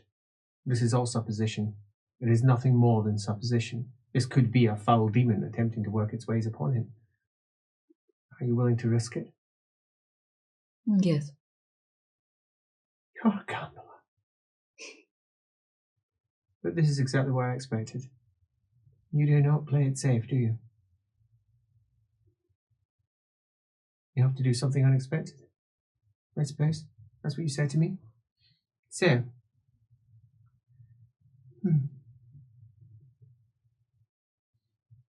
you can't train him. No, I cannot. I can send someone who can. Right. I'll need to change my hat. Right. Let's go to my study.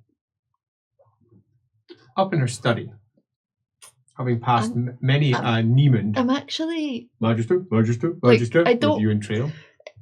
It's not in my nature to give other people's secrets away. Mm-hmm.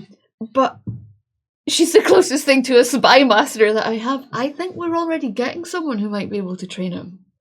Because Gusser's going to send a wizard. Well, when you're in the chamber, say so. Yeah.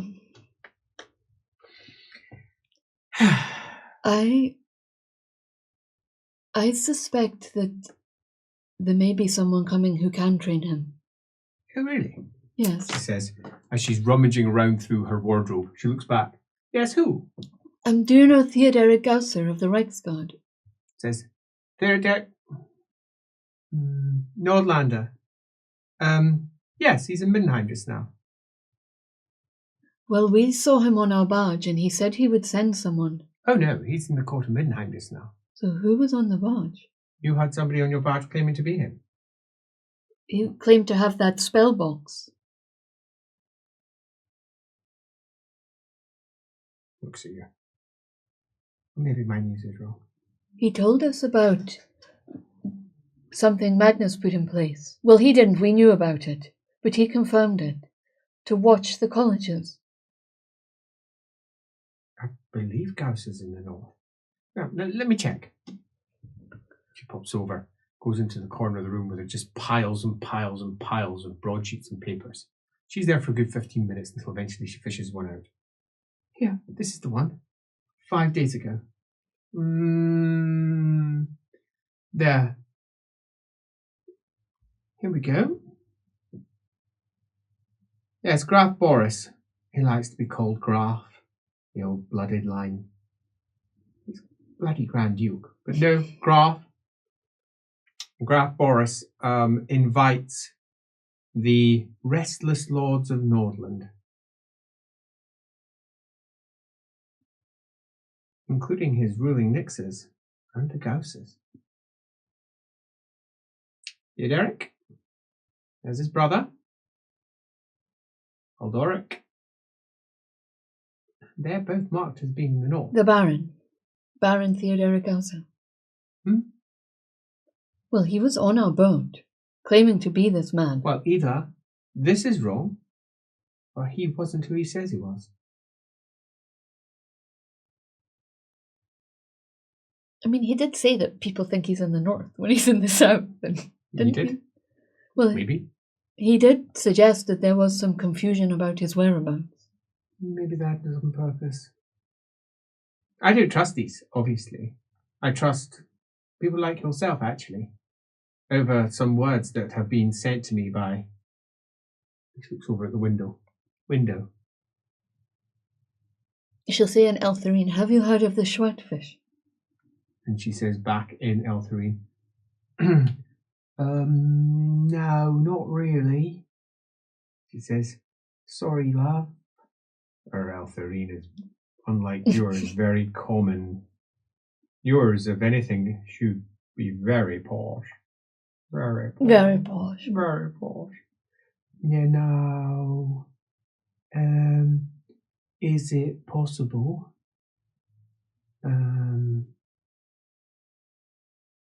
that he's tricky? Absolutely. He He clearly was tricky. He was tricking the Reichsguard. He let Yume steal. Well, it's possible. He was there. He was there when Leopold did his thing. He saw that. How did he react? He said it was for him a sign of the end times that his family had told him of. He said he was related to Van Horstman. Well. He told us about what happened in the colleges. A fact that was well covered up because even Elric did not know. Yeah, I know about that one. I lost a lot of friends.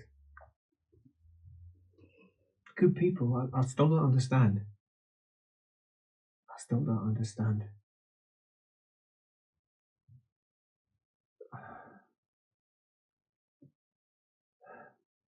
I suppose when that happened, we should have all realised what was coming.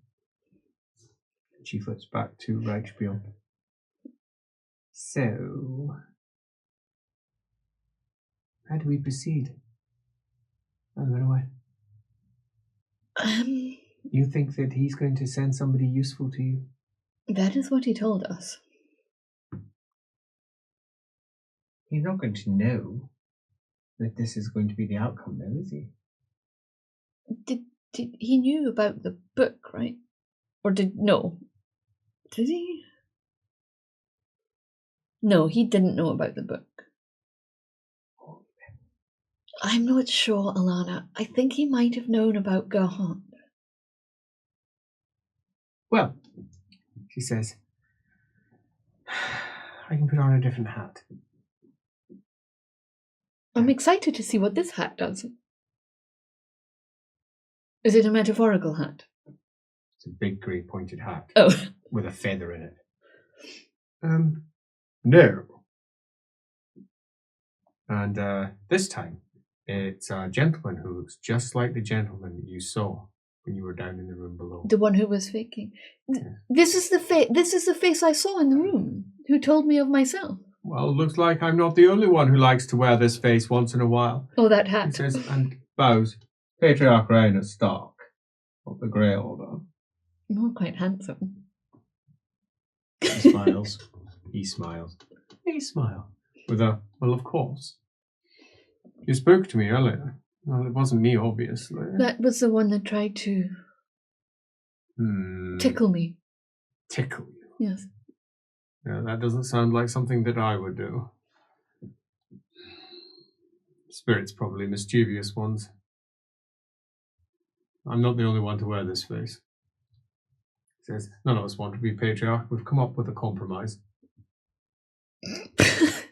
Right. He says, It seems wise. come, I'll get a coach organised. He says, one of the apprentices down below, they can organise that. Let's go to the palace. Right. Keep your hair on, Alamennowyth. I am wanted. I'm putting my veils on. I didn't tell you what to do. Right. Besides, you're in my...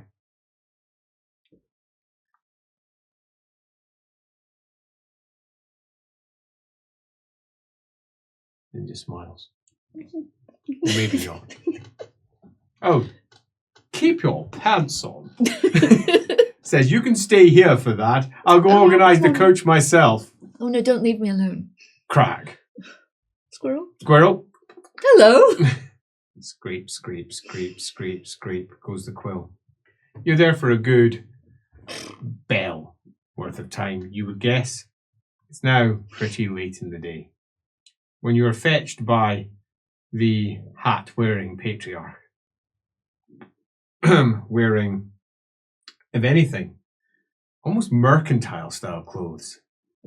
And in the back of the coach, he says, look, this should be easy. He says, I'm allowed to swan in as I want. I am, after all, the patriarch of the order. Can't you tell? He says, I'm going to go in. I'm going to have a word with the Reichsguard, find out who this Gusser is, bring him to me, and then find out who he's going to be sending down towards you, and then, if necessary, make it clear that he needs to send someone who's a little more useful. I'm not entirely convinced about the stories that you have spun concerning Gusser. I'm not entirely convinced this is even Gusser. If he runs, we know it's not. That sounds good. Yes, maybe he'll take flight. Well, maybe not literally. Let's hope not.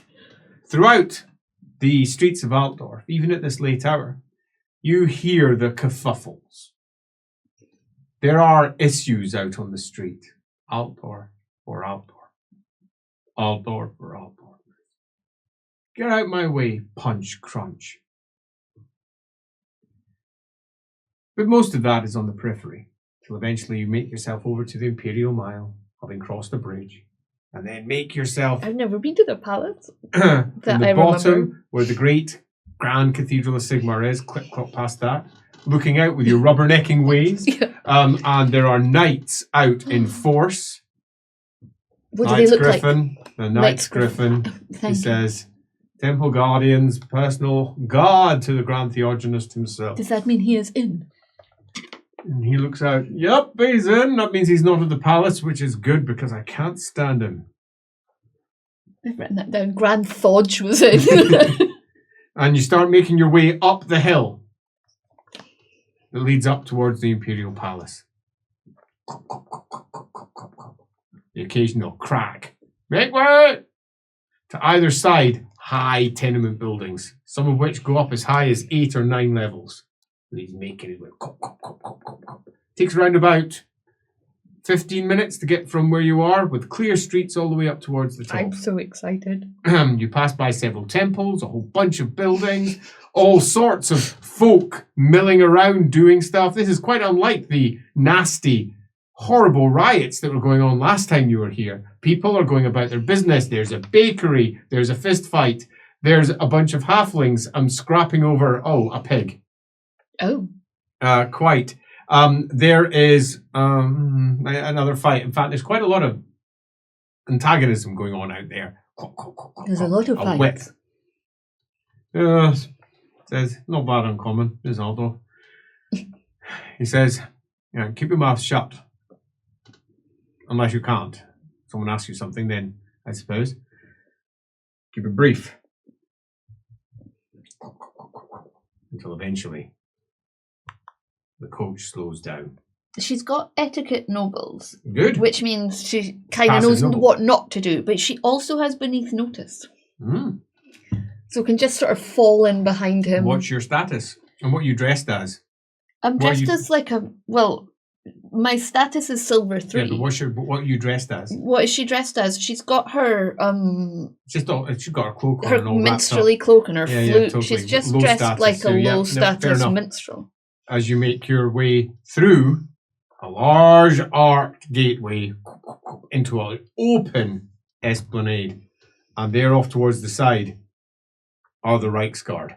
Oh, there's also some over there. And some over there.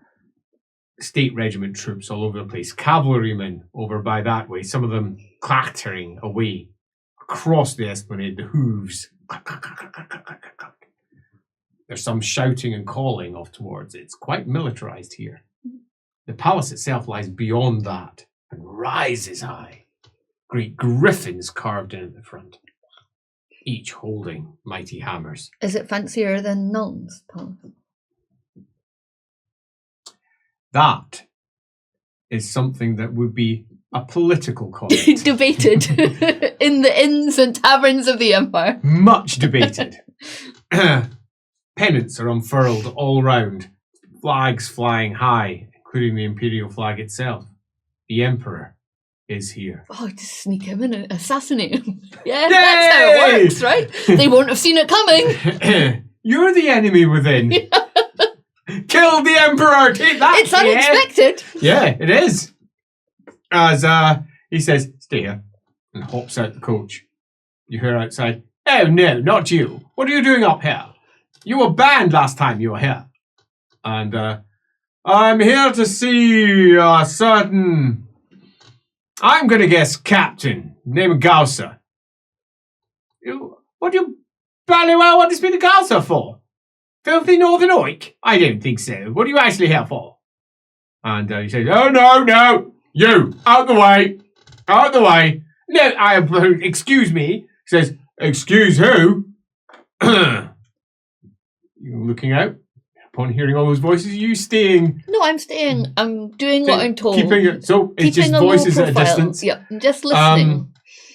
Building a picture from their voices. It's a challenge in and of itself. It is indeed. As Stark says, so, Gusser, where is he? I'm going to speak to Gusser. That's what I'm here for, so that's what I'm going to do. I don't want out of pull rank. I am a patriarch of the orders. I have papers if you want. No. Prove it. Are you kidding me? Prove it. Right. I must. Pause. Oh, no, do you really have to? I mean, this is most ignoble. Says, not like he's noble, is it? Come on. Here. Says, there's certainly a lot of fancy scribbles. He says, exactly. Now, take me to Gusser. I don't think so. Excuse me. No. I must put down my foot. Says, I shan't have rank so casually pushed aside. Now, if you could, please, Sergeant. Says, sorry to say, sir. Says, but you know, on honor, that I'm the one who should be responding to this, not you. You do not have a 40 year at all. Then you hear another voice who says, Sergeant. Yes, sir. I'll be about my business, sir. What do you want, Stark? He says, Reichsmarshal. He says, I'm here to see Gusser. Which one? Theodore Gusser. I believe he's one of yours. Here. He is. What do you want to see him for? There's absolutely nothing to do with you, and I don't. Him. Mixed up in your business. It's too late. He already is. It's too late. I'm sorry, Reichsmarshal. It's already happened. The past is the past. All we can deal with is the present.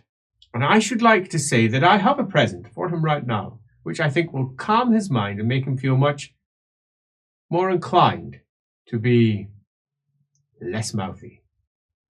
I'll take that. He says, all right. He's in the Bildhofen barracks. Bildhofen, you say? Excellent. I have a guest. Who is your guest? Guest? Who is your guest? It's now. Minstrel sorts. Jongleur. Yes, I am a jongleur. He says. A jongleur of the jigs. He knows. A jongleur. And why do you require a minstrel in my barracks? They do not need such light-hearted diversions. At the moment, they are at prayer. Really? Well, what better time? No. Suppose. I could pay. Oh, go on, piss off. If you want to speak to him, go and speak to him. I don't have time for this. Escort him there and escort him back. Yes, sir. Of course, sir. Well, wait a minute. I just need to pass on a message to my elf. And it doesn't seem you're going to be let in. I heard. Did you hear? Bit annoying because I wanted him to talk to you actually. So I'm going to see if I can get him out. It says, "You see the soldiers into disobey orders." Excellent. It says, "Excellent. That's what we're looking for." Take me to your Gusser. And off they go. It's about half an hour later. Do you think it would be overkill to play my flute to full stop the point that I am indeed a minstrel? No, that would make it less believable. I'm so shit at the flute. So yeah, I'm just gonna sit here, half a belly, not playing my fingering your flute. Yeah, that's more believable. Yeah, clatter, clatter, clatter of the keys. Just as though I'm just thinking, what beautiful piece I'm going to play next. Exactly. There's your flute to finger. I was like, I was at a moment there. I was like, we're going to get a tune. No, we're not getting a tune. Not today. I haven't tuned up. Just this way. And here, I am coming, all right. Hey there, Captain. I knew it. He comes in. Oh. He says, well, there is a new face. Says, as she comes in afterwards. Sorry, he comes in afterwards. No, old face, I think, would be more appropriate. So, Gusser, we have something we want to discuss. I kind of gathered by the way you were being quite insistent when we were back there in the chapel. So, what's it all about? Looks at you. Well, obviously, I can't ask for what I need to ask, but there is someone else who can. And then looks at you. What the fuck? What am I supposed to be asking for? A wizard, for Germer. You're going to send someone to help us. He goes, I thought that was going to be between you and me, if you know what I'm saying. What the fuck are you at? I thought we had a good discussion about keeping this shit. What the fuck? I never trust a no. It says, Stark. Aye, fucking apparently. Apparently. What the fucking fuckity fuck?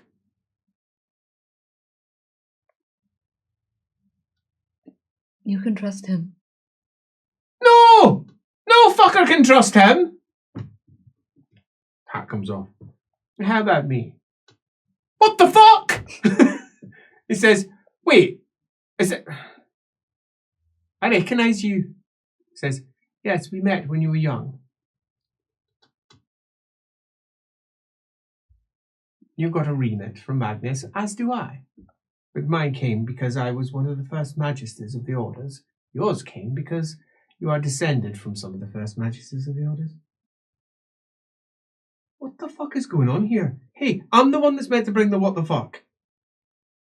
Look, that's my job. You're kind of ruining my fun. You're cramping what I consider to be my thing. The pair of you. Looks at you both. You're quite pretty. You're putting me off. Stop it with your wiles and get to business. He says, my ladies, Business. Oh, come on, what's the business? I would like someone who can help teach the shadowy ways of politics. What the fuck? To who? To who? To anyone who may need it. Fuck off, who? To my charge. Which one? Is it one of the pretty ones? It is the boy. No, fuck no. He's no. Look, I don't think you understand how it works, right? I can't just be accident. Fuck, I can't just be teaching. Fuck, no. Someone could be listening. There's nobody listening. I'm feeling really like I'm being ganged up on here. Look, listen, love. This isn't how it works. I can't just be teaching your pet wizard how to do other wins. They've got to know how to do it. They've got to have talent at it, is what I'm saying. He's already quite down whatever particular track he's on, if you know what I'm saying. Not that boy, the other boy. He's not a boy, he's a man. Don't talk to him like that. Not the wizard. The noble boy. Wait, which one? Wait, noble boy. Oh, wait a minute. Fuck. The no. philosopher. Oh, you're fucking kidding me. No. Has he any talent? Yes. What the fuck? Did no one tell me that before? None of your business. Well, it's my fucking business now, isn't it? Get one of your college. What the fuck? He says, why are you asking me? This isn't what we do. He says, expediency. He says, I don't want my college to know.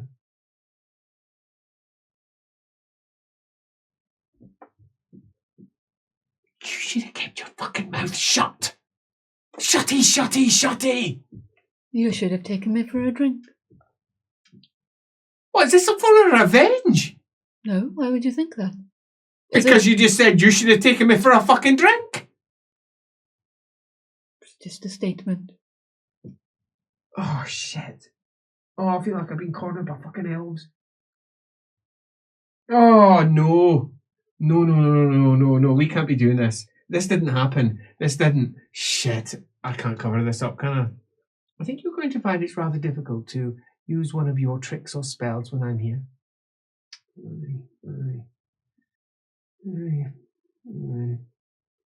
Aye.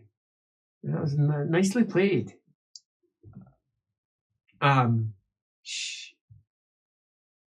Oh, no. I think I might know the fellow, though.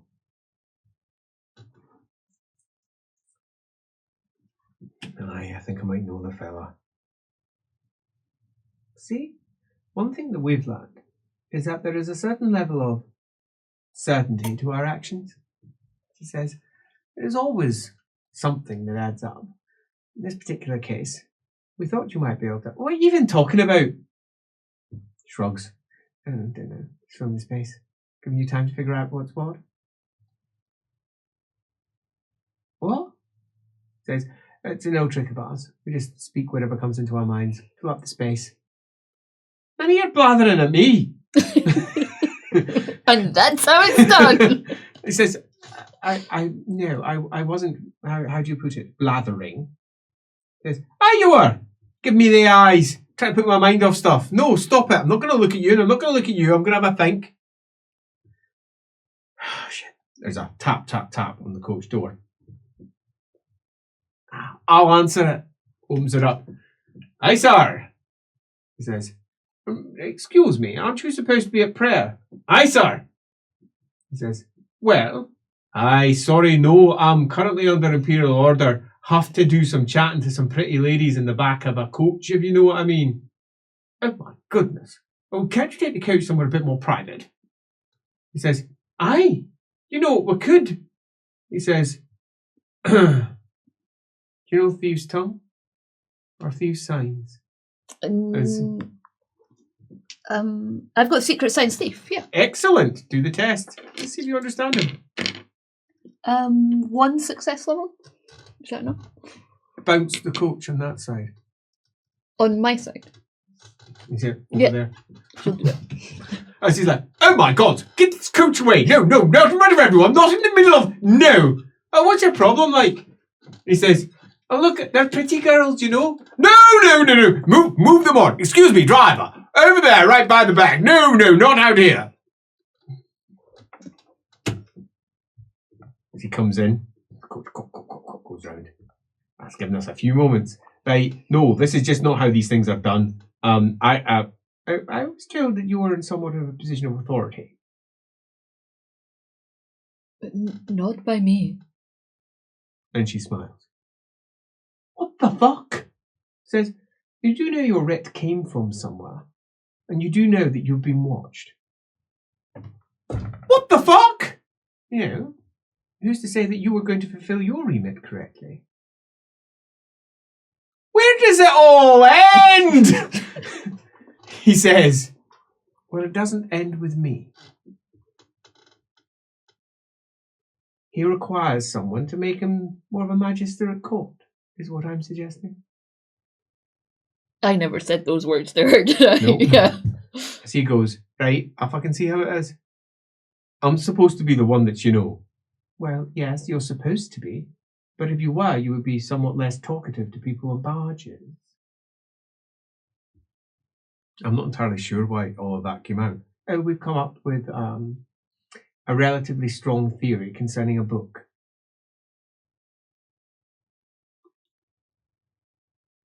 What book? It's not your problem. I will. It is if it makes me talk about things I shouldn't be talking about. Says, yes, well, it's been dealt with. I told you, we have to make sure you don't make any mistake. Did you fucking tell on me? You tell on me, didn't you? I didn't. You tell on me. I've been tell on. He says, please. Lord Gusser. As he slumps. All right, fair enough. There's no point in pretending. Really? I had no idea that you existed, and if I had have done, I would have been more circumspect. And yes, I am, admittedly.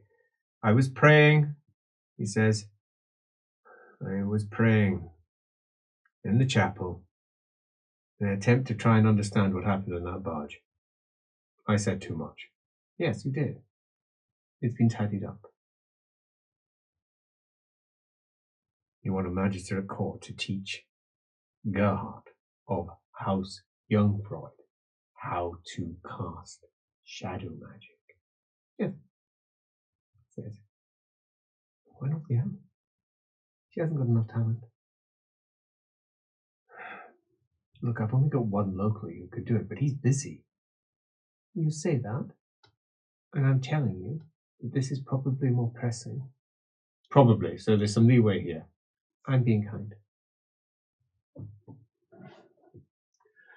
So, that's it then. I have no choice in this particular affair. No, you do. You can say no. And I will appoint someone from my college, but that would be more problematic. Plus, I think you would rather have him outside than not.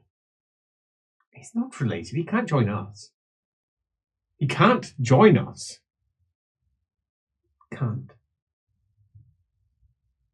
That is an interesting choice of words. You are the leader, are you not? You are the one who decides what is what. No, you don't understand. He literally can't. He has to be descended. Why? Because that's the nature of our remit.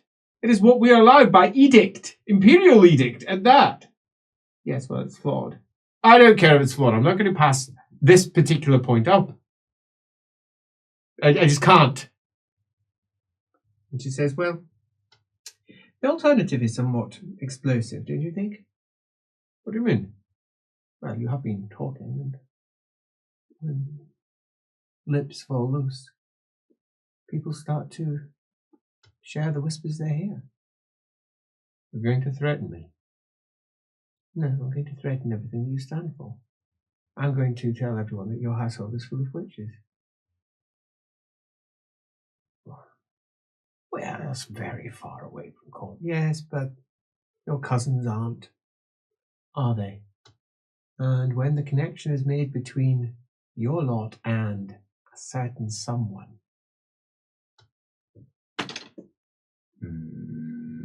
clank, clank, clank, as he leans back.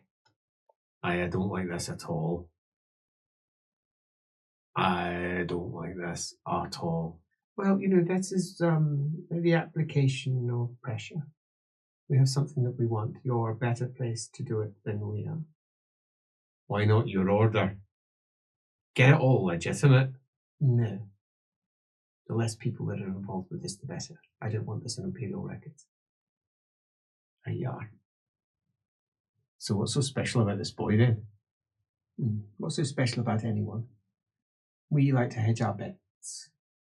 In the Grey College, do it the most careful way we possibly can. Besides, he's too old, too fixed in his ways. If we teach him, he can't continue what he's doing. So what? Why is that my problem? Because I've made it your problem. Alright, I've got someone. I will send someone down. I am getting out of here. Because now I've got quite a lot of praying to do. Yes, well, get to it. Says, right. And she bounces on the side. With a smile on her face. I'm trying to get out. Exactly.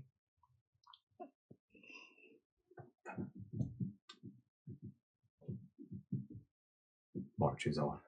That went better than it could have. So he's on side. Good. Right. Good.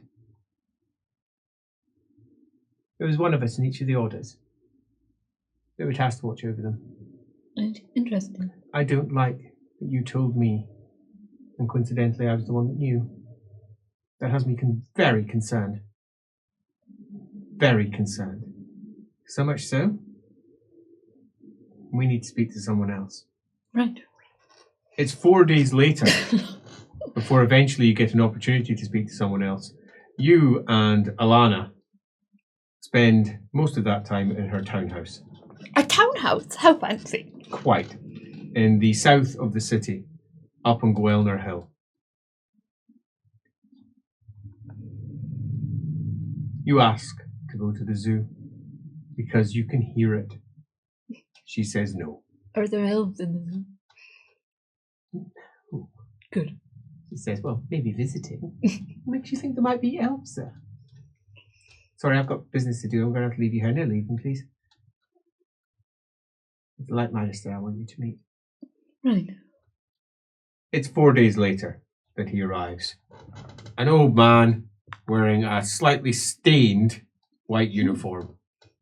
He has white hair sticking out at a funny angle, bristly chin. The irises are entirely white. I expected Light Magister to be neater somehow. Nope. Badly shaved chin as he's standing at the door, having knocked, and you having answered. Looks at you and goes, right, well, hello. Here we go. Hello. I was expecting maybe someone else. You're not who I expected to meet at all. Who are you? Maybe I've got the wrong number. What number is this? Oh, there's no number. Of course there's no number. No, it was the address, wasn't it? Please do come in. Can I offer you some tea? Well, you're pretty enough, I suppose. So, he says, what's your name? Huh? What's your name? Alamennowyth. You can call me Grumfeld. Magister Grumfeld. Oh, hello.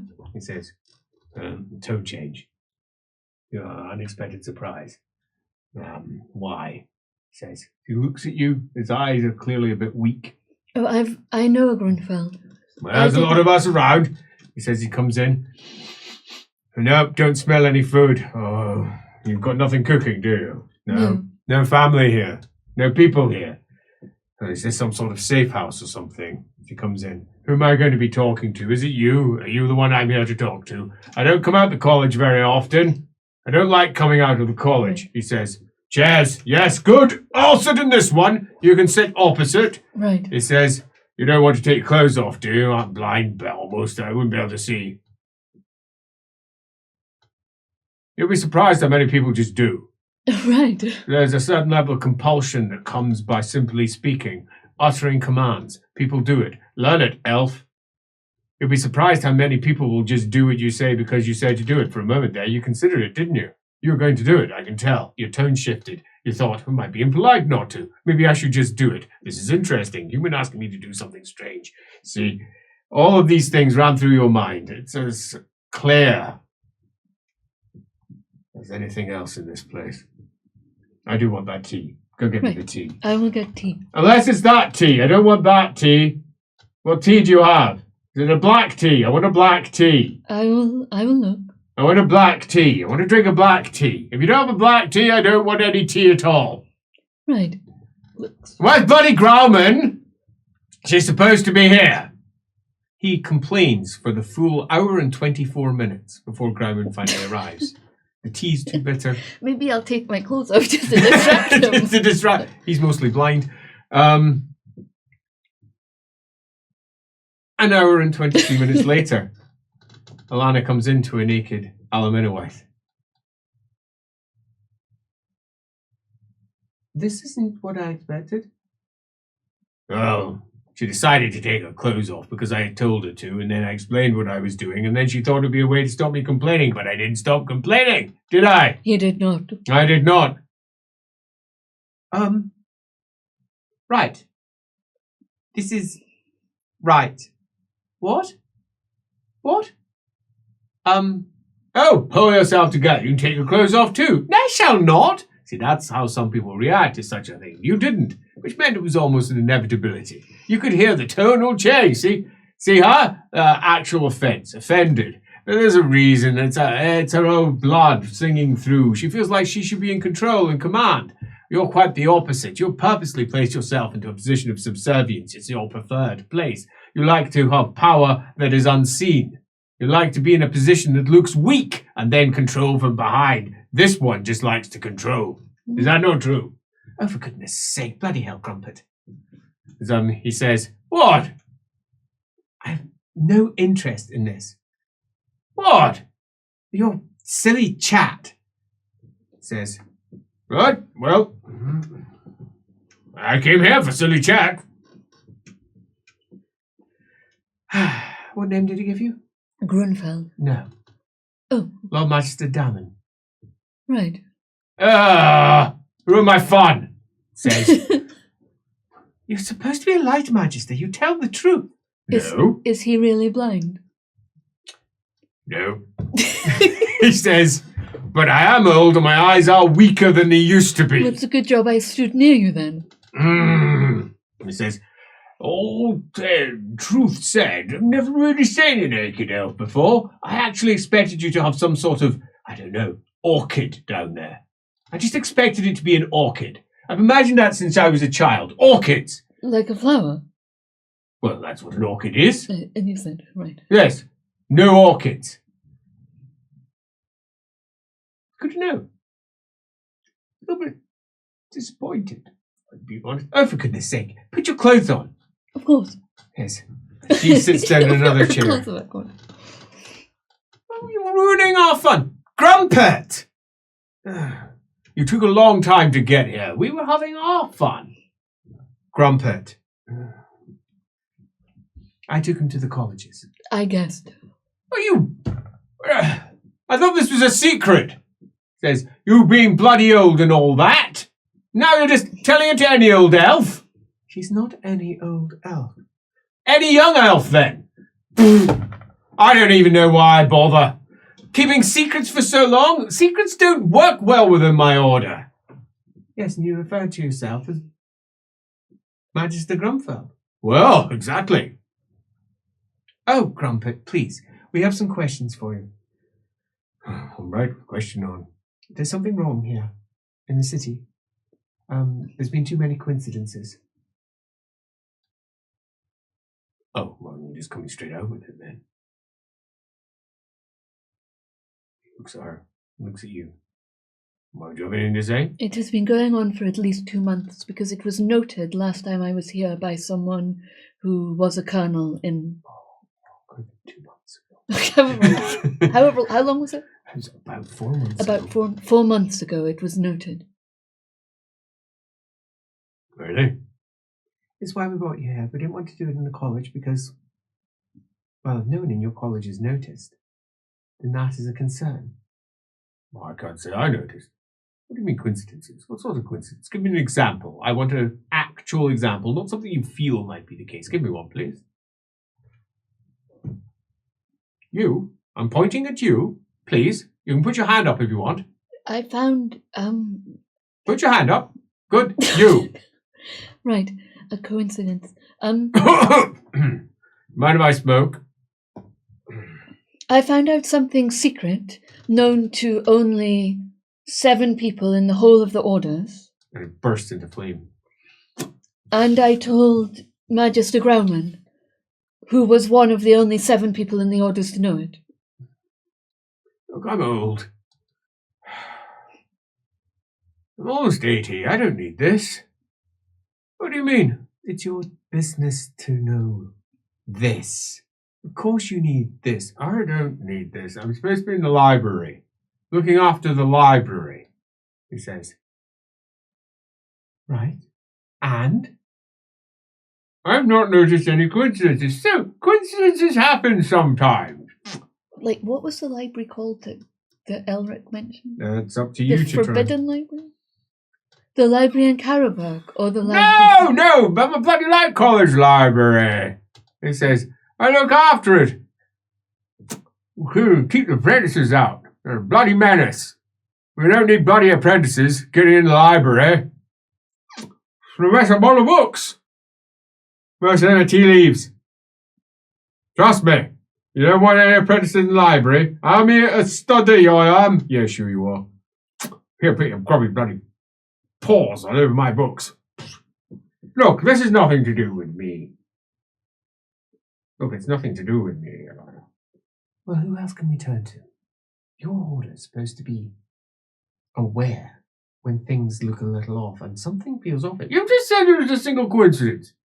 Is that it? Because if that's all your evidence, I can't really say I'm shaking in my boots here about troubles in the Imperial capital. Like, what? There's been loads, right?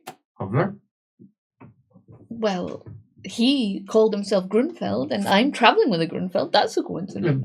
Don't just say it out. You Tell called him. yourself Grunfeld, and I am travelling with a Grunfeld. Well, I call myself Grumfeld because my best friend's a Grumfeld. And I thought it'd be funny to pose as him and molest you somehow. Yeah, I thought that'd be a funny maruma to pass around. Oh my goodness, I wasn't actually going to molest her. It was what was in my mind. I was thinking about it. It made me laugh. And then she took all the clothes off and the whole thing, as a crushing reality, became quite unacceptable. And I was like, oh, nope, we're not doing that. For goodness sake, what's wrong with you? What do you mean what's wrong with me? I'm old. You don't get much when you're this old. No whores allowed in the college. Bloody can't. Change of rules, you know. Well, bloody endangers the younger apprentices, that does. You're supposed to be all celibate.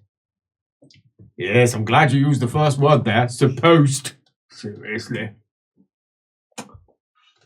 Looks at you. Says, well, is that it? Because if that's it, I'm not convinced. Look. There are clearly some unfortunate coincidences which I do not wish to elucidate. Good word, don't patronize me. She says, and I want you to communicate that to the people that... Well, do it yourself. It's not like you can't just saunter in. You know, when I was an apprentice, she sauntered in. I must have been, what, 17 years old at the time? 17 years old. I was a very young man, and she'd been walking in my room all pretty. Yes, and what did you do? Well, I got a slap. But it shows that you can just wander anywhere you want to go. Look, I just want to go back to the library. Like my schemer question. Right? Yes, schemer. So Alana is asking him to communicate it probably to that library that looks out for the things that are happening Very out in possibly. the world. But that library You're telling me things, not asking a question. So... Oh, I'm cruel. I mean... Question, please. Oh, I don't know what the question would be. Well, if you know no question, you can sit there pondering it while they continue. As he says, look, we're done. Look, look, I've got to get back to my college. I can't be missing for too long because my apprentice will start reorganizing all the books. Who would Giving him the opportunity. Who would he tell? So his patriarch? She says, I honestly don't know. I don't know the Light College frightfully well. Nor should you. Could you tell your best friend? Why? What's going on with you, Elf? He's your best friend. What's going on with you? And she looks at him and says, really, calm down. We're attempting to try and unearth something that is somewhat unfortunate in the city. We're certain of it. Yes, yes, whatever. And why do you care who I tell or don't tell?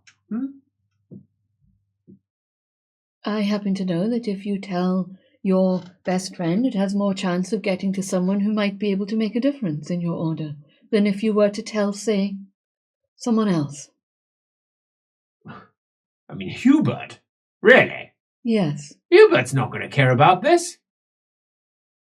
No. Please tell him. Hubert! Listen to her. Why? Just some young elf.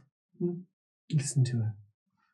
Oh, look, all right. I will do as you wish. Are you happy? Good. Thank you for taking your clothes off. It was most entertaining.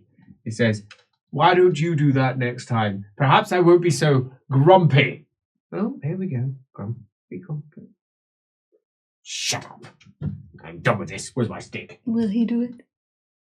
Yes. All right. So you say. Where's my stick? You didn't bring it. Oh. Well, I'm just going to have to waddle off then. Would you like me to assist you to the door? No, I feel condescended. He makes his way off as the door shuts. He is a character. Grumpet, yes. He was a witch hunter when he was younger. Terrifying witch hunter. Funny you think that, seeing him now. He burned a lot of witches. Magister Vigilant of the Orders. It's strange, isn't it? What happens to your people? Yes, well, sometimes they don't feel like my people. I can see that. I still don't know why. Why is he old and I'm not? You're not the only one, are you? No.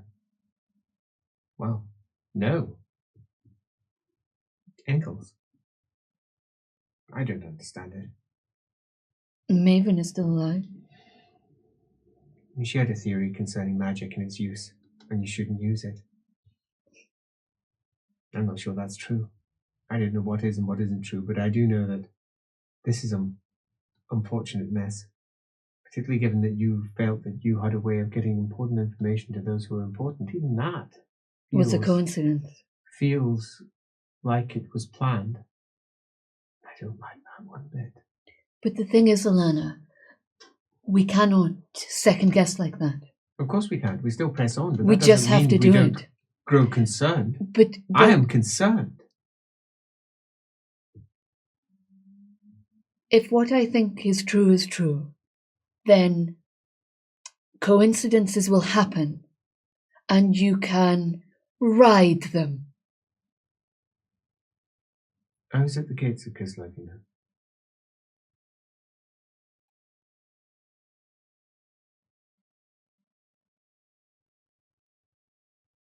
Don't think I don't know what you're suggesting. Are you suggesting what I think you're suggesting? Yes. Then we can't stay here. Where is it? I don't know. Are you certain? Do you know Colonel C? Are you certain? I'm not certain. But I think... The end times can't be that close. It doesn't feel right. I mean, there's no great call of horns from the north. So? That is when it happens, not But they have tried here. that. How many times? Perhaps they are trying another way.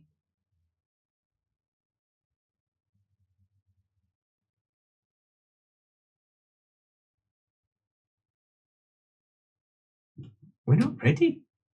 No, this civil war has been created. They have pitched those who know of them against each other.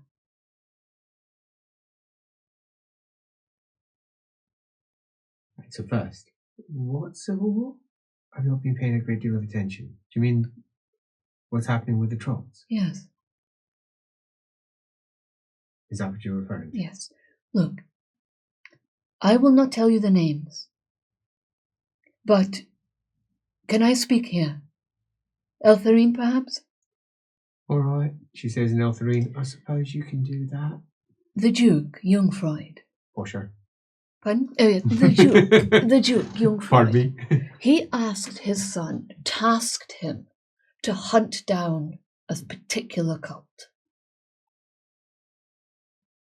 And Emmanuel Nacht, who was placed in charge of the city that he used to rule, charged one of my companions to hunt down the exact same cult. Your name it? I will not name it. Well, how can I pursue it if I don't know what it is? Name it. The Purple Hand. No, I've no idea. And you think it's related to this? I think it is all over all of this. A high-ranking member of it, or a ranking member, is the double of Gerhardt. Remember we talked about Birdie's allegiances. Yeah. She confessed. She's told you. Just wait. Down there, they had multiple doubles, widthless, but doubles of Gerhardt. What, so they could take over this cult? Or because they had seen, like Rootweaver had seen, that his face was important. They tried, but surely they would. What, they're just making them? What? Yes. And she says in Reichspiel, Gods. And that is not all, Alana. In the south, Sievers, he told me he had failed to crush an orc horde. He was here just a month or so back. Yes. He told me he came back to warn the Empire that an orc horde the size of which he had never encountered, nor could he smash because it was already too tightly tied together, makes its way now for Blackfire Pass. Shh. Nah. Yes. And then she says in Reichspiel, God, we have to do something about that immediately. If they don't rally, if there's no to hold to pass, they'll just burst through it. They are. He did say that, right? Yeah, matter of fact, yeah. Yeah. Not like now, It'll be imminent, but it's coming. It might not be imminent, but it's coming. And he was here. And she says in Reichspiel, you're trying to tell me that he was passing on that message and it has not gone any further? And I mean, he has a name that's redolent in glory. Everybody would be listening to him, surely. The Duke von Ostland made the sign. You do understand what happened the last time we had a particularly large horde? No, I do not. It was 100 years ago. Swept through the Empire. They won. They won. They sacked most of the Empire.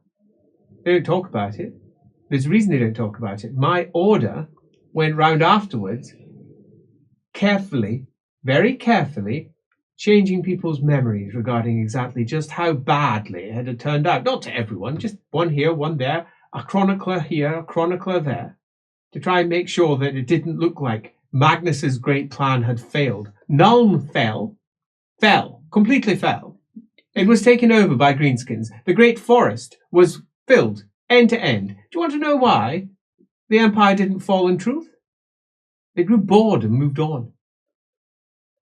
If this is what's coming again. Leopold says that when he was on his travels, people of your order were making the common folk forget how many mutations there are, how many burnings there are. Yeah. Yes, we discussed this already. So you say the signs should all be there, but the signs are being hidden. Yes. And for good reason.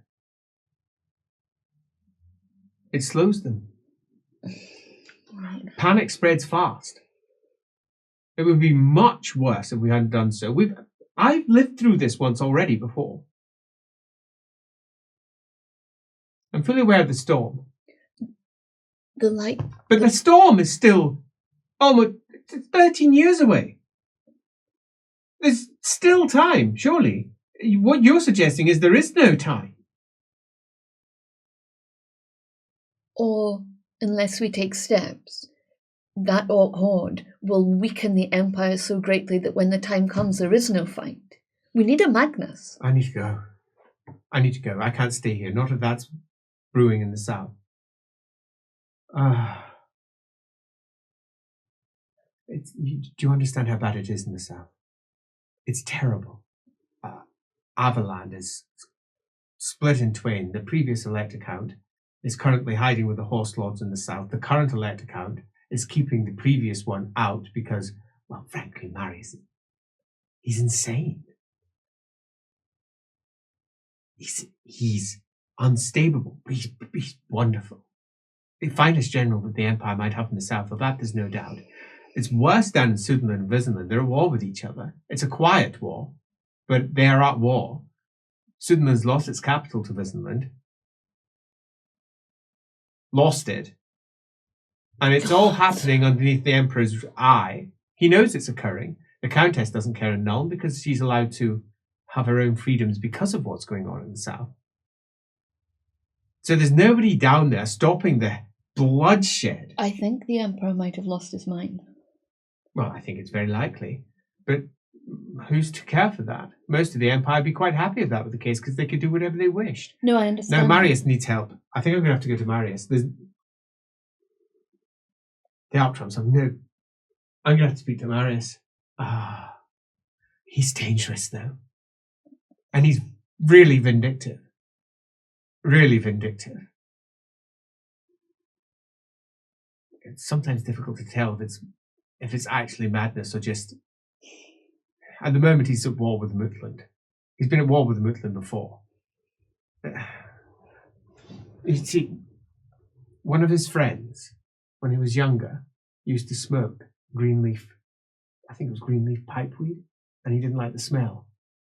So when he became Electocount, he went to war with the Mutland to burn all of the Greenleaf Hills. Didn't quite work as he hoped. So instead, he commissioned the dwarves to build a road to his capital through the Mutland, straight over all of the tobacco-laden hills. Oh, because of a smell, apparently. But is it that or is it something else? No, it's not. And when he failed that particular one, when the horse lords betrayed him, he appointed horses As his dukes. So he got thrown out. But the problem is he's brilliant. That's the actual problem. He is a fine swordsman. And he sticks close to his friends. He raves sometimes. He rants. I've spoken to him more than once. And he was most lucid. We discussed poetry. He was charming. Actually charming. A beautiful man. And then 4 days later, he was tilting lances at pigs because they had betrayed him. Literally lancing pigs. And he was stuck chasing farmyard animals for almost a month, ignoring his court. He went to war. With the beasts of the farm. The pigs? Not just the pigs. Turned out it was also the cows, the sheep, the goats. The goats. Who would have thought, he said, that the goats could be so traitorous? The greatest of spies in all Avaland were the goats. A friend of mine thought he might actually be a seer. Hmm. And that he didn't understand what he Some was seeing. reference to the Beastmen or something. I am sorry to say that I think that is just wishful thinking. Yeah. He is at once the best and the worst ally one can have, but I know him. Assuming that he's not lost in bouts of melancholy or the horse lords haven't thrown him out again, he may be able to rally them. I mean, he is the rightful Elector Count. He's been ousted because he's the worst. But if I was by his side, he might at least listen to me.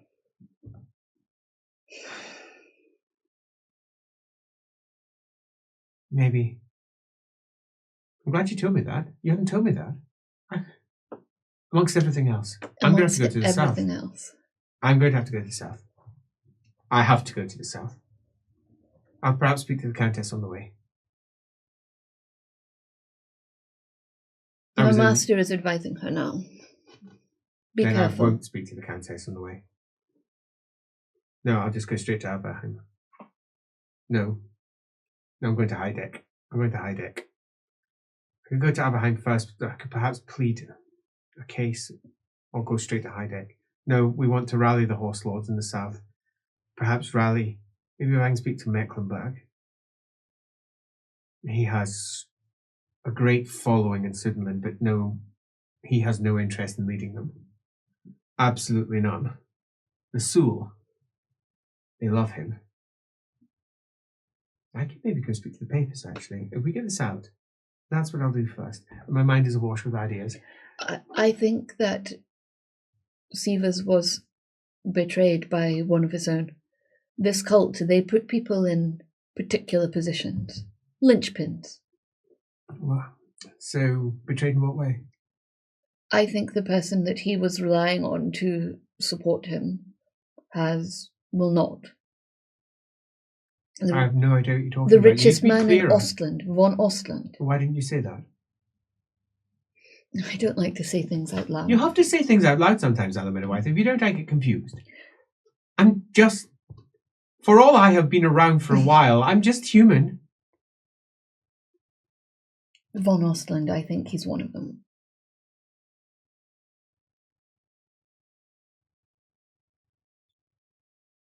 Well, fuck. Von Ostland. Von Ostland has...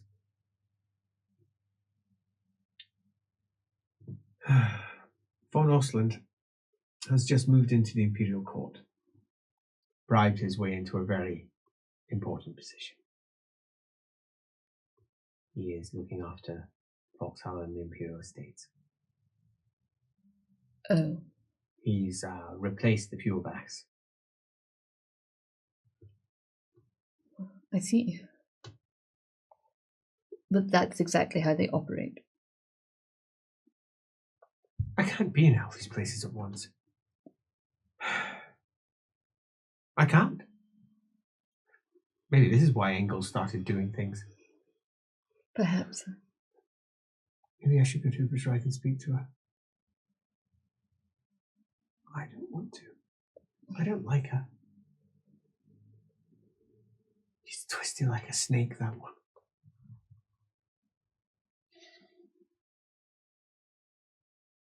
I have to leave immediately.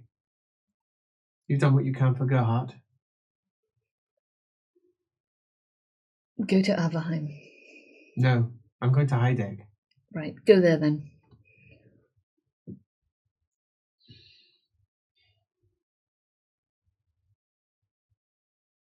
Well, I thought it was bad. Now I feel it's worse. Greenskins. That means you're going to have to deal with what's up here. Which makes the Greenskins look simple. Indeed. Somewhat coincidentally, very close friends with Marius Lido. And he'll listen to me, I hope. And that means I'm never leaving.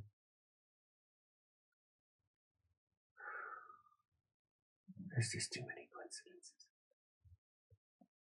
Well, what can we do? But not worry too much. Push forward. I'm going to go back to my college. I'm going to speak to as many of them as possible and send them off on a variety of paths that they don't understand. It will hopefully lead to a weakening of what's going on here. I'm going to have to speak to the council. Oh, this is actually awful. I sort of wish you'd opened with this, but then you couldn't because you weren't on point. You need to look after your boy, I suppose. I do. Assuming that your boy actually matters at all. For all you know, it's one of those copies that matters. It's definitely one with a scar. But my biggest concern is that this one for a short time didn't have a scar. He's got a scar. Oh, he didn't have a scar when I met him. No. He gained a scar, and then one day it just disappeared from his face. When? Altdorf. No, it was after Altdorf. Just as you were leaving. Just as we were leaving Altdorf. Here again. I took a knife to his face before anyone could stop me. And put it back. See, that's the purpose that I expected when you came to me.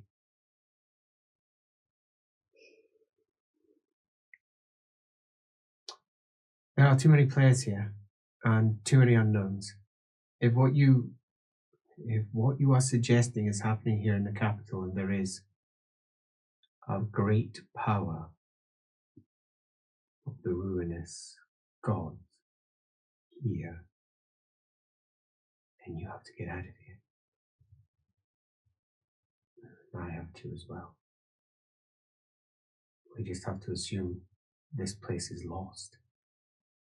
Unless something can be done about it. That might sound drastic, but I don't think you understand what we faced when we were at Kislev. I do not want to face that again. Then if there is any sway you have over the other colleges, I have very little. Or even over your own, you should get as many wizards out of here as possible. Oh God, yes, I should. I'm not thinking straight. I don't even know what to do next. I'm terrified. Do you trust the Patriarch of the Light Order? I don't really know. How could I? I know the Patriarch of the Amethyst Order. He saved his life once. He and I... He's older than me. You're going to need to take a gamble. If you don't have the power over the other colleges... I don't. I work from behind. No, I know. Then you need to take a gamble on someone who does and who can.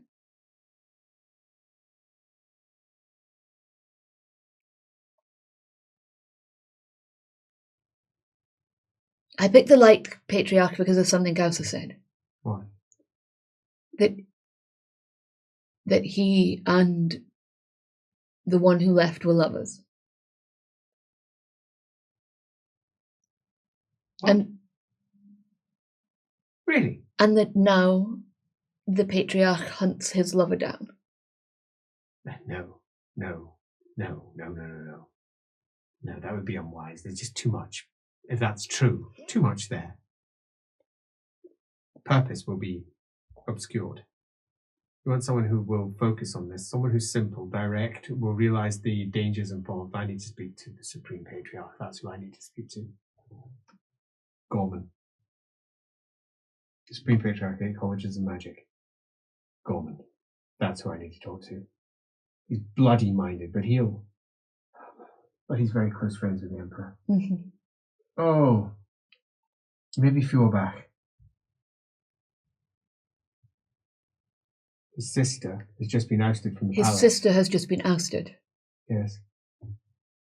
And he's effectively second in command of he's effectively the Patriarch of the Bright Order just now, given how busy Growman is doing the larger business. And he has Growman's ear. Fjordbach is probably a better option. Fjordbach's a good option, in fact. I like Fjordbach. He's a gentleman. He'll listen to me. Right. Well, I know who I need to talk to. You need to marshal what you can and get people out of here. She's just come to a realization. Ooh.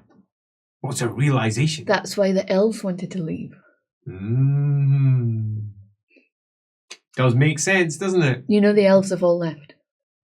Uh-huh. They've gone to Kemperbad. How did I not hear this? The college magisters have been expelled from Kemperbad, and the Altdorf elves, the high elves, now have agreed to protect it. Kemperbad? How did I not hear this? How did I not hear this? I do not How's know. that not in the papers? Because presumably they don't want it spread that they've lost the elves. This has Halskrook's fingers all over it. Why would Halskrook care? Maybe Halskrook's one of them. Spymaster. Halskrook. Do you know what Raccoon. happened in Tame? Well, I hear that there was an attempt to take it, yes? Yes. Yes, I know loosely what happened down there. What? Was there a slaughter? I doubt it. I highly doubt it. That's what I heard at Castle Reichsgard. What did you hear? That over 2,000 men died. I heard it from an agitator in the street. That they marched into Tame, they shut the doors, and they rained fire down upon them. Right, so, first, there's less of a war going on than most realise. There's a lot of manoeuvring. And, yeah, they attempted to do what they did in Oberstreich. But they were prepared. Tame is filled with... I know. Well, given what I know of the people involved, it's far more likely they were given an ultimatum. Surrounded. Join us. Or die. It was a recruitment drive. Right. It's far more likely that Tame has just bolstered its forces by some 2,000 to 6,000. Most of which won't be reliable, but it's not just reliability when it comes to forces. I don't think Trott would have murdered them. It's not his style. Trott's a winner. Trott doesn't really kill Imperial folk. Not so openly. He's like his father, Trott. He's cunning. Very cunning. And always does something that nobody else expects. He builds this reputation for being a ruthless mercenary commander because he's quite happy killing Borderlanders, Tillians, Estalians, elves. That's not the same as killing folk of the Empire. He's a Sigmarite. At heart. Doesn't mean he won't. It's not his style. No, I think it's far more likely he's recruited them. Oh, there'll have been deaths. There'll have been those who will be made an example of. He's brutal. Brutal in a way that most will not be ready or prepared to deal with. But no, he won't have killed them. I need to go. Right, I I'm have trying to people that I think need if to there's talk to. anything else you need to know. Well, if so, send word to Heideck. To Heideck, I shall do. Your last letter's got to me. So, assuming that outright war hasn't broken out. Where that Shoggoth? Where was it? The Grey Mountain? The foothills of the Grey Mountain? The Grey Mountains, indeed. You can see it on the map in front of us, which of course you can't see, but we can. Yeah. That's one thing up to in mention. the Black Rock. Well, up in the Duchy of Blackrock. In the Duchy of Blackrock, in the foothills of the Grey Mountain, I think a Shoggoth may be stirring. A what? An ancient creature.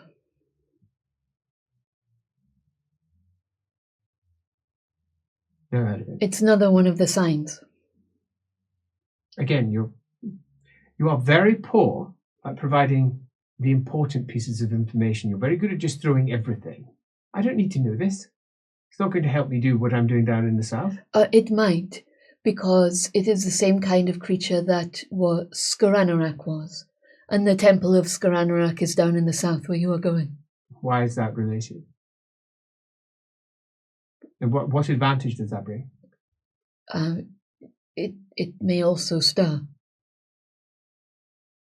But isn't it dead? Isn't that the one that Sigmar killed? Who's to say?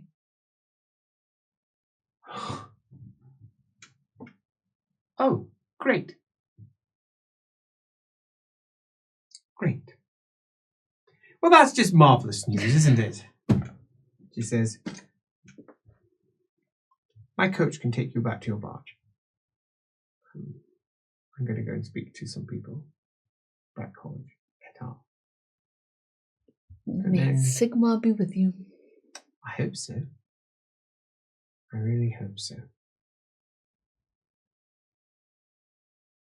And that is how good old Alamennowyth finds herself going all the way back to the Barge, not long before high summer, where Gerhardt is currently preparing for his final exams in a couple of days' time.